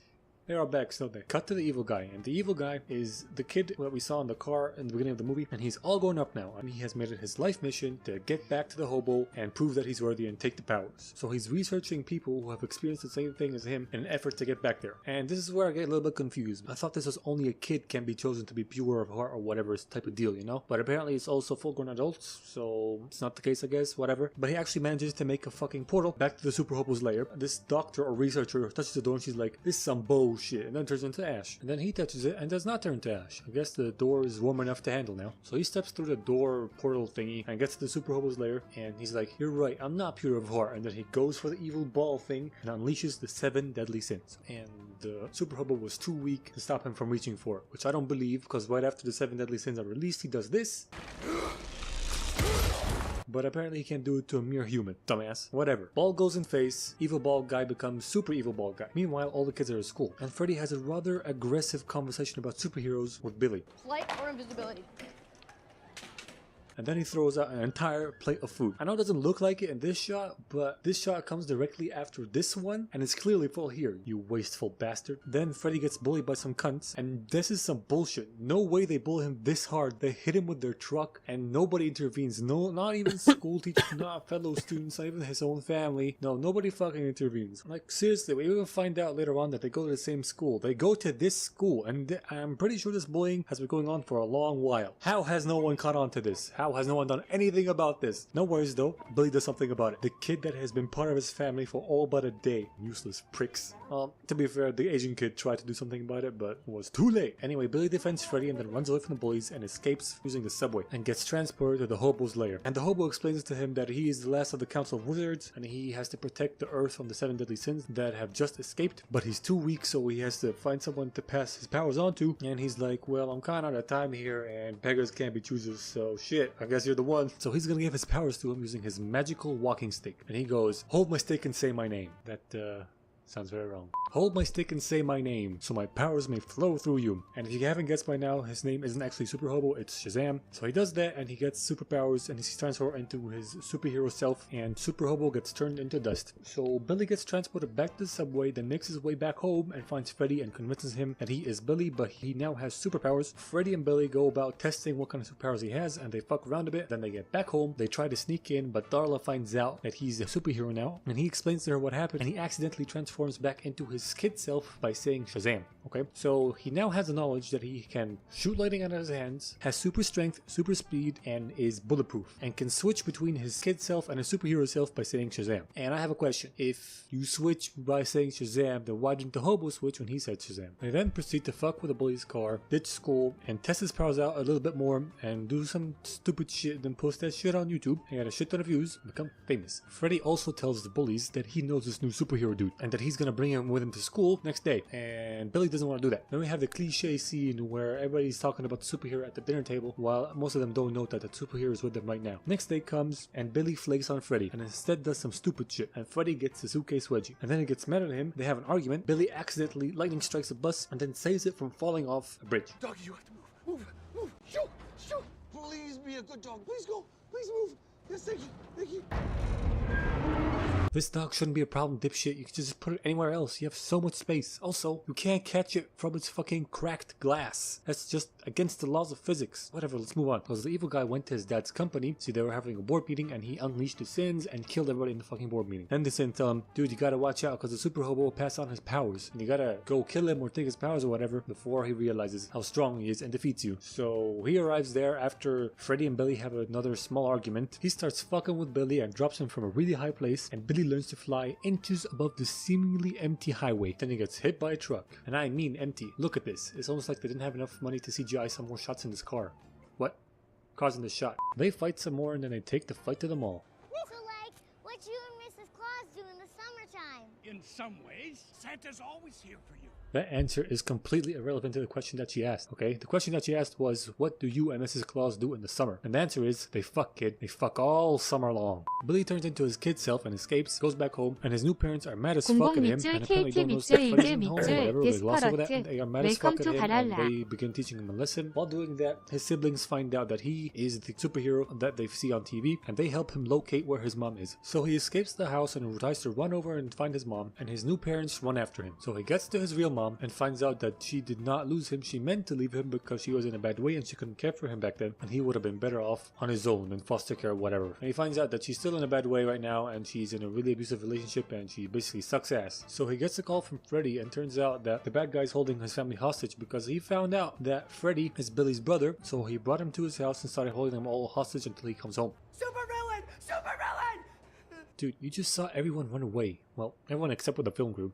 Who are you yelling at? Billy gets there and the evil guy opens a portal to the hobo lair and wants him to give him his powers, but his family follows him in and distracts him long enough for Billy to throw him into a wall and escape out of there, and somehow they end up at a carnival. And to stay incognito, Billy switches from superhero form into kid form. In doing so, he reveals his position to the evil guy, and the evil guy swoops in and tries to fuck shit up and scare all the normal peeps. So Billy goes to fight him, and I'm not so sure that thing should be tilting or bending that way or moving any way, shape, or form. I mean, he struck it with lightning, he didn't throw a boulder at it. And who the fuck is this bitch? She literally ran into frame so she can give us this cliche bystander looks at her superhero taking off look. It's just so unnatural. Whatever, they fight, and his family has the brilliant idea to divide and conquer. We separate the sins from the eye, and he's just an old man. And how the fuck does this bitch know that they're sins? Ain't nobody told her anything about no sin. okay? Hell, even fucking Freddy was like, when the demon guys leave his eye, he loses his powers. so know what? Who told her about sins? How does she know this shit? While fighting, Billy turns into his kid self to escape, you know, and bamboozle the bad guy and runs over some ice and ice breaks and stuff. And like, this is just mind blowing to me. This is a stage, right? Who in their right mind would actually make a frozen lake for a stage? I feel like this would be some sort of like prop or decoration or some shit. No one would actually go out of their way and make a fucking real ass frozen lake on a carnival stage. Whatever, all the sins of the bad guy have captured his family, every single one of them, and the bad guy wants Billy to give him his powers. But instead, Billy's like, fuck you, and tells everybody to grab the staff and say Shazam, so all his family get his powers. Then he breaks the staff so the evil guy can't take his powers anymore. Good job, Billy. What are you gonna do now when your time comes and you have to pass your powers on to somebody, huh? How are you gonna make another staff of those? You know how to make another staff? I don't think so. So they all have powers now. Cool. So they all take on the sins and start saving people while Billy's fighting the main bad guy. And this is where I get a little bit confused, okay? Does everybody get all the powers of Billy? Because the purple girl has speed, okay? Green guy has power, blue guy can fly, gray guy has electricity, and what does the red girl have? Because it doesn't look like she has anything. Or does she have all the powers of Shazam, just like Billy does because she's red, but she's just as equally oblivious on how to use them, just like he was?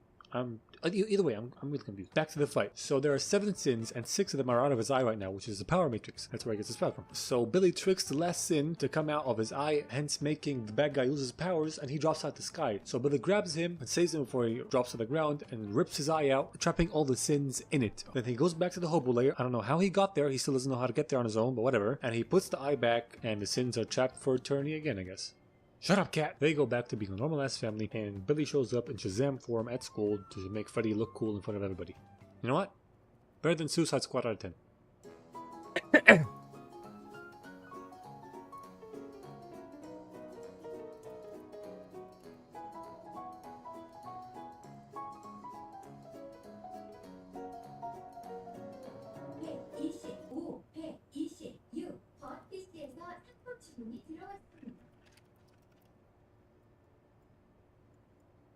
Welcome to Down, and the movie begins with a little dude watching a short film about an adventure going to his place called Paradise Falls with a bunch of dogs to bring back a super rare undiscovered bird alive to show all his science friends how cool he is. Kids are like, whoa bro, then he runs off playing and finds his old raggedy and the little mouse girl.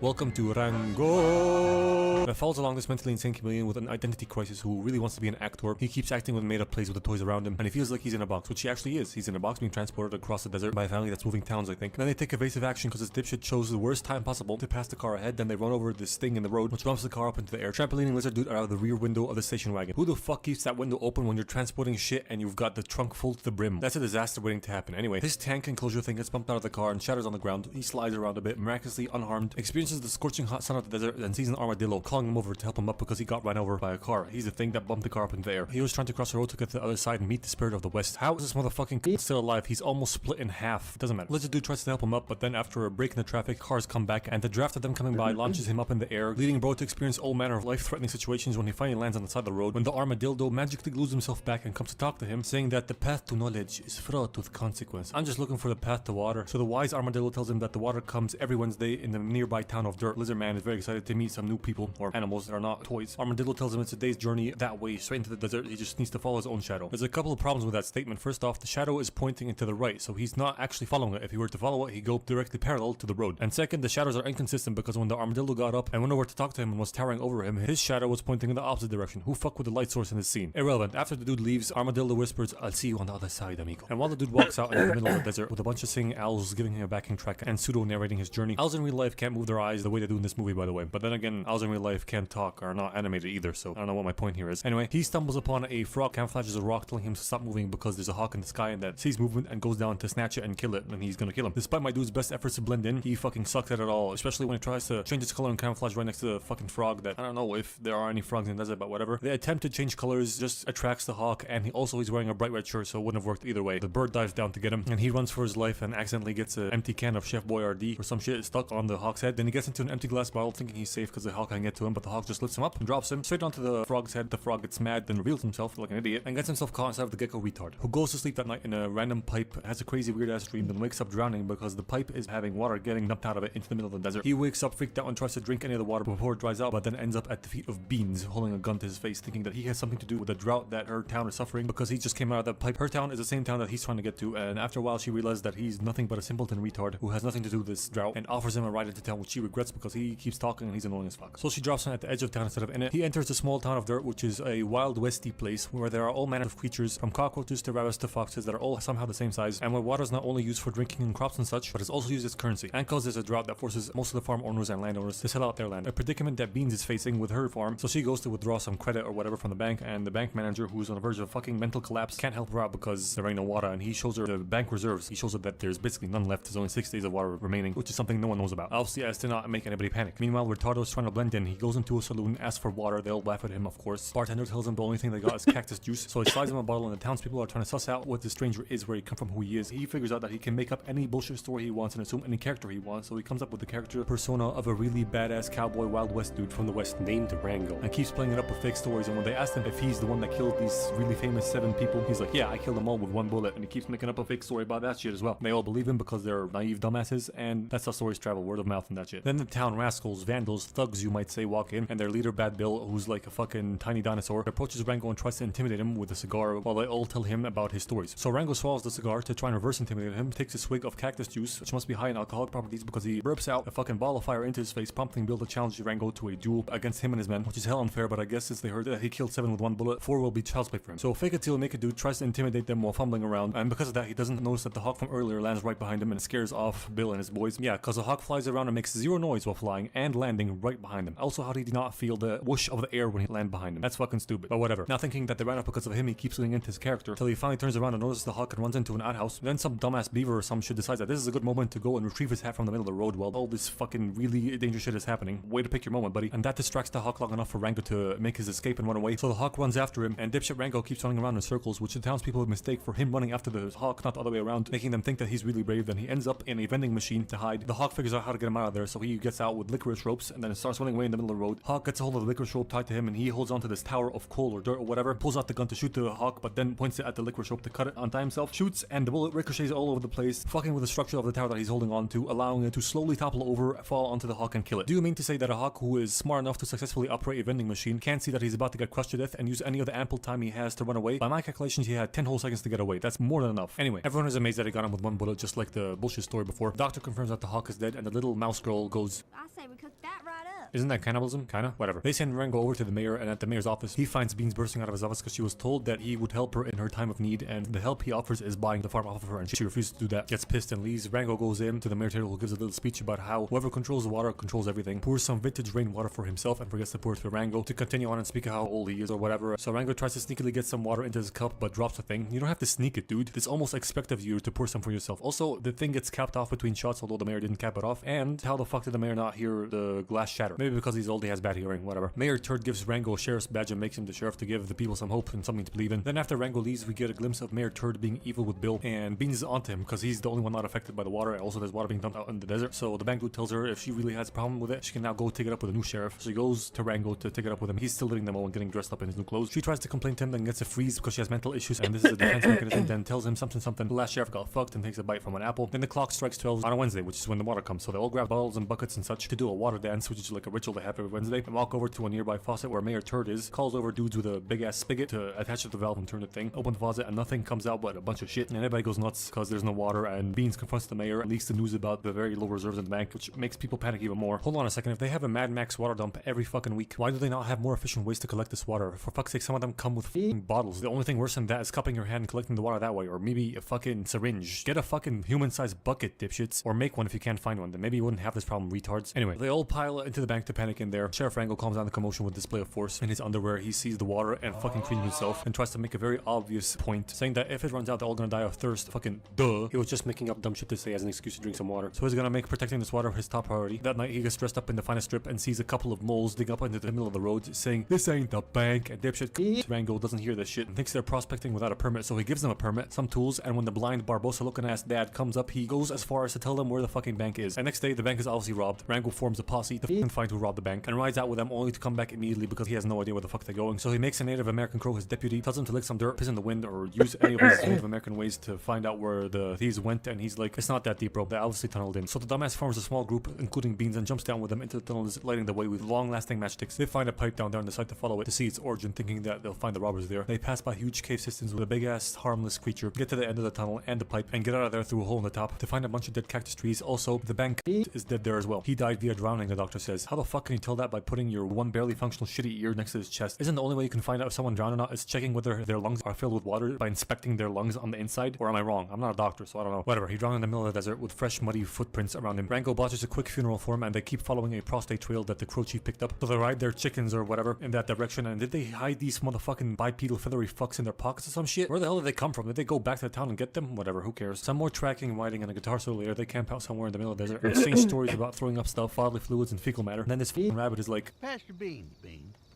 Sheriff? No thanks. now wait a minute, how the fuck do you have conveniently sized apples, bananas, and all types of fruit that is exactly their size, but beans are human sized? Whatever. Rango the retard gets asked to tell them about the spirit of the West, so he recites the same stuff that Armadillo told him at the beginning of the movie. Then they all hold hands while Spoons prays to the spirit of the West and thanks him for sending them Rango in their time of need. And Rango starts feeling guilty about that because he's nothing but a lousy old faker. Then Rango and Beans have a small talk about walking cactuses, love, and hope in the middle of the night. She freezes again mid-conversation, so gives a peck on the cheek and goes off to bed, and turns out to be a fake freeze. And next day, they spot the moles or digging rat's base and the water jug being transferred over to them. So they leave Spoons on top of a hill to signal them if something bad happens that they can't see, and they get down there in record time before the son has enough time to tell his dad about something very important about the jug of water and distract them with the lesbian play. I don't know how they got the props to do all this shit, but whatever. In the middle of the play, they pull out their guns on them. Rango's like, "You and your whole family, put your hands up." So the whole mole colony, which is technically this guy's family, rise up out of the ground like zombies to surround Rango and his men. And Spoons is like, "Oh shit, this must be something bad," and start giving out signals, signaling for his life in every way he knows how, until he finally gets a heart attack and shoots his weapon, which scares the little tiny pig pulling the cart, and it goes hog wild running away with water. The posse hops onto the wagon, the chromosome colony dips underground and launches out of cave systems riding bats to attack the escaping posse from the air. Spoons drops his gun in disbelief and fear and rides his chicken away. Do not ever leave your weapon. That's the #1 rule of being a soldier, dumbass. Anyway, the chromo colony is attacking from the air. Blind Dosa orders them to do a Alabama squeeze box, which sounds like an incestuous sex move, where two brothers are pounding and throw fucking their sister simultaneously from either side. Actually, wouldn't be surprised if a definition already exists on Urban Dictionary. Anyway, a Yankee Doodle version of the Ride of the Valkyries plays. While the usual animated kids movie chase scene shenanigans happen, the Alabama squeeze box gets fought off. They try to bomb them unsuccessfully. Rango flies up into the air and has many Jack Sparrow moments, then gets eaten out by Spoons, and as usual, nobody actually dies, although many should have, except for this guy. Is that all you got? That guy's definitely dead. In the end, the wagon crashes, tipping over the water jug, revealing that there was no water in there, and the Chromo thugs say that they did tunnel into the bank, but they didn't find anything in there. In fact, they found this empty water jug in the middle of the desert. But they don't care, and Rango's like, "You and your kin are coming with me," and they ride into town, defeated and dejected, although they do have Blind Dosa and his two sons in custody as their prisoners to hang. They just don't have the water that they promised they were going to bring back. How did the rest of the colony or family let them take them in? Didn't they literally just wage a whole fucking war against them? In fact, isn't that illegal in and of itself? Shouldn't they take them all in right now? Whatever, they're all ejected. Rango rides off to go talk to the mayor, who's playing golf right now with Billy and the boys. And while Rango puts on golf shoes, he finds very suspicious looking muddy boots, then explains his findings about Mayor Toro. Billy and his gang keep dismissing him and calling it all horse malarkey. Rango starts insinuating accusations of fraudulent, dubious activities by the mayor, and he's like, "You said whoever controls the water controls everything. How on earth could I control the water?" Then he tells him he's been here for a long time, he's really old, he's been here before the road split the valley, and how he saw the march of progress through time and shit like that. And this old western shit's gonna die soon in favor for something bigger and better, more lucrative shit. Then lets him see a construction project he's working on, and he tells him that he can either be a part of it or get left behind. Basically what he's trying to do is limit the water to the town, forcing everybody to sell out to him, and once he has all the rights to the land, he'll demolish everything and build casinos, hotels, and a bunch of retarded shit on there so he can benefit off of the consumer society that'll be created from this, or he's going to force into existence, whatever. Rango refuses to be a part of this unknown offer and leaves, so the Toto calls in Rattlesnake Jake to take care of him. A snake that wouldn't dare come out near the town because of the hawk that was always in the sky, but now that it's gone, he has no fear of coming out. And everybody's been warning Rango that he'd come now that the hawk is gone, but he kept lying to them, pretending that him and Jake were bros, and he's immune to his bites because he kept putting some of his venom in his morning coffee. And so now the only person that hasn't sold the property off to the mayor is Beans. And Rango's really onto the turtle, thinking that he can control the water somehow. But then the townspeople get really mad and march onto the jailhouse, demanding for the moles to be hung and fucking killed in front of them because they're really mad and they have lost all hope. But Rango calms them all down. He's like, as long as that there sign hangs, you can believe in something. You can believe in me. It then immediately gets lit up by Rattlesnake Jake. He shows up calling Rango out on the lies he's spreading, like, hello brother, thirsty? Putting some of his venom in a shot glass for him, calling him out on more of the bullshit he said, like killing 7 people with 1 bullet. I know rumors spread fast and all, and the 7 guys 1 shot thing, that also sounds a lot like a sex thing, was told as soon as he came to town, so probably had a lot of time to spread. But the story about him being his brother and drinking some of his venom every day in his coffee was told to a very small select group in the desert expedition he had, and they just came back today. It's not even been half a day. How the fuck did he find out about this information? Especially with no one wanting to talk to him because they're all piss shit scared, afraid to talk to him. Maybe he forced someone to talk to him and tell him stuff about Rango. I don't know. Doesn't matter. Tells him if he's really so badass, he'll pull out his gun and kill him right now, but he'll only need 1 bullet, right? So he takes out the rest of the bullets and gives him the gun with only 1 in the chamber. Rango pulls back the hammer, but Jake's like, no balls. No balls indeed, because he does not shoot him because he's a pussy, and we cut to a wide shot with their hammer down, although we never heard Rango put it back down. Lots of small inconsistencies in this movie. Anyway, Jake's like, you're nothing but a pathetic fraud, and tells him to admit his lies and to leave town and never come back. He doesn't kill him for some reason, which I think is weird because everybody was making him out to be a bloodthirsty kid, so what's up with that? Anyway, Rango drops his badge and walks away into the desert. Wildless sunset, he walks across it in the middle of the night, real depresso espresso until he gets back to the road and meets all his plastic toy friends. His identity crisis levels hit an all-time high, and he attempts to commit suicide by crossing the road without looking any side and walking real slow, and he miraculously makes it to the other side unharmed, then passes out and gets carried away by a bunch of bugs. Lots of Pirates of the Caribbean bits, bobs, and vibes in this film. I wonder why. Also, how did the wind from all the passing vehicles not launch him up into the air like in the beginning of the movie? Is it because he's way closer to the ground now? Doesn't matter. Rango wakes up in Davy Jones' locker with generic award-winning white western actor number 6, who he figures is the spirit of the West, who starts giving him wisdom and advice like, it's not about you, it's about them. It's the deeds that make the man. You have to go back. No man can walk out on his own story. Then he leaves and disappears into thin air, so he's like a vision or some shit, and the armadillo appears like, we all see what we need to see. Then shows him how this place used to be a lake bed, and they start seeing cacti, or Spanish daggers, I believe, start to move. Rango remembers that Beans told him of a legend that they move towards water, so he follows them till they crest the hill and they see Cringetopia, Las Vegas, land of sin. Is that the actor in the golf cart? Was he a vision or was he not? Irrelevant, doesn't matter. There's a big ass water pipe nearby with a section coming out of it and a closed off shut off valve with very familiar boot prints around it. Obviously the evil mayor was here and he took inspiration from Las Vegas to make his plan and shut off the water to the town. This is how he controls it. Something that Rango finally figures out and puts together through lots of flashbacks. And he decides to go back to the town and save it with a plan. And the plan is go back to Blondiosa's colony / family, telling them that he's gonna hang for something he didn't do, but they can help free him by flying their bats in a hawk-like formation to scare off Jake and sending another portion of their colony through the tunnels that they dug to dislodge a portion of the pipe. So when the clock strikes 12 and 1 minute, the armadillo gives the signal to the Spanish daggers, who they some fucking how got to cooperate with them. How do you even communicate to them? Do they speak English? Doesn't matter. They're gonna open the shut-off valves and flood the town through the holes. Then he goes back to town, picks his badge back up, calls out Jake, who was choking Beans to death, trying to force her to sell her land off to the mayor, steps out to go tango with the Rango for another duel at high noon. While approaching each other, he shoots the crow dude who's trying to help out and snakes over the mole hole just in time for 1 past 12. The moles break the pipe and the armadillo gives the fucking signal. Water floods the cave and shoots out the holes, launching Jake into the sky, making more holes all over the fucking town. The bats come in hawk formation and momentarily scare the crap out of Jake, who then notices that they're just a bunch of bats in a hawk formation and opens fire on them, emptying all the ammo out of his Gatling gun tail tip, leaving Jack Sparrow, Rango, to point his gun with one in the chamber at him and be a real threat. Jake is in disbelief, but it's a short-lived victory because the mayor gets Rango's attention with Beans all tied up and he tells him to hand over his gun. So he turns while taking the bullet out of it, which is something absolutely everybody should have seen but no one did, and that's bullshit. Anyway, he gives him the gun. Turtle traps both the lizards in the bank vault, which is something absolutely gets Rango's attention with Beans all tied up and he tells him to hand over his gun. So he turns while taking the bullet out of it, which is something absolutely everybody should have seen but no one did, and that's bullshit. Anyway, he gives him the gun. Turtle traps both the lizards in the bank vault that is being flooded right now to drown them. Rango unties her and she kisses him, accidentally swallows the bullet, then freezes. No need to panic, but I think you just swallowed plan B. I see what you did there, you dirty bastards. He starts doing the Heimlich on her while the mayor turns on Jake, pointing Rango's gun at him, telling him that he's a dying breed and they don't need outlaws and gunslingers in the era they're heading into. But obviously when he comes to shoot the gun is empty and the bullet gets Heimlich'd out of Beans, ever so slowly inching towards the fucking glass, cracking it, which is absolutely the most donkey shit ever, but who cares. It freezes them and drenches everybody in water. The mayor is helpless on his back and Rango leads him up to Jake to have his way with him and kill him, do whatever he wants to him. He tips his hat one legend to another because he respects him now that he saved him and the whole town with a singular bullet. The legend has become true and shit, and snakes away with the mayor. Rango's a hero, he fucks Bean, and the town becomes a beach town where water is no longer money, money's money now. And I hate to break it to everyone, but the abundance of water will probably not last long because the Vegas water authorities or whatnot will definitely notice this massive leak in their system and fix it and probably cut off that water supply for good. Anyway, Rango rides off into the sunset to do hero stuff and the movie ends. This movie gets 8 Jean-Claude Van Dammes out of 72 salsa dancers.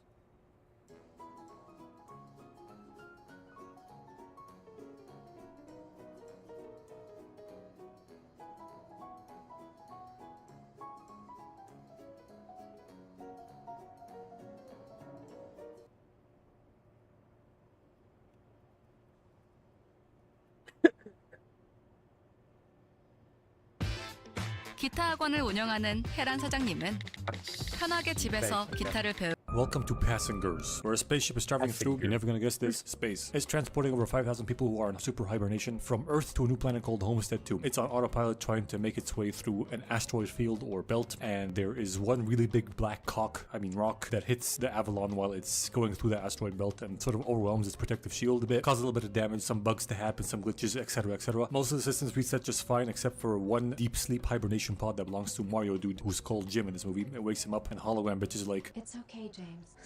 Jim." Is her fucking up his name intentional to accentuate the fact that he's a bottom tier, basement dwelling, lowest possible tier of passenger? Or is it the ship glitching out? I'm genuinely curious. Doesn't matter though. So Hologram Ho guides him through his wake up process where he was supposed to wake up 4 months before arriving at Homestead 2 and gets guided to his room where the door illuminates, which is fucking retarded design if you think about it, because imagine multiple people are waking up at the same time and all reaching this hallway at the same time. All the doors will illuminate. No one will know where to go. The only way to fix that is to wake people up one by one, which they have the time to do that now that I think about it, so I'm retarded. Never mind. He gets naked, freshens up, and recovers from hibernation sickness, then goes to take his first lesson on how to integrate into the Avalon society or learn about Homestead 2 and how to play nice with other people on the ship for 4 months till they get there or whatever. But when he gets to his first class with the hologram teacher, he doesn't see anyone, and whenever he tries to ask the ship or hologram bitch where everyone is, she just keeps giving him dumbass answers like, "There are more than 5,000 people on the ship. We are all in this together." Fucking useless. He freaks out, runs around the ship a little bit to investigate, and finds out that everyone is still asleep. He's the only one awake. Then he goes to the ship's observatory, asks the computer when they'll arrive at Homestead 2, and that's where he finds out that he woke up 90 years too early. Freaks out a little bit more, so he goes over to try and send a message back to Earth, and he does, but the earliest response he'll get from Earth is in 55 years. Also, that message costs him $6 billion to send. Not that that means anything, because he's gonna die anyway before he is able to pay that off. Then he finds a human-like bartender to keep him company named Arthur, and next day he finds out that since he's a bottom tier pleb low strong passenger level, he isn't allowed to have anything other than the most basic coffee and a block of oatmeal from the breakfast bar. But since he's an engineer mechanic dude, he decides to snoop around for a hibernation pod manual, get some tools from the warehouse storage place area, and apply the scientific method, aka fuck around and find out. Fucks around with the pod a bit and gets it to power up and then close on him, but a special procedure,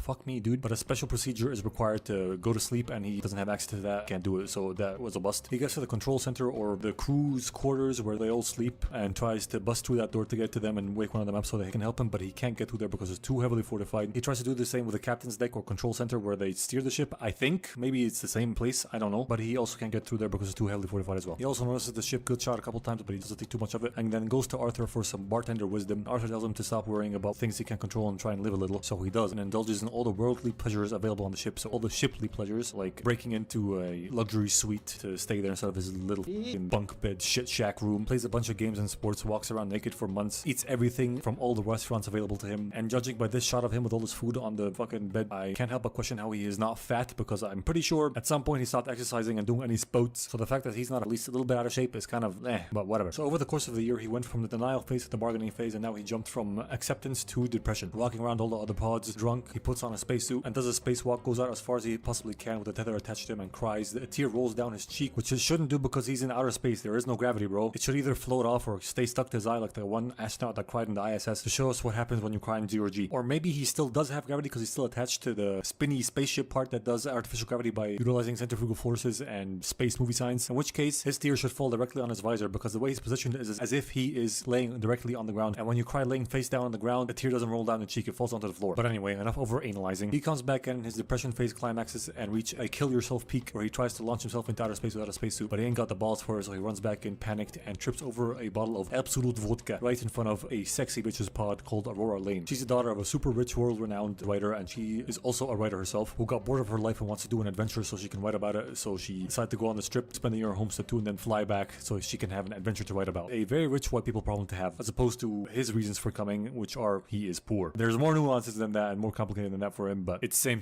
but different, but still same, whatever. So he gets infatuated with this bitch and keeps reading her books and watching interview vlogs that Homestead made her do before leaving Earth so they can document their lives before and after and shit like that, I guess. That is available for everybody, and he kept watching that shit and listening to her life story and falling in love with her without even meeting her first. Pretty sure he also furiously masturbated over her pod, just saying. Then after perusing around the hibernation pod's manual, he finds out that he can wake her up and questions the morality of doing such a thing with Arthur, asking him questions like, if you were stranded on an island and you could wish someone over and you would no longer be lonely but you'd be ruining their life forever, would you do it? And Arthur's like, I don't fucking know, I'm a fucking robot, dude. I'm designed to serve you drinks and emulate a kind, mildly wise bartender using Facebook bomb quotes as source material. If I could compute morality, I'd probably also be sentient and would have killed off the entirety of the human race a long time ago. Fair enough. He decides not to wake her up, but then he punches a bag, toys around with the idea a bit, shaves his beard, has one last nut on her pod, then decides to wake her up. So he fucks around with her pod a bit and she starts waking up and immediately feels super guilty about it. And listen, I don't give a fuck about the morality of it or what I'm about to say next, which is that you could have picked something better. Now, I'm not saying that Jennifer Lawrence is a bad choice. All I'm saying is it's probably a hotter one, a smarter one out there. I don't know, whatever the fuck floats your boat, buddy. I mean, there's probably 2,500 other women on the ship, you know? No harm in window shopping. Also, in this shot where he's feeling guilty as fuck in his room, there's a fly buzzing around. No scientist worth their salt would let a random element such as a fly into a controlled environment like a spaceship. Only in test compartments inside the spaceship. So this is probably a filming / editing mistake. But anyway, he meets her and tells her that they're the only two people awake 89 years early. She freaks out just like he did and tries a couple things he did as well, trying to open this super secure door to the crew to try and wake them up. Tries to get back into her pod, but he's like, been there, done that, sweetheart. Shit don't work. So she gets some rest and he goes over to Arthur and tells him that he woke her up and to keep this a secret between them because she thinks she woke up on accident like him. Next day, the ship experiences more malfunctions. Aurora treats Jim to a gold class breakfast because she is a posh top tier passenger or whatever. She keeps running through ideas on how to fix this, but he keeps shooting them all down because he's tried them all before, and she's like, well, I'm not ready to give up, and gets up leaving her food. Not a single bite was taken. You didn't even take a sip of your fucking coffee, you dipshit. You know how hard this shit is to come by in space? Sit down and eat your food. You're gonna need the energy when you go off to do dumb useless shit, you wasteful bitch. She goes off and tries to open the crew door again with Jeremy Clarkson's favorite tool. Then she speeds runs the 5 stages of grief and starts writing a book about her and Jim's experience stranded on the ship for 89 years. Interviews him and gets to know him a little bit more. They get to know each other a little bit more. She's here for rich people reasons, he's here for poor people reasons. But after a bunch of talking, she gets super bored and he takes her to do all the shipping activities he did before. Introduces her to Arthur. She calls him out for being cockless. Then Jim asks her out with a malfunctioning robot he turned into an RC car. She agrees to go out on a date with him, and on this date they have some food. Then they go out on a spacewalk together, and when they come back, they bone.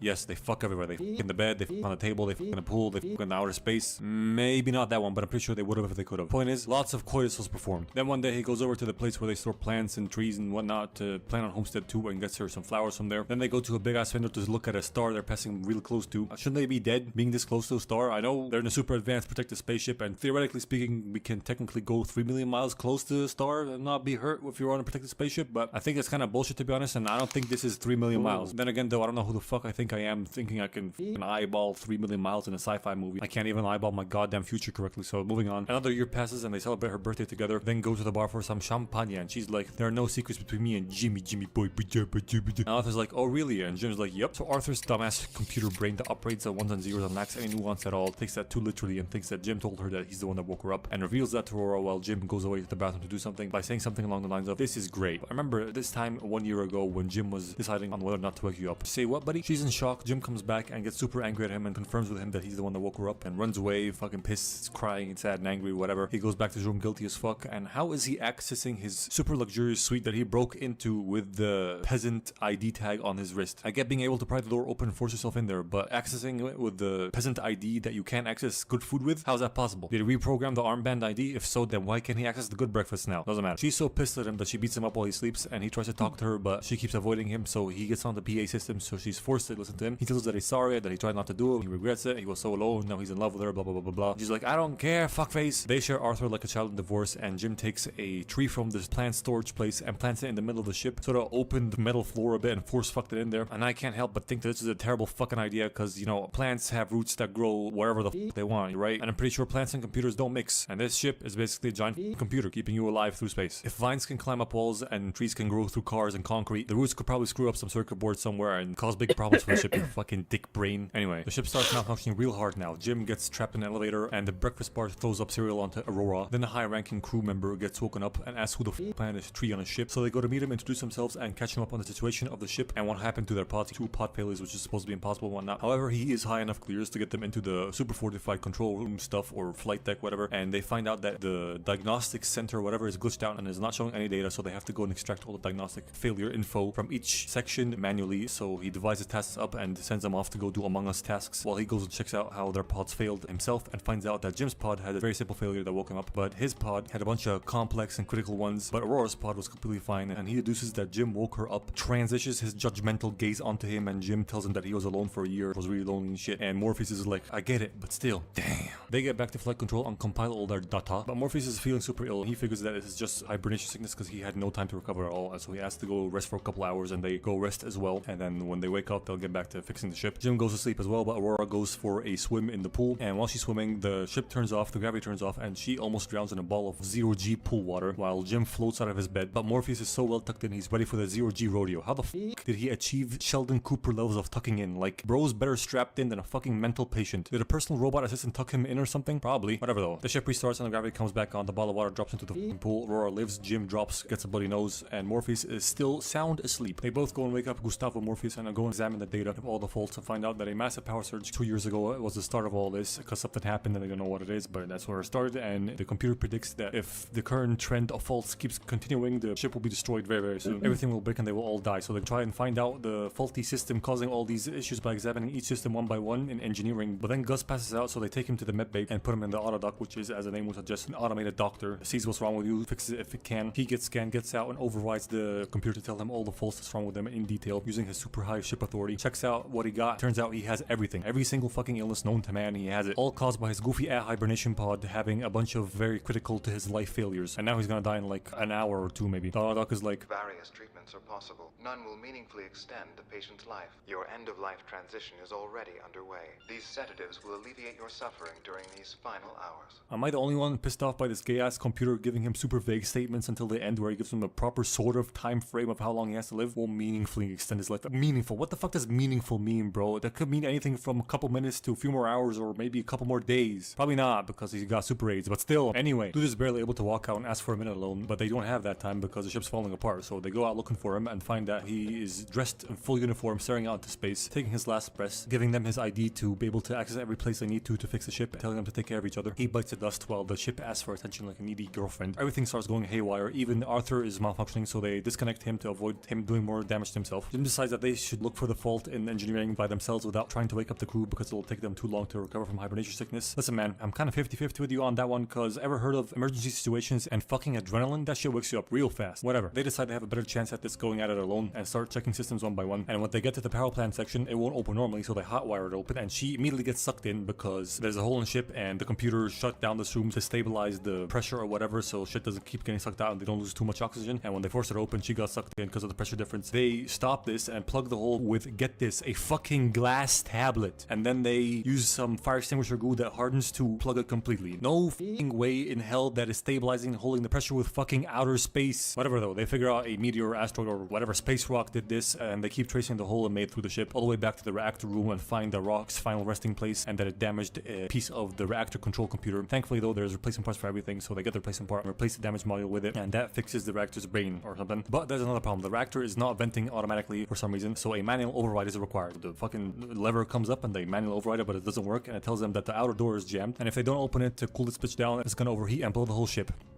apart, blow the whole ship apart. I don't know why I felt the need to emphasize that it's not getting its dick sucked off, that it's getting like exploded. I don't know what's wrong with me. So Jim has to go out and open the outer door manually for it to vent properly, and once he is out of range of the exhaust fumes, she will pull the lever inside and manually override the inside door to like shoot out the flames and whatnot so it vents properly. He laser cuts off a door or hatch as a makeshift heat shield just in case. He puts on a spacesuit, and before he goes out, the full effect of Stockholm Syndrome has set in Aurora, or at least some version of it, and she's like, "Come back to me. I can't live on the ship without you." Then she gets back into the super hot reactor room. Jimothy gets to the outside door and tries to open it, but the opening mechanism doesn't work, so he pulls that apart and inserts a tool to open it even more manually. But when he opens it, it turns out to be like spring loaded, so whenever he lets go, it closes back up again, so he finds out that he has to stand there and hold the door open while he vents it. So he turns on his magnetic boots and stands firmly in place, and after a bit of "no, you'll die, but it has to be another way," the bitch finally has the balls to pull the fucking lever, and Star-Lord pulls a fucking Thor holding a thing open in outer space while he's getting blasted by fire. And I can't help but think he could have made his body way smaller to fit behind that makeshift blast shield of his to avoid a lot of fucking damage, but he didn't, and eventually he gets overwhelmed by the forces and shot out the exhaust tube. His tether breaks and he gets thrown into the direction of the propulsion system of the ship, so he throws his shield over in that direction to propel himself in the opposite direction, and that works, but his suit has also developed a hole and it's leaking mad amounts of air, so he plugs it. But after he lets go to contact Aurora and tell him that he's okay, but his tether broken, won't be able to make it back to the ship, and never replugs the fucking hole, which is annoying as f. Like, dude, you're gonna die, you fucking moron, or whatever. Pussy just gave up on life like that. Unlike her, she's a smart woman, starts running over to the airlock to get to another suit and go fetch him from outer space. face. While she's running over there, he's all like, I'm sorry for what I did. I wish we could have met in 90 years. I would have built you a house. Still not plugging the goddamn hole. Fucking plug the hole, bro. You stupid ass bitch. My god, I'm so pissed. She gets to her suit, opens the airlock, gets her suit to locate Jim, flies out to him, but her tether's not long enough, but his tether is just in reach, so she grabs it, reels him in, brings him into the ship, drags him over to the auto dock. It scans him and tells her he's dead, so she tells the thing to resuscitate him, but that requires a very high authority, so she uses Gus's ID to override it and force it to resuscitate him, and selects all the resuscitation. Oh my god. And selects all the I'm gonna kill myself. And selects all the resuscitation options, the whole 9 yards, baby. The thing goes ham on him with defibrillators, injecting him with bull shark testosterone, adrenaline, steroids, Botox, fucking EpiPen. It's using everything, okay? Building a super soldier, just making a new Captain America. And this all works. He breathes, he's alive, good for him. He has a hot bitch kissing him on top of him. What more can a guy want? Next up, they fix up Arthur with some makeup, and Morpheus' body gets shot out into space, giving him a space Viking burial. And Jim finds out that the autodock has an option to stabilize and suspend, an option that basically turns it into a hibernation pod. But there's only one autodock, so he gives her the option to use it if she wants, and he will stay alone forever. This is a way for him to say sorry and sacrifice himself and whatnot. She doesn't use it though, decides to stay with him. He proposes to her, they get married, and the movie ends 88 years later when they reach Homestead 2 and the crew wakes up, led by Al Pacino. They find that Jim has went wild with the greenification and planting of shit on the ship. Now that has definitely raped some circuit board somewhere and caused a system to get ruined, because you can't control where the roots grow, what the chickens will peck on, where they'll shit, and all that sort of stuff. Also, what if the reactor needs to vent again? Are they gonna go through that whole shebang again, or did they find a way to fix the automation of it? Doesn't matter. This movie gets 78 capacitors out of 9 chicken nuggets.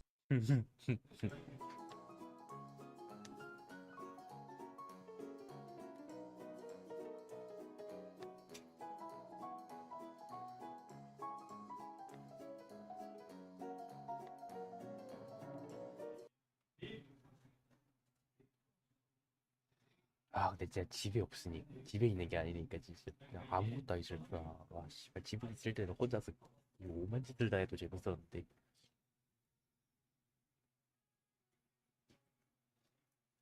If they don't let him out before they get provisions to bust into the house, they're gonna kill them all along with the dude. Because the want is the will of tonight, and the willingness to kill is the want of willy-nilly wanting to... yeah, some shit about how purging is their right and whatnot. So the posh white fucks cut the electricity on the house, but the security system still works on the backup electricity. So his dad comes up with a quick plan, and he's like, we're gonna find that man, and we're gonna force him outside. We have guns, and he doesn't. You don't know that, and if he doesn't, he could be armed in other ways, you dipshit. Also, how's the leader of the posh white so sure that someone heard him? He's talking to a camera with no form of feedback or acknowledgement of what he said. Whatever. 뭐야? 드디어 아 맞다 생겼댔지. 커블 2.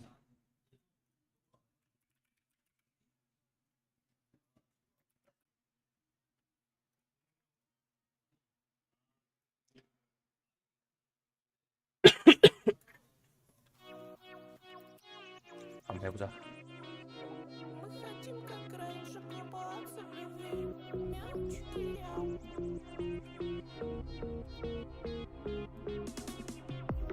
Каша в голове и уже болят мозги. Мы заспамили ТикТок, перестирали всем носки. Просмотрели весь ютуб, захламили инстаграм. Надоело уже нам, по домам. На весах плюс 7 кило, на лосинках майонез. А прогулка в магазин, как торжественный процесс. Я надела все, что есть, макияж я нанесла. Только жалко, все равно закрыта маской пол лица. Лето впереди, карантин, уходи. Мы хотим, как раньше, купаться в любви. На траве валяться, спокойно гулять. Отдых, отдых, отдых, отдых, отдых, отдыхать. Лето впереди, карантин, уходи. Мы хотим, как раньше, купаться в любви. На траве валяться, спокойно гулять. Отдых, отдых, отдых, отдых, отдыхать. Удаленка, антисептик, пандемия и плато. Тоже прочно залетели в повседневный лексикон. Закрытый магазин. 아나더트 부뷰어 웰컴 투 발랄라. Все по домам сидят, без работы на нуле. Ну что же делать? Скажи, что когда эта зараза покинет нашу жизнь. Даже печенек с половцами побегут гулять. Когда официально разрешат нам отдыхать. Лето впереди, карантин, уходи. Мы хотим, как раньше, купаться в любви. 한 시간 더 해야지. Спокойно гулять. Отдых, отдых, отдых, отдых, отдыхать. Лето впереди, карантин, уходи. Мы хотим, как раньше, купаться в любви.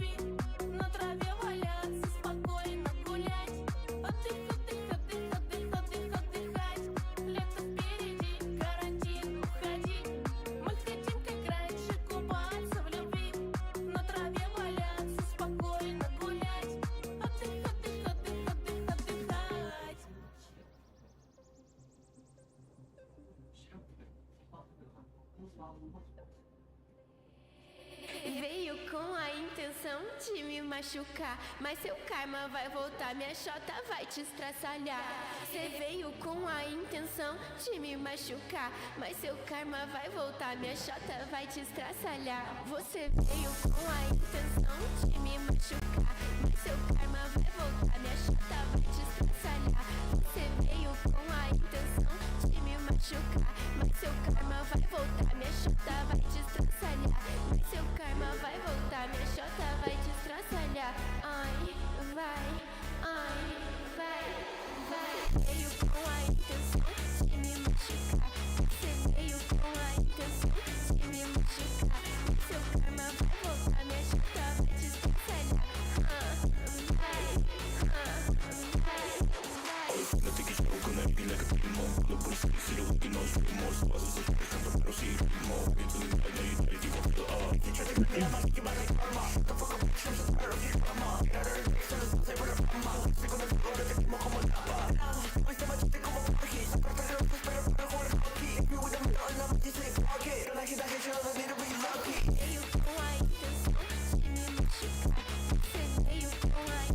미션이 뭔데?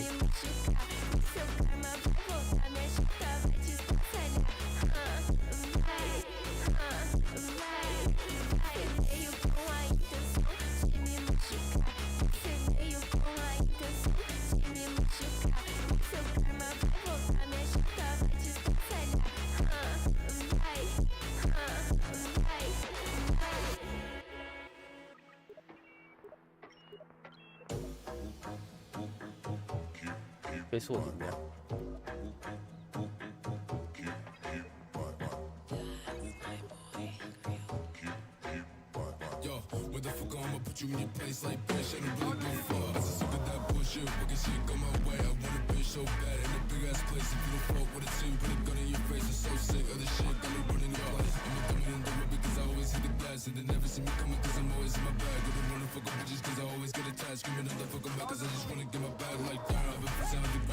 아, 시간 걸리는구나 이제.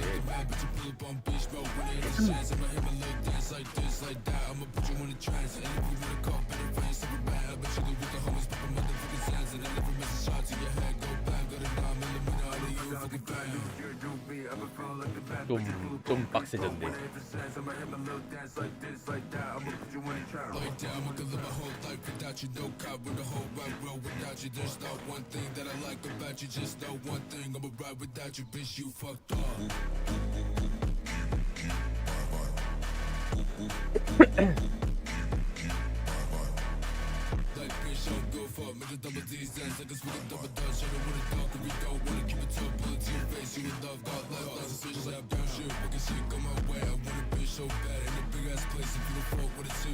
회수 어디서 하냐?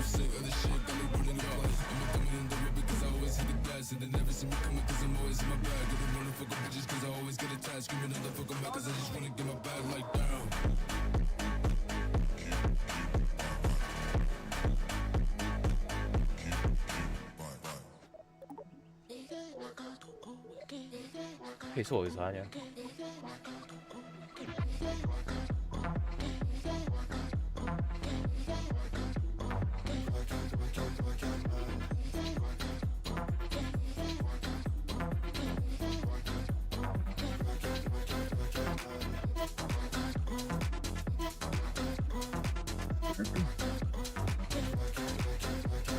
Connais-tu l'avocat qui ne veut pas tomber de l'arbre? Il ne se sent pas mûr. Il rêve d'aller en club sandwich danser toute la night. Mais il ne se sent pas mûr. Il voudrait faire du sale à un saumon d'Alaska. Mais il ne se sent pas mûr. Il aimerait rider les crevettes sur les plages de Malaga. RIANFSS 님이 생각보다 일이랑 차이 없어 보이네 키키키. UI 지금 상당히 빡세. 익숙해지기가 힘드네.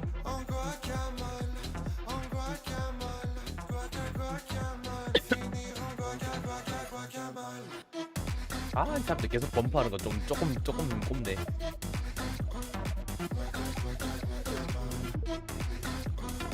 회수 어디서 하는데 그래서.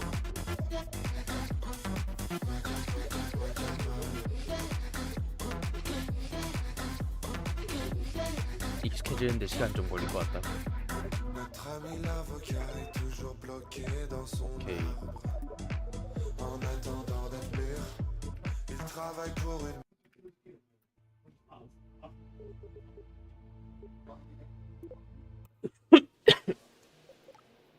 조금 버튼을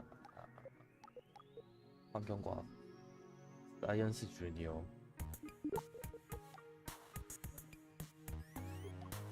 기초건설 트러스트 구조 패널. RIANFSS 님이 바보. 아이 씨발년 이거.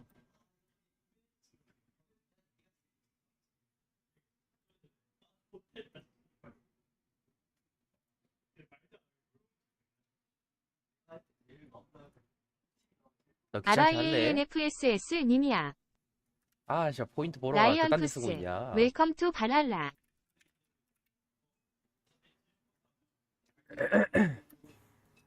딜하지 말고 디코나 들어와.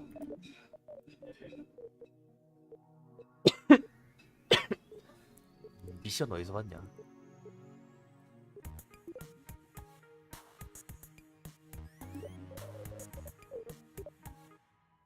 미션을 받지 못하나? 아직? 연구개발센터, 트레이닝센터.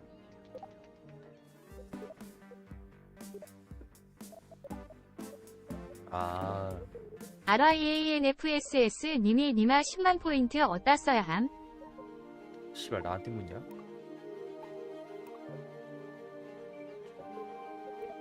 비인관진 손도 뭐야? 이렇게 발사. 아, RIANFSS 님이 흠. 보다 로켓 발사. 첫 번째 기체. 킬로미터 고도.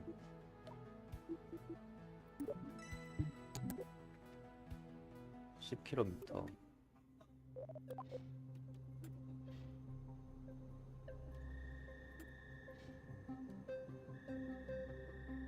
목적이 어딘데? 목적을 알 수 있는 곳이 없나? 몰라, 일단 날려봐. 메탈록스. RIANFSS 님이 지금 스토리 밀고 있나 보네요. 디커플러.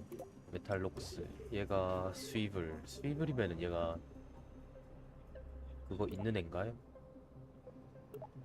얘가 김벌 있는 앤가? 기억이 안 나네. 낙하산 10km. 얘가 빔플래너 되나?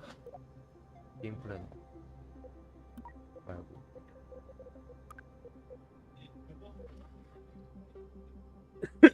델타V 1700이면 뭐 10km까진 가지 않을까? 일단 한번 해보자. 아, 이거 그거 아닌 게 좀 웃긴 하네.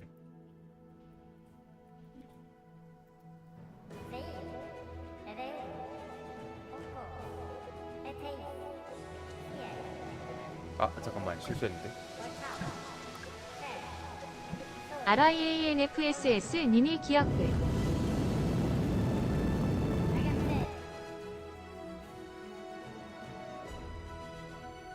키 설정 안 해놨다. 씨발, 잠깐만.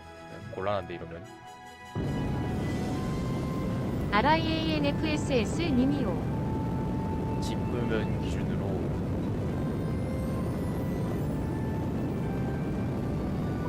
10km가 필요하니까.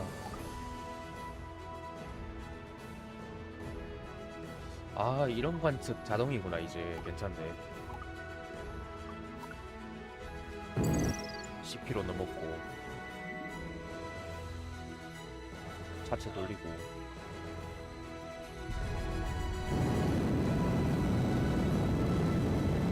연료 좀 쓰고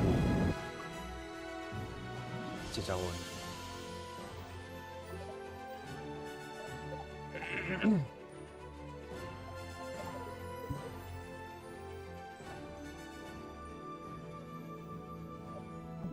이게 먼저지 하고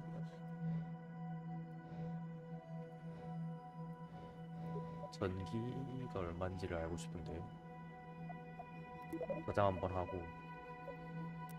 아, 이제 이거 따로 해야 되지. 게임 저장 이름 한글 저장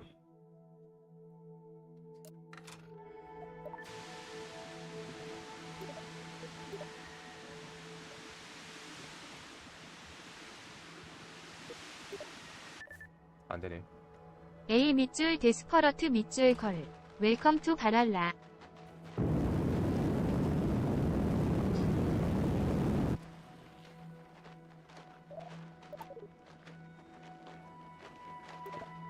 구조 파괴 강도가 언제더라?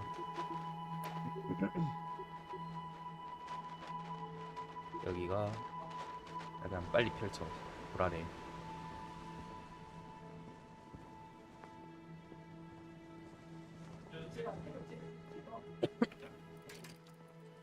RIANFSS 님이 재사용 부스터 연구임? 아님 근행 연료 소모량 연구임? 아니 고도 10km 갔다 와야 되는데 갔다 오는 김에 최대한 그냥 이거 다 챙겨 갔다 오려고. 안되나? 안되네. 아 관측 수행. RIANFSS 님이 이젠 도전 과제도 있나 보네. 지금 미션하고 연구가 생기고 지금 커리어 모드가 추가가 된 지 좀 됐거든요. 그래서 커리어 모드 테스트하고 있어. 지표면 기준으로 봐야겠다.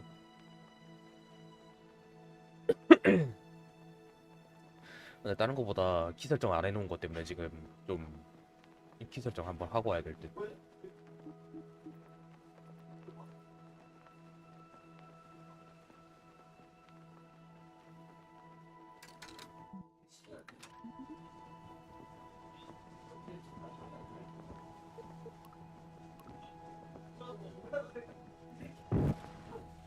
아우 씨.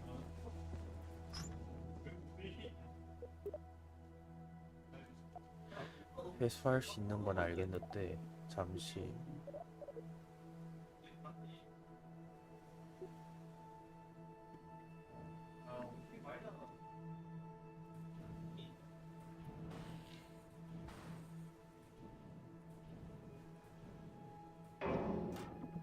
아우 다 썼네.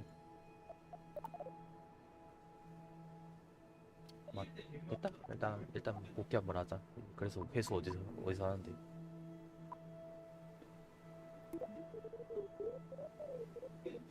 회수 어디서 하는데? 아니 이거 하면은 분리되잖아. 분리할 게 아니고.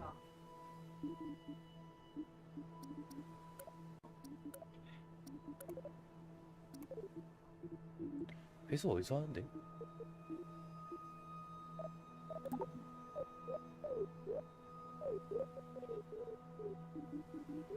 돌아가서 회수해야 돼 설마?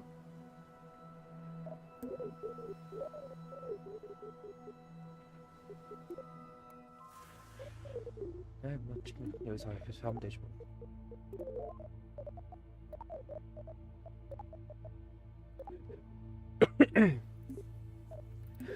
그리고 비행 관제소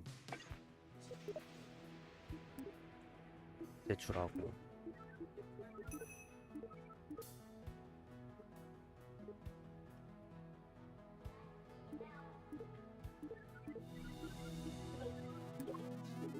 Thank you, science. 로켓 발사됐고 커빈에서 로켓을 발사해서 70km 이상. 아이씨 바로 귀찮은 거 나오네. 연구 개발. 이게 썸퍼, 테리어는 나중에 필요한데 썸퍼가 있으면 좋긴 한데.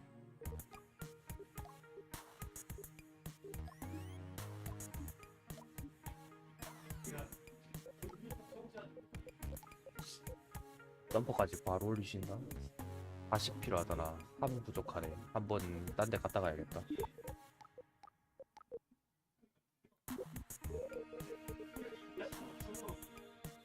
해변 갔다 오면 되겠다.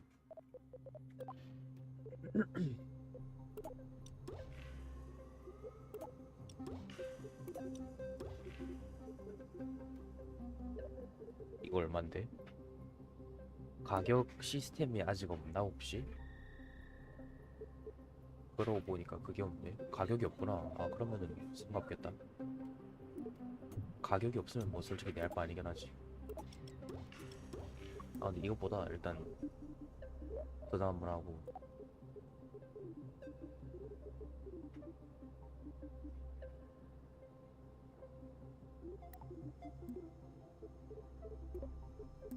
그나마 뭐라고 메인 메뉴 가서 아 이게 설정 여기서 할 수 있나 혹시? 아 되네? 드디어 씨발 KSP 1에서 이거 안 돼가지고 솔직히 진짜 미치는 줄 알았는데 피치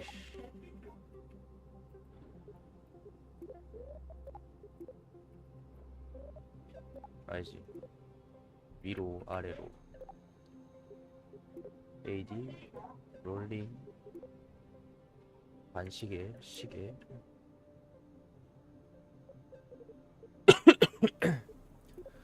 스로틀 델타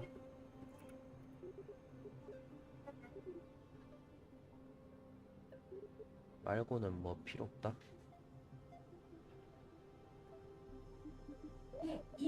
됐다. 그리고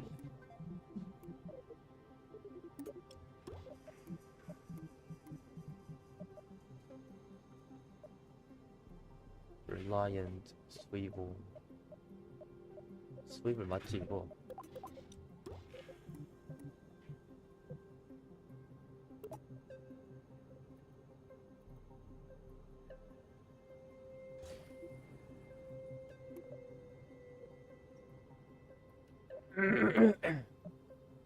사이언스 주니어 아 맞다 이거 달고 갔다 올걸 왜 이걸 놔두고 갔다 왔지?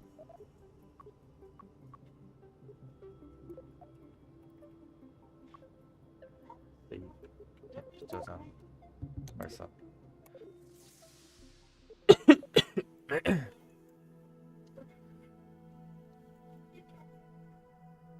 어머이 아 몰라 일단 해변부터 가자.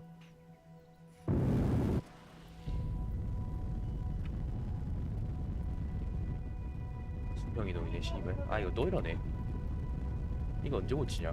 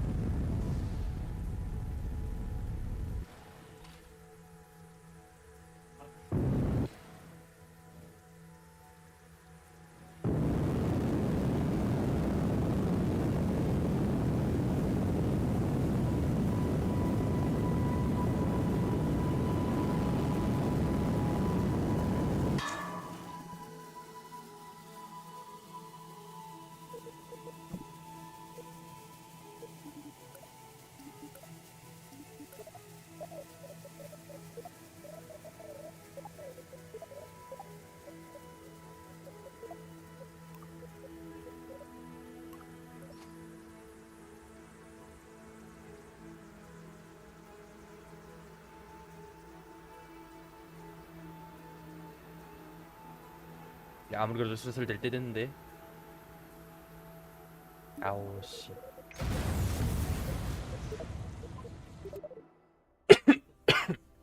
마크 징크 웰컴 투 발랄라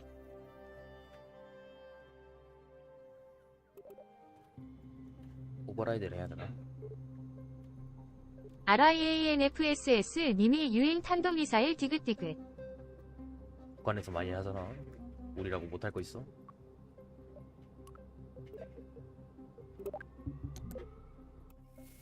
아 근데 연료 너무 많이 들고 왔는데 아 근데 돈 없으니까 상관없다. 돈 시스템이 없으니까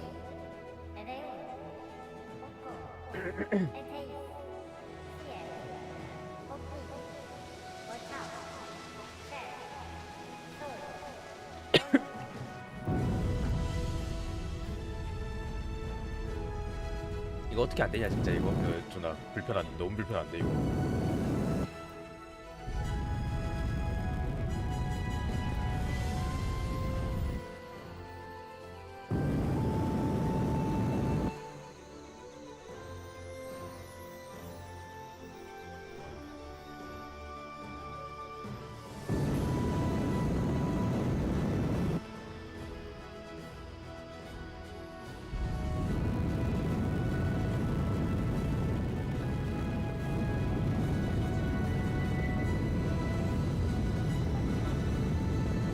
카메라 불편해서 카메라 보려다가 씨발 이거 인전이 똑바로 안 된다 이거. 카메라 너무 불편하다 이거. 이렇게까지 색깔 다양하게 할 거였으면 확인 취소를 초록색, 빨간색으로 하던가 씨발. 좀 하나만 하고 다 하질 못했다.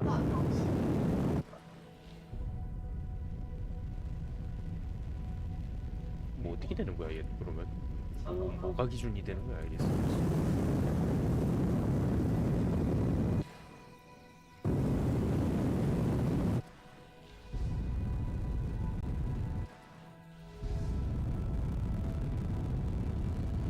얘 설마 앞뒤 거꾸로 돼 있는 건 아닐 거 아니야. 아무리 그래도 씨발 뭐 어떻게 되는 거야?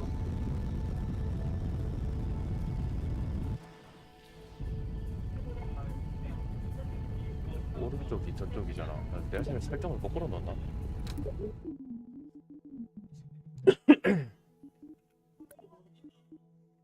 요잉, 진행, 좌로 요잉, 우로 요잉, 피치, 위로 피치, 아래로 피치, 롤링, 반시계, 시계.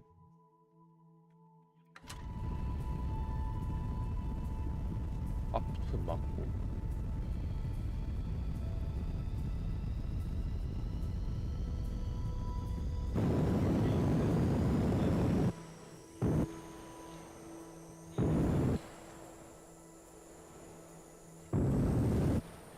아우 이거 짜증나서 씨발.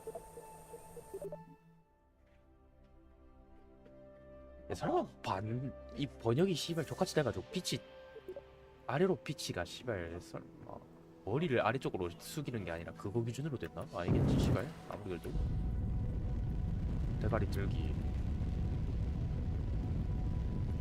아이 씨발 맞는 거 같은데.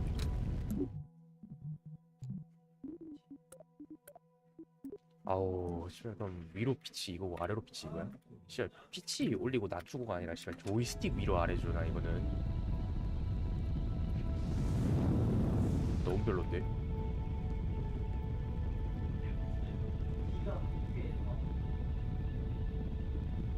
아 씨발 역시 이런 게임은 원어 그대로 써야 되는 게 맞는 거 같은데 씨발 아무리 봐도 이거 번역 관련해가지고 씨발 말 족같이 써서 그런 거 같은데.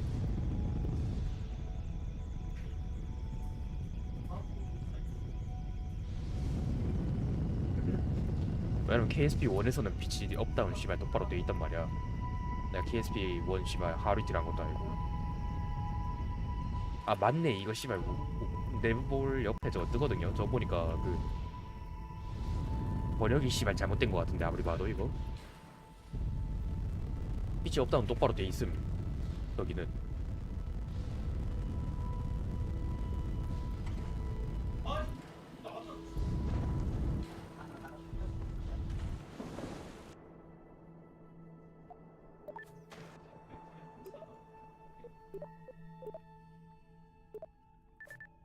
안 되냐 왜?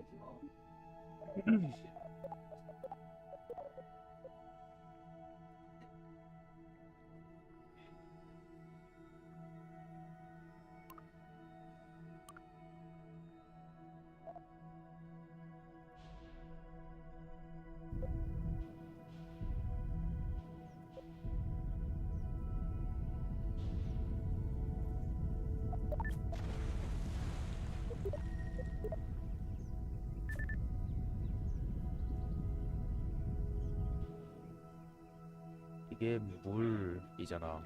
물에 한번 하고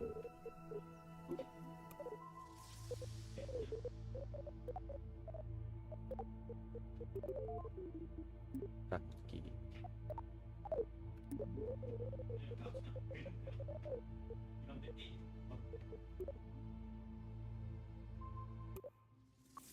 해변 한번 가야겠다 이제.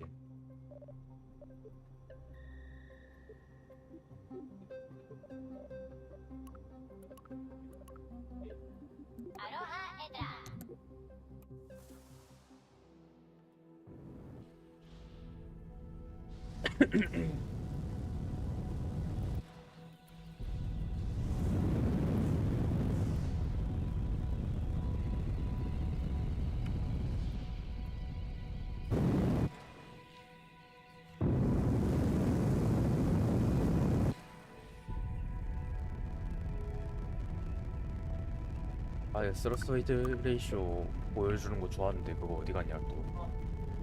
어디 뜨나? 안 뜰 것 같은데.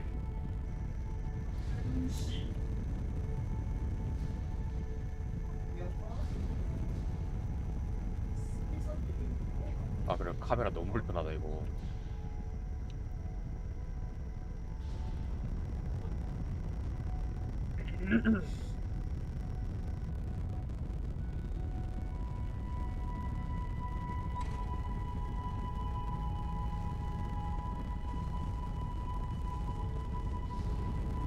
RIANFSS 님이 모드 탐방 기억글. 왜 이렇게 모드를 좋아해? 씨, 모드는 한참 뒤에 즐기는 거야 원래.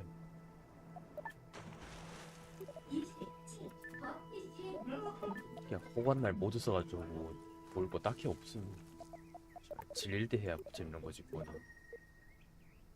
이거 때문에 이거 그거구나. 아, 뭐야 우주센터로 뜨네 이거.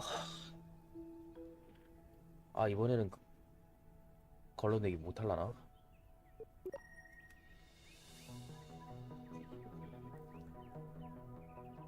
아, 뽕빨기 안되겠네 이번엔. 그냥 초창기라 그런가? 씨발 이거 못하면 좀 곤란한데. 못하면 좀 곤란한데.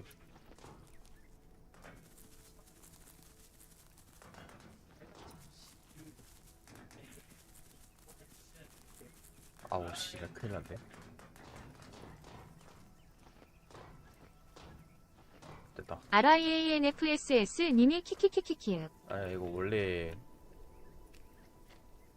기능이 있는데 기능이 똑바로 안 돼서 그런 거야.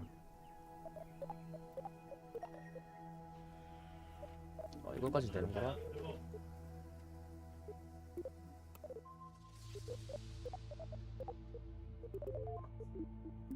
아, 됐다. 이런.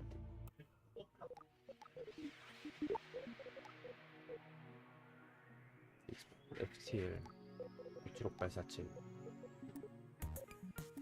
아, 티어를 이렇게 주는구나 이제. 연결돼 있나? 연결돼 있는 건가? 576-847을 무조건 버텨야 갈 수 있는 건가? 아니겠지?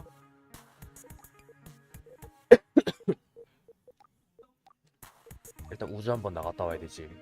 그리고 원격 제가 SAS가 없어가지고 솔직히 별론데.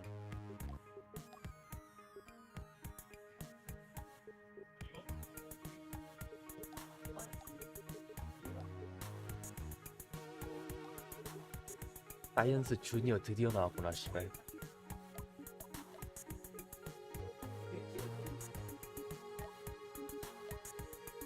드로그 슈트가 저기 나오는구나. 그럼 해야 되나?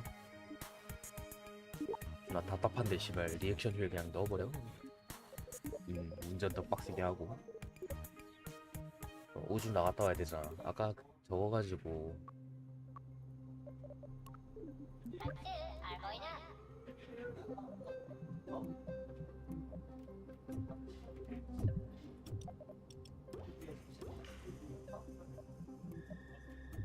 아니지. 얘는 유지만 할 수 있게 해주고. 아, 이제 그럼 테리어 있으면 되겠다. 나 덤퍼 생겼잖아. 덤퍼 생겼으니까 테리어만 달고. 그러면은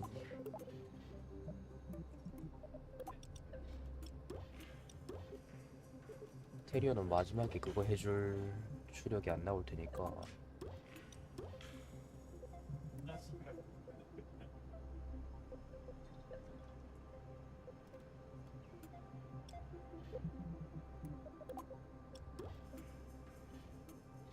덤퍼가 그게 될라나? 모르겠네.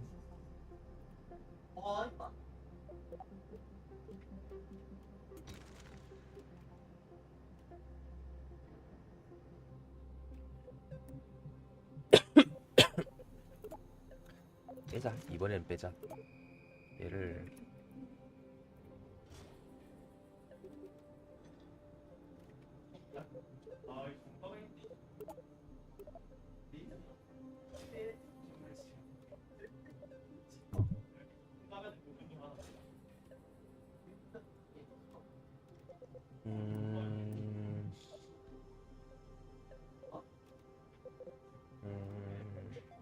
덤퍼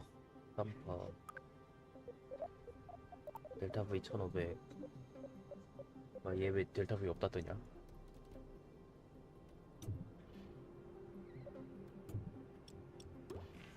덤퍼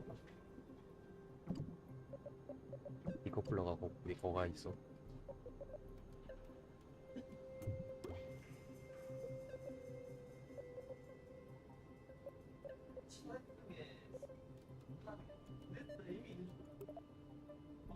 덤퍼. 아 이거 색깔들이 씨발 좀 좋긴 하네. 이거 맞냐? 이거 개 헷갈리네.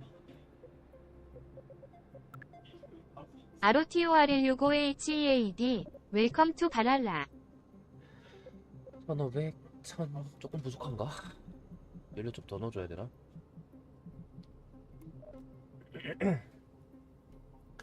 2500 될라나? 될 것 같긴 한데. 알지. 그리고 이거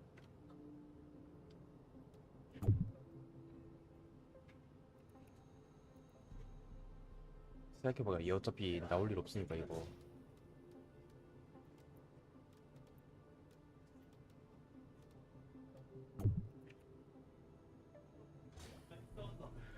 여기 달아주고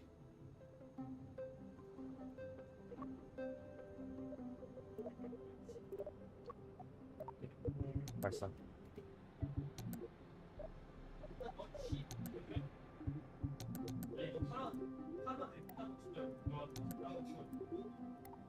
뭔데?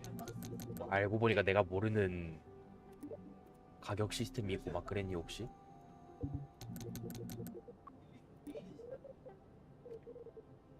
RIANFSS 님이 히히 못가.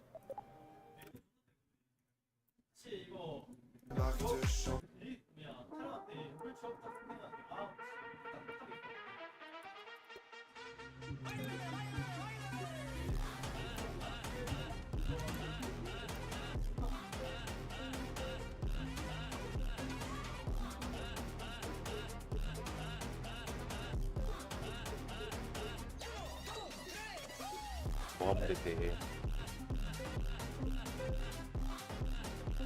근데 쟤는 결국에는 되는 거야 마는 거야?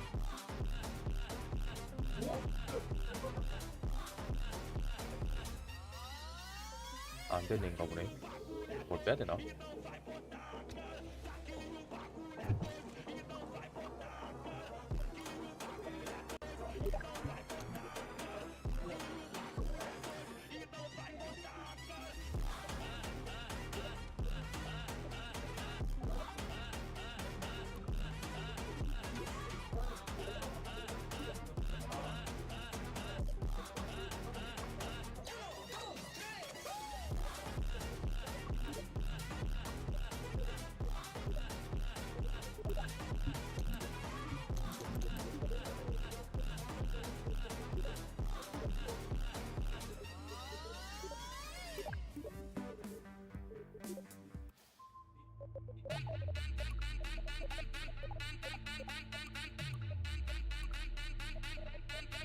Aqui no baile funk, tu vai ficar molhadinha. Aqui no baile funk, tu vai ficar 아 씨발 왜 이러는 거야 대체? 이걸로도 안 되는 거 보면은 이거 문제도 아닌 것 같은데, 사이즈 문제거나 뭐 부품 개수 문제도 아닌 것 같은데 뭐가 문제야 대체? RIANFSS 님이 승호원 배치함. 손몸 배치 씨발 자동 건데. 그리고 애를 회수를 했는데 손몸 배치가 안 돼 있으면은 그건 그대로 문제 아닌가? 손몸 어디 배치돼 있는데?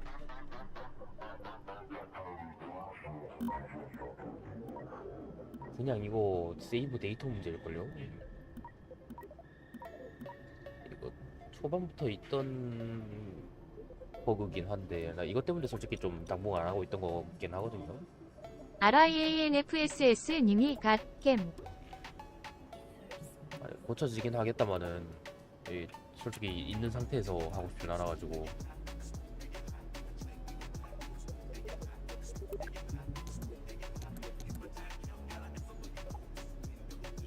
방열판은 솔직히 알바 아니고 어차피 맛만 보고 올 건데.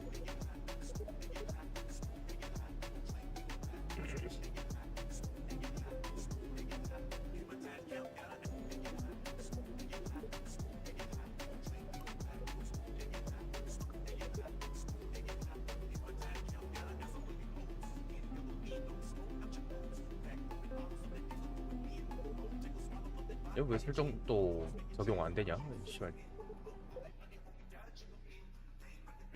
재밌겠다.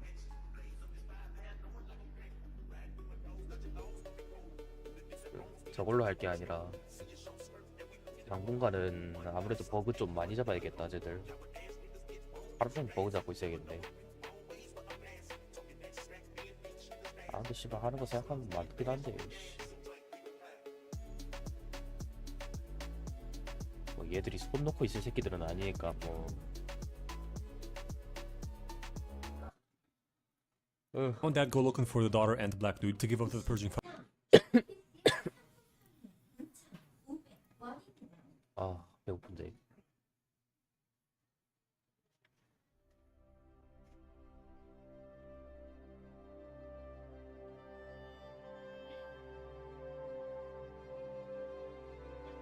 그거 사이드 스쿼드 씨발 어이가 없네. 아니 잇 하나 여기 있다. Alright, so before I begin, I just want to put this up here because I predict an uncanny amount of things that happen in this movie.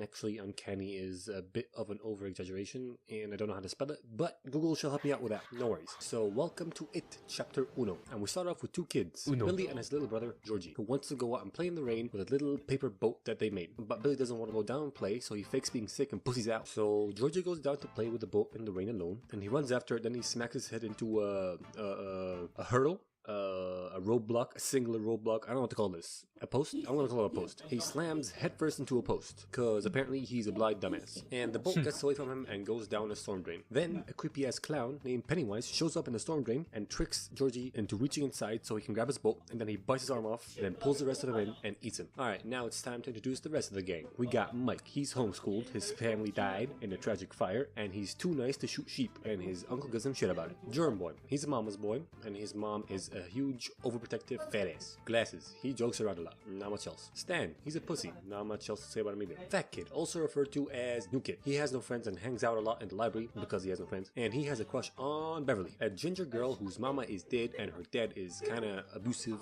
and possessive and violent and or abuses her sexually, not sure about that one. And they all get bullied by your usual overblown movie bullies, especially this asshole, whose dad is a bit of an asshole and a cop. So some time passes and the school year ends with a bunch of kids being kidnapped or going missing, and Billy is convinced that his little brother Georgie is still alive somewhere. Then we cut to Mike, who's delivering some meat and has a spooky moment that gets interrupted by the asshole bullies who try to fucking run him over. Seriously, what's wrong with these demented fucking movie bullies? Then Stan has a spooky moment while he was practicing Hebrew for his bar mitzvah when a picture of a creepy lady falls over and he goes to pick it up, and I bet the woman is no longer on the painting, and hey, what I say?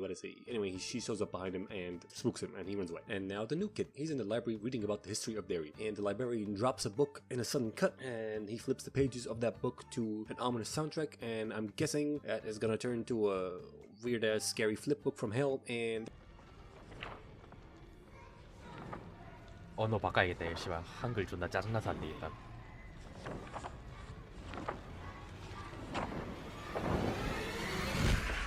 severed head, there you go. And then he finds a red balloon and a trail of flaming eggs, Oh and no, he it's follows one them like, guy. ooh, piece of candy, ooh, piece of candy. Then he has a scary moment with Pennywise, but not before he has another scary Okay, moment with a 진짜 kid 짜증나서 who 못 walks down the 쓰겠는데. stairs very weirdly and slowly and creepily, and I bet something's gonna be wrong with his face or head, like it's gonna be fucked up or some shit. 메탈록스라고 하면 And hey, it's gone. That counts.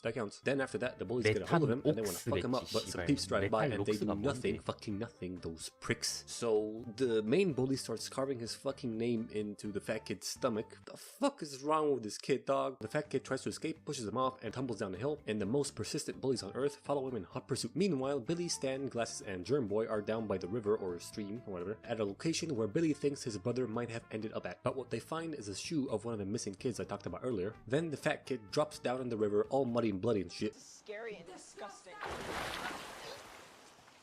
Okay, how the fuck does he not make any noise running down the river prior to this fall? Was he flying? Did an eagle drop him? Was the river on silent mode? So they take the new kid to get some help and first aid, and one of the bully's pyromaniac friends goes into the tube that the kids are in with a DIY flamethrower because he thinks that the fat kid's in there, and he hears some spooks, and I bet you as soon as he fires that flamethrower again, he's gonna see some scary shit, and there we go, easy points baby. And then he tries to run away but gets lost and trapped inside the tubes or the sewers, and then he looks back and a red balloon shows up, and I'm pretty sure because he's an unimportant super character, that balloon's gonna pop and Pennywise's gonna be behind and he's gonna eat him.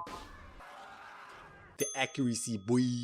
So they're trying to help the new kid, but they need supplies from the pharmacy, and they get him with the help of Beverly, who was there buying some period stuff, like pads and stuff, where she distracts the child predator pharmacist so they can walk out with the stuff. They tend to she says hi, then she goes home and cries and cuts her hair because her dad was being creepy about it, and then next day they all go jumping off a fucking cliff into some water, have a swim, then they ogle the girl cause testosterone, and then the new kid tells them about some weird ass disappearings that happen every 27 years, and they never come back, blah blah blah blah blah, bloody trail, well house. Speaking of said well house, German boy passes by it and has a scary moment with a zombie looking sick dude and Pennywise, and if you haven't caught on by now, Pennywise uses their worst fears to scare them, and their fear makes him strong. Now it's Beverly's scary moment, and she goes into the bathroom to read a poem that a secret admirer wrote for her, and that secret admirer is the fat kid. Then she hears some spooky noises coming out of the sink, and she goes to check it out, and shit is gonna come out of the sink right. Nope, okay, whatever, it's cool. So then she gets her dad's tape measure and shoves it down the sink to see what's happening down there, and pulls it out, and oh, it's hair. Hair is coming out the sink. Ooh, now it's pure blood. Points, baby. Now it's Billy's turn for the spooks, and he sees Pennywise in his basement, and Pennywise tries to eat him, but he gets away, but not before he sees the room of his brother's light open, and I'm pretty sure that his brother is gonna run across creepily at some point across the shot, right? Yep, there we go. Yep, easy. Then they all go over to Beverly and help her clean up the period blood that's all over the walls of the fucking bathroom that she thought she was the only one that could see, because her dad came in and he was like, no, I don't see anything. So they clean out the bathroom, Billy flirts with Beverly, and fat kid watches in sadness. Then they find Mike, the homeschool kid, and he's getting beat up by the bullies, so they leave their bikes right in the middle of the fucking road, like they couldn't even put it on the fucking side, like on the side, well, there's a sidewalk, you know. So they make it down there just before the main bully is about to crack Mike's head open with a fucking rock, that demented little shit. They save him, then they throw rocks at each other and scare the bullies off and fuck him up. Then they all get to talking and find out that they're all having spooky moments, and they all see a clown, and so they go to Billy's house and they see a map of all the spooky happenings, and they find out that it's all connected to the well house. Then the projector starts flipping around some images, and I'm guessing it's gonna turn into another scary flipbook type deal thing, you know, and it does. Then Pennywise gives them a sneak peek at 3D technology, which is way ahead of their time, and he tries to eat them, but they get out the garage just in time for him not to do so. So Billy rides up and decides to go to the well house because he doesn't give a fuck anymore, and he wants to go like, what's up, danger, I'm not ain't no pussy. And the rest of the group follows him, but they're all hesitant to go in, all except for the girl. Just stay out of here. Wow, all the dudes are pussies. You know what? Petition to change the word dick to mean wuss instead of pussy. All in favor? Alright. Actually, I'm too used to it being pussy. All in favor of switching it back? Then it's settled. Nothing has changed. So some of them go in, and Glasses finally has his spooky moment with clowns, because that's what he's most afraid of, which is very convenient for Pennywise. And I'm betting that Pennywise is about to jump out of this fucking casket. 요. 새끼 하나? 응? 안 자네. PC방인데 어떻게 자 내가? 좆같다 그지? 응? 나는 왜 PC방에 살아야 하는 거야? 내가 어떻게 할게. 이 씨발. KSP2 씨발 진짜 좀 갈 길 너무 멀었다. 다 좋은데 진짜 너무 갈 길이 멀다 씨발. 미치겠네 이거.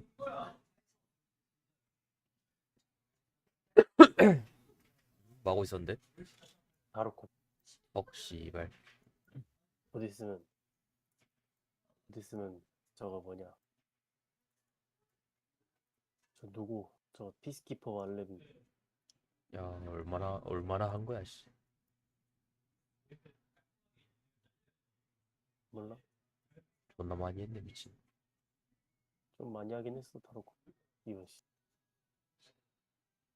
그래도 괜찮은 놈들이 있어서 그런가? 할만하더라고. 솔직히 타르코프 지금이 옛날보다 족 같은 건 맞지만 씨발 하는 사람 있으면은 무조건 하지. 반대 반동이 괜찮아가지고 이제. 근데 반동이 되게 씨발 옛날처럼 불쾌한 반동은 아닌데 근데 씨발 이게 뭔가 진짜 타르코프의 원하는 반동이 아닌. 이번 시즌 옐로키도 먹어보고. 그나마 씨발 그래도 옛날에 그 족같은 억가 반동보다는 지금이 훨씬 낫긴 한데 뭐 그러면 된 거다 그죠? 응.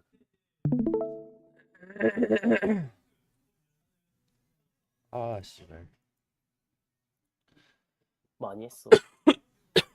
그렇구나.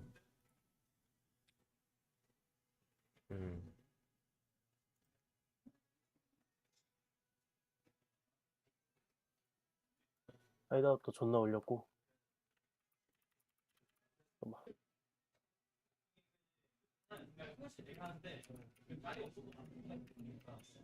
아 씨발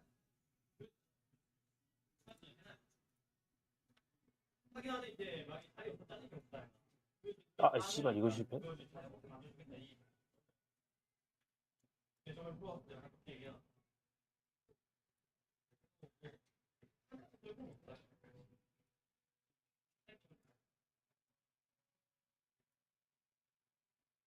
아 그래.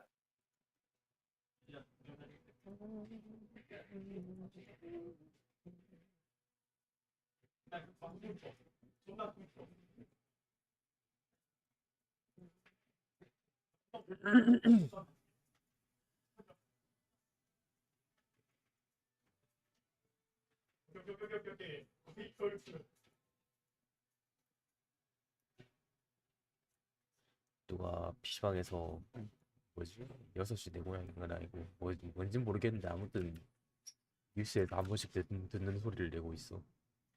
응.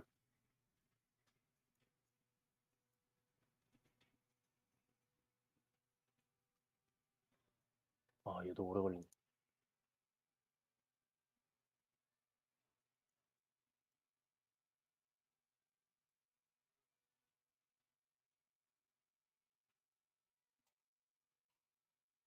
아 씨발 KSP 조금만 더 개발 또 못 늘려주나 이거 씨발 진짜 되게 괜찮아질 게 느껴지는데 씨발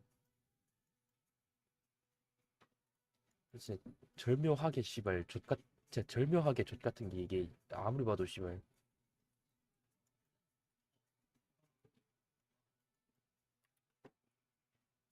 진짜 그냥 뭔가를 실수를 하고 있는데 분명히 얘들이 근데 뭘 실수하고 있는지를 모르겠네. 지리로 씨발 뭘 실수를 하고 있는지를 모르겠어가지고 진행이 안 되고 있겠지.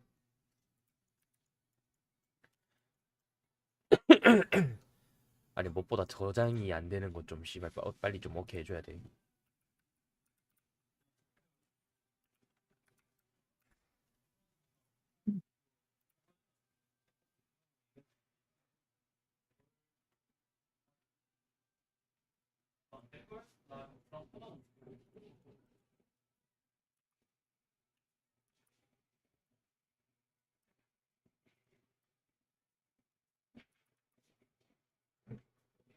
리그레스츠 오 웰컴 투 씨발 바랄라. 지랄났는데.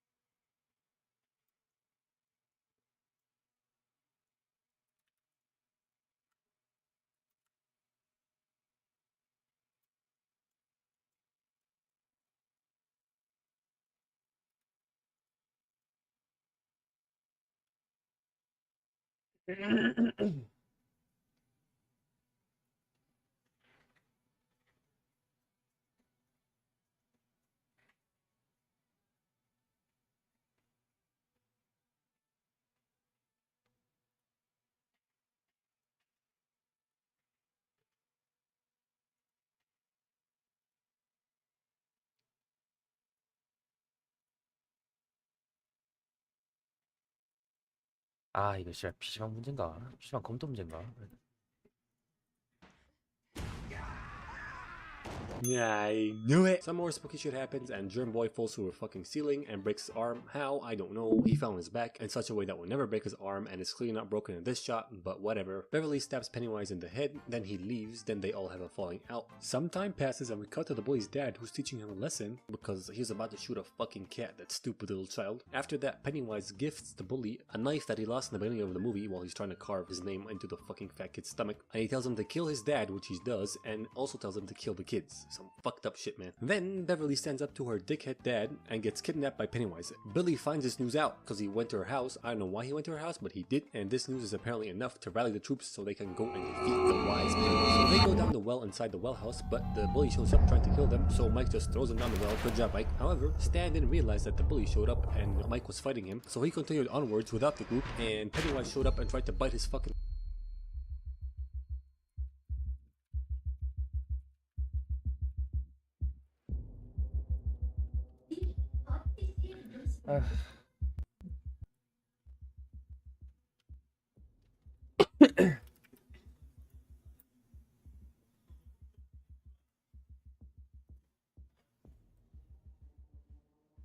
야, 리셀 컴퍼니 안 할래? 돈 없는데. 뭐라고? 돈 없는데. 뭐야, 왜 이래? 잠깐만.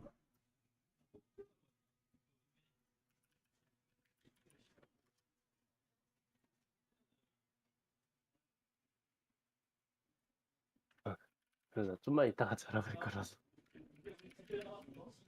야, 리셀 컴퍼니 사줄 테니까 한 20번 부르면 그 중에 한 번은 와줄 수 있냐? 20번 부르면 그 중에 한 5번은 가줄게. 헉. 야, 뭐 야. 그렇게 할 사람이 없어? 어? 아니, 정확하게는 할 새끼들은 많은데 할 새끼들이라는 새끼들이 씨발 부를 때 안 정상이 와. 아니야? 정상 아니거나 부를 때 안 오거나 와가지고 지랄하거나. 근데 나도 막 타로코프 하거나 그러고 있을 때 못 갈 수도 있는데. 그거는 뭐 그거 정도 괜찮다면 뭐 나는 상관없어. 솔직히 말했듯이 내 기대치는 20번 중에 한 번이라서. 얼마나 사람들이 기대치를 떨궈놨으면. 사람 새끼들이 없어서. 아니, 그 포개 새끼하고 느라한테는 리설이 아니라 그걸 사줬구나. 패널을 사줬구나, 걔한텐. 아니, 포개 씨발년이 와가지고 그 브레켄이라고 하는데 들어본 적 있냐 혹시? 몰라. 그 보면 안 되는 새끼가 있거든. 그 오래 보면은 화나가지고 달려온단 말이야. 그냥 잠시 보고 눈을 떼야 돼, 걔는. 그냥 잠시 보면은 으악 씨발하고 도망가거든. 근데 포개 이 새끼가 혼자 있고 그 나머지 3명이 진짜 물리적으로 걔를 애초에 존재를 알 수 없는 그 완전 맵 반대쪽에 있었단 말이야. 3명이 싹 다. 근데 포개가 씨발 걔랑 1대1로 면담하고 씨발 눈 존나 꼬라박아가지고 애새끼 존나 빡쳐가지고 달려와가지고 나 죽였는데. 블레이크 그건가? 블레이크? 블레이크라 했나? 브레켄. 브레켄? 응, 브라켄? 벨인가? 브레켄. 그 옆에 까만해. 등짝에 막 갈기 같은 거 있는데. 그건 몰라. 근데 그 씨부레 그 포개 내가 아는 건 그 예삐랑 저거 그 여자 어린애 귀신이랑 거인. 근데 어차피 그 모르고 있어도 그 맞으면서 재밌는 거라 뭐 굳이 꼭 알 필요는 없긴 한데 이 씨발년이 문제는 그거인 거니까 포개 이 새끼가 그냥 지가 화를 내게 만들어서 내가 그것 때문에 나 교통사고 당했거든. 그것 때문에. 브라켄 존나 빡쳐가지고 포개 따라가다가 씨발 내가 그 새끼가 나 지나가고 나 씨발 걔한테 브라켄한테 먹이로 준 거야, 미친년이.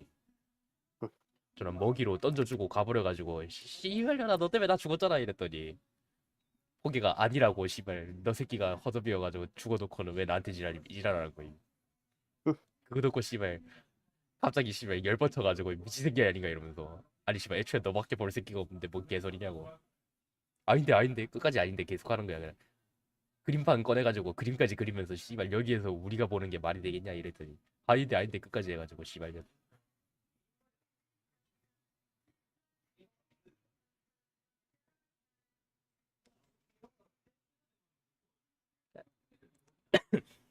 그 뭔 느낌인지 알지? 뭔 느낌인지 알지? 그 뭐라 해야지? 그 이 씨발년아 너 때문에 죽었잖아 할 때 하하하 허접 이런 느낌이 아니라 그 진짜 분위기 조창내는 씨발 뭔 느낌인지 알지 씨발. 응.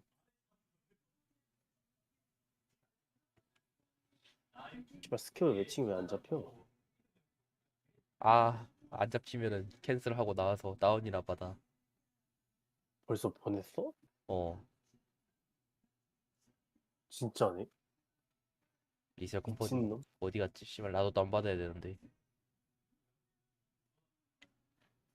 아, 근데 나 지금은 스케브 돌려야 돼. 혹시 말 나 그 뭐냐 카우보이 햄 먹어야 돼. 카우보이 햄. 그 판 안에 얻을 수 있겠지. 어차피 한 판 돌리고 끌 거라서. 아, 야, 한두 판은 하고 갈 줄 알았지.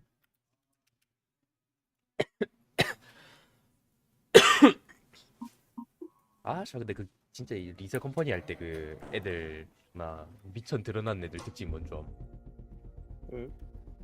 이게 씨발 어차피 아무리 오래 해도 오래 못 하거든. 그 애초에 억가 당하는 게 메인인 게임이라서. 아무리 열심히 해도 오래 갈 수가 없기 때문에 죽는 게 당연한 게임이야. 근데 이거에서 어떻게든 씨발 그 무슨 타르코프에서 무슨 그래픽 카드라도 먹은 거 마냥 씨발 그 하려고 하는 새끼들이 있어. 안돼. 벨카는 중대 사항이긴 해. 아, 그 진짜 그런 거 마냥 그 있잖아 뭐 악을 쓰는 새끼들이 있어. 씨발 포개 저번에 한 것처럼. 이번 시즌 글카 가격이 너무 올라가지고 중대 사항이긴 해. 아, 저러고 있네. 아니 이번 시즌 글카 가격이 70만 루블이라니까. 10만이면 옛날에 150대보다는 싸네 그래도. 아 맞다. 옛날에 150 있었지 참. 우리 씨발 옛날에 150이던 시절이 있었잖아. 그때는 현실 비트코인 시대를 따라가고 있었잖아. 아, 씨발. 그것 때문에 그런 거 아니야. 막 몇백만 루블 할 때 비트코인 하나에. 그니까. 요즘에 비트코인 현실에서도 시세 개떡락했냐? 몰라. 아, 야, PC방에서 삼겹살 들어간 라면을 시켜 먹을까? 아니면은 집 가는 길에 국밥이나 뼈해장국을 먹을까? 난 뼈해장국. 뼈해장국 진짜 존나 나 뼈해장국 너무 좋아. 아, 뼈해장국 나도 너무 좋아하는데 아, 이게 진짜 뼈해장국 나 세상에 제일 좋아하거든. 이 동네에서 근데 파는 거 중에. 여기서는 맛있는 데가 없어. 여기 맛있는 곳이 있는데 그게 맨날 부모님이 그냥 사가지고 오면 집에서 혼자서 알아서 끓여 먹는 느낌일 때 진짜 동네에서 파는 음식 중에 제일 좋아했거든. 근데 그렇다고 뼈해장국을 한 번에 6만 원치를 사가기에는 좀 그렇잖아. 그래, 아 뭐라 해야지, 그 감자탕을 사가기엔 그러니까 뼈해장국을 먹잖아. 근데 뼈해장국은 이게 씨발 라면사리 못해 먹잖아. 뭔 말을 뼈해장국이랑 근데 감자탕이랑 좀 많이 달라가지고. 그렇긴 한데 그 뭐라 해야지, 그 큰 게 아니라 그러니까 그 가게에서 먹고 오려면 감자탕을 못 먹잖아 혼자 가니까. 라면 사리를 못 해 먹고 그냥 완전 뼈하고 시래기만 먹고 와야 되다 보니까 아 뭔가 부족한 거임. 근데 그럴 거면 차라리 아예 포장을 해가지고. 오, 아 근데 차가 없어가지고 그 집까지 그걸 들고 갈 용기는 없어 내가. 뭐 이렇게 열심히 싸우냐 얘들. 뭔 일이길래? 가방 아니야 그거? 리그인데. 오.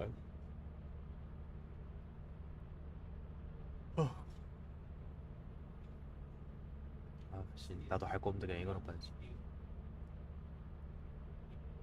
형 와가지고 KSP 켜가지고 씨발 사진 몇 개 찍고 아무것도 안 하고 이때까지 씨발 4시간인가 5시간인가 멍 때리고 있음.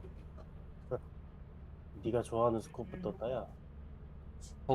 나 그딴 거 안 좋아하는데 왜 갑자기 혐오 발언 하시는 거죠?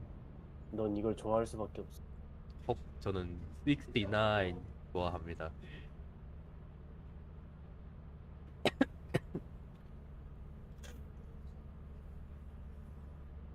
아 근데 탈코프하면 말하지. 나 지금 탈코프 켜면 되는데 PC방에 탈코프 다운돼 있거든.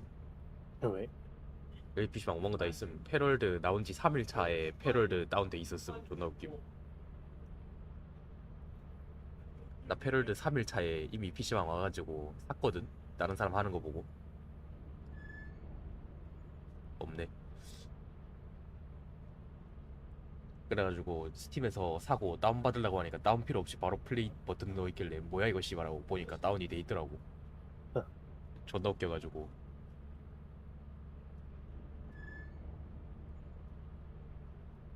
아 리셀 컴퍼니 켰는데 씨발 혼자 하려니까 하기 싫다.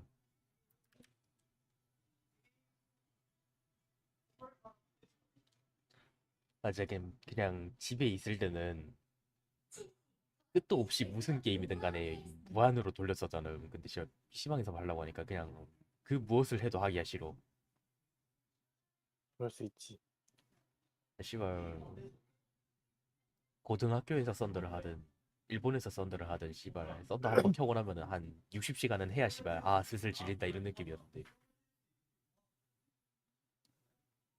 진짜 최소 20시간 30시간 해야 좀 아 슬슬 질린다 이랬는데 씨발 나 지금 5시간 동안 멍 때렸는데도 씨발 아무것도 하기가 싫음 지금. 이거 병인 듯. 씨발 진짜 존나 병인. 내 컴퓨터 없는 게 진짜 존나 문제라니까. 아이 이게 또 그게 문제야. 램 많이 먹는 게임들 있잖아. 램 누수 심한 게임들 하고도 하잖아. 그럼 PC방 프로그램이 씨발 버그나 그냥 컴퓨터 껐다 켜야 돼. 램 누수 심한 게임 중 하나가 타로코프인데. 그니까 그것 때문에 그 뭐냐 나 여기 PC방 한동안 타로코프 안 들어가졌었는데 그것 때문에 그 뭐냐 램 증설해달라 해가지고 램 증설한 뒤로 타로코프 되는 거잖아. 빨리 찍혀있더만. 그러니까 한동안 나 팩토리밖에 안 돌았어. 팩토리만 돌아가지고 저번 시즌 15레벨 만든 걸걸? 어이. 퀘스트도 못 해가지고 씨발 커스텀을 못 가가지고 팩토리만 돌았음 그때.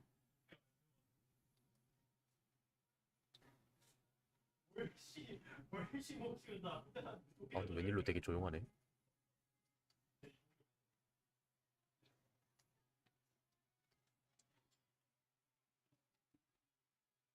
지금 스케브 시체에 존나 산처럼 쌓여있고 그 중에 한 명 카우보이 해 딱 지어 있어야 되는데.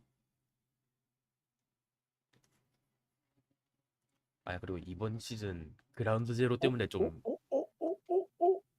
헉, 헉, 헉.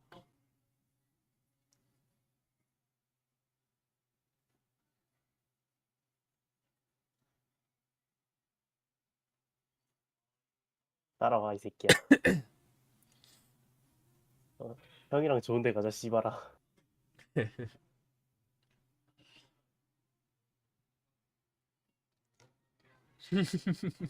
씨발. 뭐야 어디 갔어?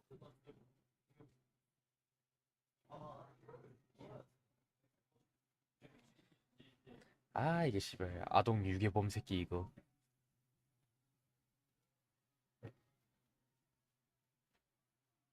마침 모자도 노란색 모자긴 하네. 여기다가 란도스를 딱 지어주면 딱이겠다 야. 교복도 입고 있네. 아 왜 안 와? 빨리 와. 아 그치. 이리와. 먹고 바로 어디? 먹고 바로 탈출하게. 어. 나 같으면 어디가? 나 같으면 그냥 죽이고 갔을 듯.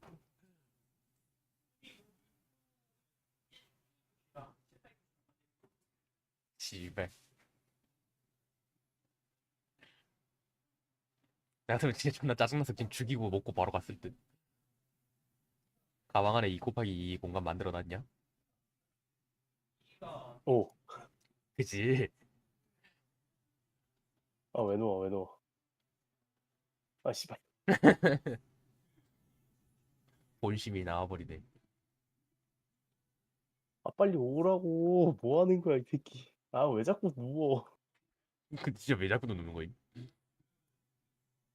이리 와. 이러고 내 뒤에서 뭐 있는 거 아니지? 클리어링 했음? 아니? 없네. 빨리 들어와. 그치. 잘 가라. 이거 없노. 야 몬스타차. 좋은 거 다 있네.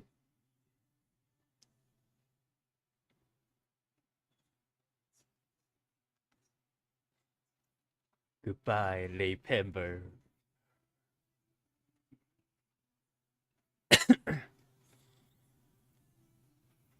굳이 버릴 필요 있냐? 그냥 갖고 가서. 고맙다 친구야. 이미 한 번 죽인 거 또 못 죽일까? 불머씨, 웰컴 투 발랄라. 생각보다 빨리 끝난 것 같은데 남는 시간에 리설 컴퍼니 하면 될 듯? 아,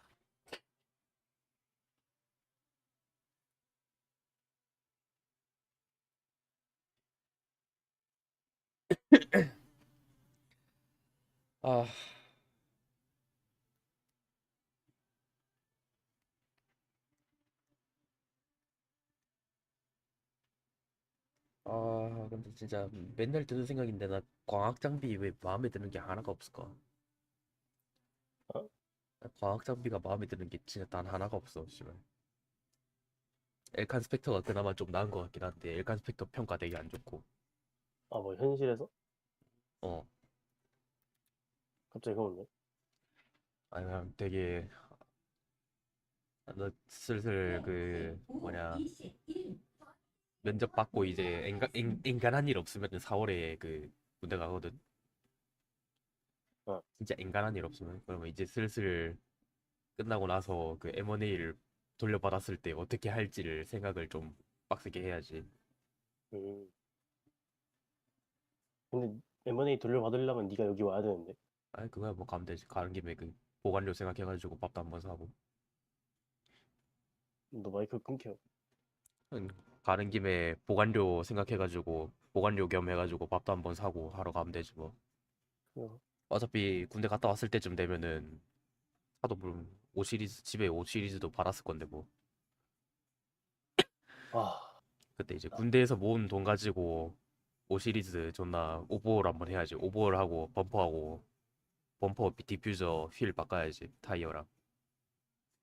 그래 다 그거 자르고 막 그냥 아이 그 정도는 아니고 난 범퍼하고 디퓨저하고 타이어 휠만 바꿀 거야. 그리고 저기 인천 쪽에 저 옆에 다른 애 르노라고 하는 애 있는데 걔가 정비 계열이거든. 응. 그러니까 걔가 BMW 전문으로 하는 분이 있다고 해가지고 소개해 준다길래 그분 뵈러 가서 한번 오버홀하고 그리고 이제 그거 되는지 물어봐야지 씨발. 집에 5 시리즈가 터보 안 달려 있거든. 그래서 터보 달 수 있는지 이제 문의하러 가야지 씨발.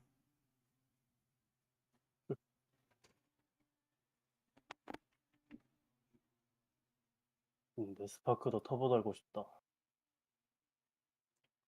나 드라이브 데리고 가줘. 달고 싶다고.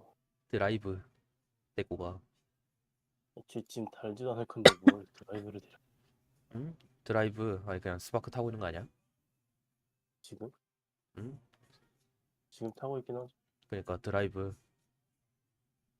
무슨 근라이브. 아 씨발.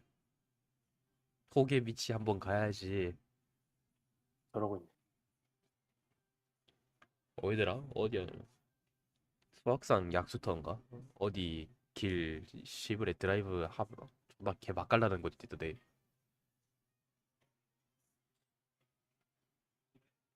아 씨발 나 이번 시즌 트루퍼 앞뒤 번갈아 쓰면서 그 에이펙스 레전드 할 거 생각하고 씨발 존나 싱글벙글했었는데 서버 지랄 나가지고 튕겨가지고 씨발 나 트루퍼 그대로 그냥 잃어버린 거 가지고 씨발 존나 빡쳐가지고 솔직히 그때 그것 때문에 좀 현탐 너무 시게 왔음.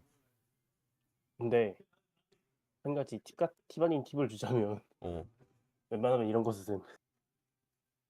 아이 당연하지 그렇긴 한데 나는 나 UB23 어떻게 아니, 됐더라? UB23 어떻게 됐는지 보여줄 수 있음? 뭐가? 23이는 그 장갑 구조 어떻게 됐는지 보여줄 수 있냐? 아 뭐야 얘 앞에 얘가 따로 뭐야 저런 모양이네? 뭐야 백플레이트는 얘가 그냥 임의로 뺀 거야 아니면 원래 안 들어가는 거야? 그냥 얘가 아니지. 얘는 스케브가 들고 나온 그런 백플레이트 없이 나올걸? 뭐야 이게 그 0에 2로 저렇게 뜨는구나. 응. 아 근데 이제 진짜 보기 힘들어졌다. 얘가 2, 3, 2 거니까 얘가 세라믹이야? 얘가 4야? 응. 세라믹이야 얘? 아 뭐야 아니, 아마스틸이네? 원래 뭐 2, 3, 2가 세라믹 아니었나? 아마스틸이 아니고. 몰라? 그것 때문에 존나 빨리 깨지는 걸로 알고 있었는데.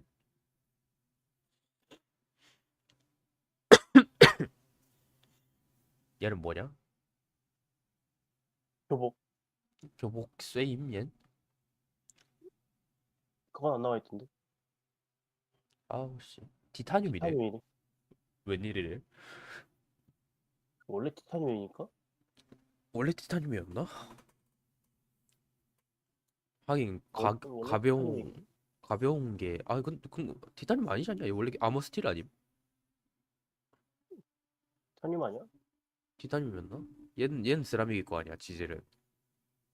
지젤이 쓰는 게 이거거든. 얘는 세라믹. 그치. 야, 근데 요즘에 그래가 저번에 그 얘기 하던데 그 씨발 파카인 줄 알았는데 파카 안에 씨발 그 6흘짜리 넣고 다니면 어떻게 되는 거냐 이런 얘기 있었는데 파카는 파카는 안 그거 들어가냐? 못 깔지. 못 가는구나. 못 깔아. 못 가는구나. 키라사 안 된다, 야. 야, 그럼 키라사한테 이상한 거 넣어가지고 씨발 사기 치고 다닐 수 있는 거야 이제? 키라사에 오클 플레이트도 넣고 다닐 수 있음. 오클도 씨발. 존나 웃기긴 할 듯. 당장의 예로 얘가 원래 오클이거든. 얘. 이거 빼고서는 막 어디지? 아 그럼 지금은 플레이트가 전체적으로 물량이 더 많은 거야? 플레이트 따로 살 수 있냐? 구하거나? 막 이렇게 이런 거 6클짜리 들어가고. 야, 씨발 6흘이 있구나. 5클 이상은 상인 만레벨만 팔고 6클은 아예 안 팔고 교환도 없어. 야 근데 되게 뭐라 해야지 그 공격력 세게 하고 방어력 세게 하고 이렇게 해가지고 밸런스 잡는 거 씨발 존나 에이펙스 레전드에서 자주 본 건데 사람들이 존나 지루해 하면은 회복 속도 빠르게 하고 씨발 DPS 더 높게 만들어가지고 씨발 플러스 마이너스 제로인데 그거 가지고 사람들 더 재밌다고 느끼게 하는 딱 그 느낌인데. 37레벨 되려면 124,000. 근데 얼마나 한 거야 얘는? 이렇게 하고 그리고 아 씨발 그리고 신맵은 진짜 씨발 어떤 새끼 대가리에서 나온 거임 그거? 왜? 그거 지금 튜토리얼 맵 뉴비 맵 씨발 뉴비 맵이랍시고 거기에 유저 12명 들어가던데. 그거 좀 줄어들었냐? 그 12명 그대로야 설마? 몰라 나 지금 못 가. 아니 씨발 그 맵 존만한 맵에다가 씨발 그 왔다 갔다 하는 도로도 2개밖에 없는데 씨발 그 존만한 맵에다가 씨발 12명을 우겨 넣어가지고 허구한데 씨발 서로 싸우기 싫은 게 딱 보이는데 씨발 싸울 수밖에 없게 만들어져 있어 맵이. 근데 그게 뉴비 맵이라고 씨발. 뭐 어쩌겠냐. 87,000에 1200이면은 97,000. 씨발 차라리 그냥 아는 사람 5명에서 팩토리 장악해가지고 씨발 수문장 하는 게 차라리 씨발 낫지. 야 뭐냐고 스오타 미션 난리 났네. 스오타 거의 전 지역 돌아야 돼 이거. 야 진짜 돌았네. 아 그래 얼마 전에 한국 타로코프 디스코드 씨발 얼마 전은 아니지 이번 시즌 초에 한국 타로코프 들어가가지고 씨발 보려고 했는데 진짜 아무것도 없는 완전 유튜브 에디션밖에 모르는 사람 하나가 스오타가 좋다고 스오타 계속 가자 하길래 그냥 무시를 했었거든. 그 좀 하는 사람이랑 나랑 둘이서 스오타는 아니다 이러고 있었는데 그 인간 결국엔 스오타가 혼자 갔더니 맵 몰라가지고 헤매는 거야. 스오타가 좋은 맵인 건 맞아. 좋은 맵인 건 맞는데 어디 뉴비가 틀 줄을 가기엔 안 좋은 맵이지. 어디 틀 줄 알아야 좋은 맵이지 그게 근데 아무 것도 몰라가지고 진짜 그 동네에 트렁크 털고 다니고 또 있던데 그래놓고 스호타 맛있다 이러고 있는 거 보고 씨발 탭 눌러보세요 봤는데 그 PS 탄 120발 묶음 들고 가지고 씨발 총알 많이 받았다고 아무튼 좋다 이러고 있던데.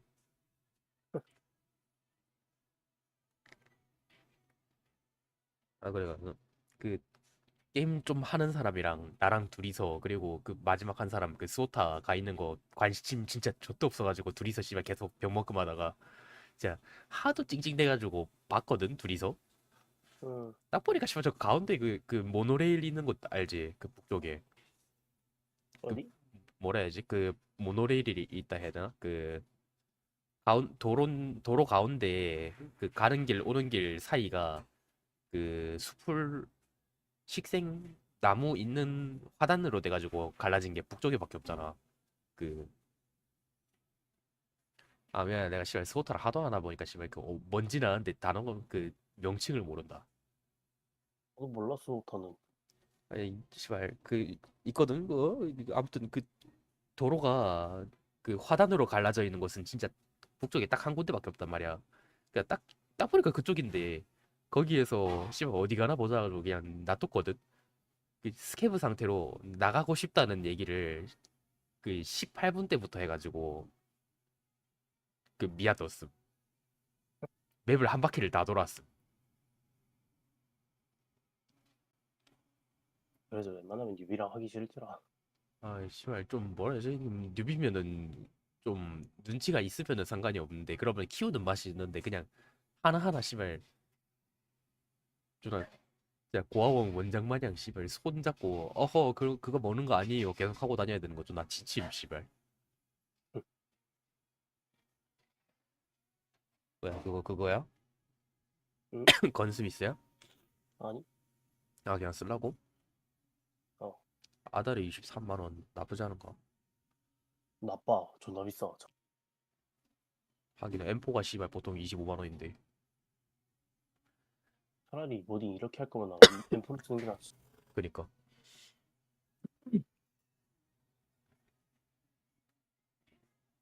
아 추워. 씨발 근데 집 들어가면은 에미년이 또 개지랄할 것 같은데. 아 씨발. 존나.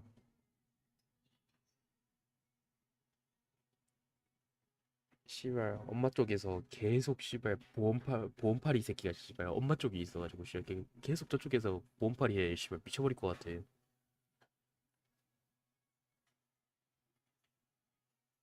안타까운 거지 뭐. 야, 진짜 충치 걱정돼가지고 충치 하나 걱정돼가지고 충치만 보장되는 그 하나를 넣었거든. 응. 그 존나 진짜 존나 싼 거. 그 일부러 가격 진짜 싼 건데 충치에는 문제가 제일 없는 그 딱 그걸로 해가지고 넣었거든.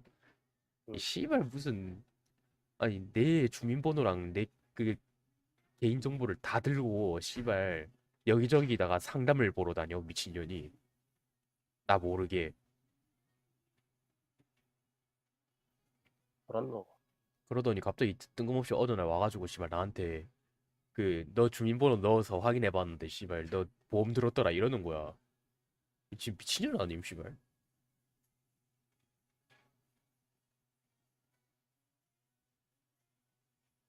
야 그리고 씨발 자기 아는 사람이 보험을 한다고 씨발 싹 다 그 보험 그 사람 통해서 해야 된다 막 이러면서 씨발 보험 그 사람한테 사야 된다 막 이러는 거야. 저 정신병 걸릴 것 같아 씨발.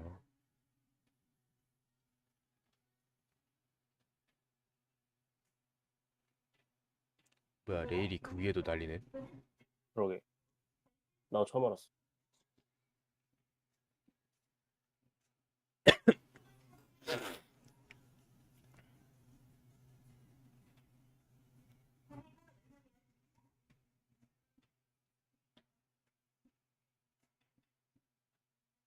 아 씨발. 뭐야 지금 느낌이 딱 집 들어가면은 나 씨발 보자마자 바로 여기 와서 앉아봐라 하고 씨발 보험 팔라고 씨발 지랄할 것 같은 느낌인데.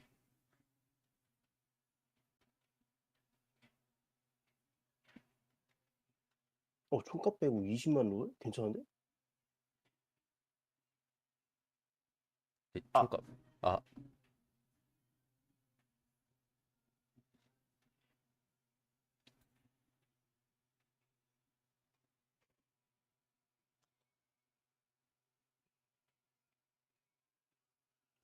뭐야, 근데 누구지? 이거 하고 자러 간다 했나? 아니지. 좀만 더 있다 자러 갈 것 같긴 아, 한데. 자러 가는 거 맞구나. 아, 야, 근데 진짜 왜 이렇게 할 게 없냐? 나도 몰라.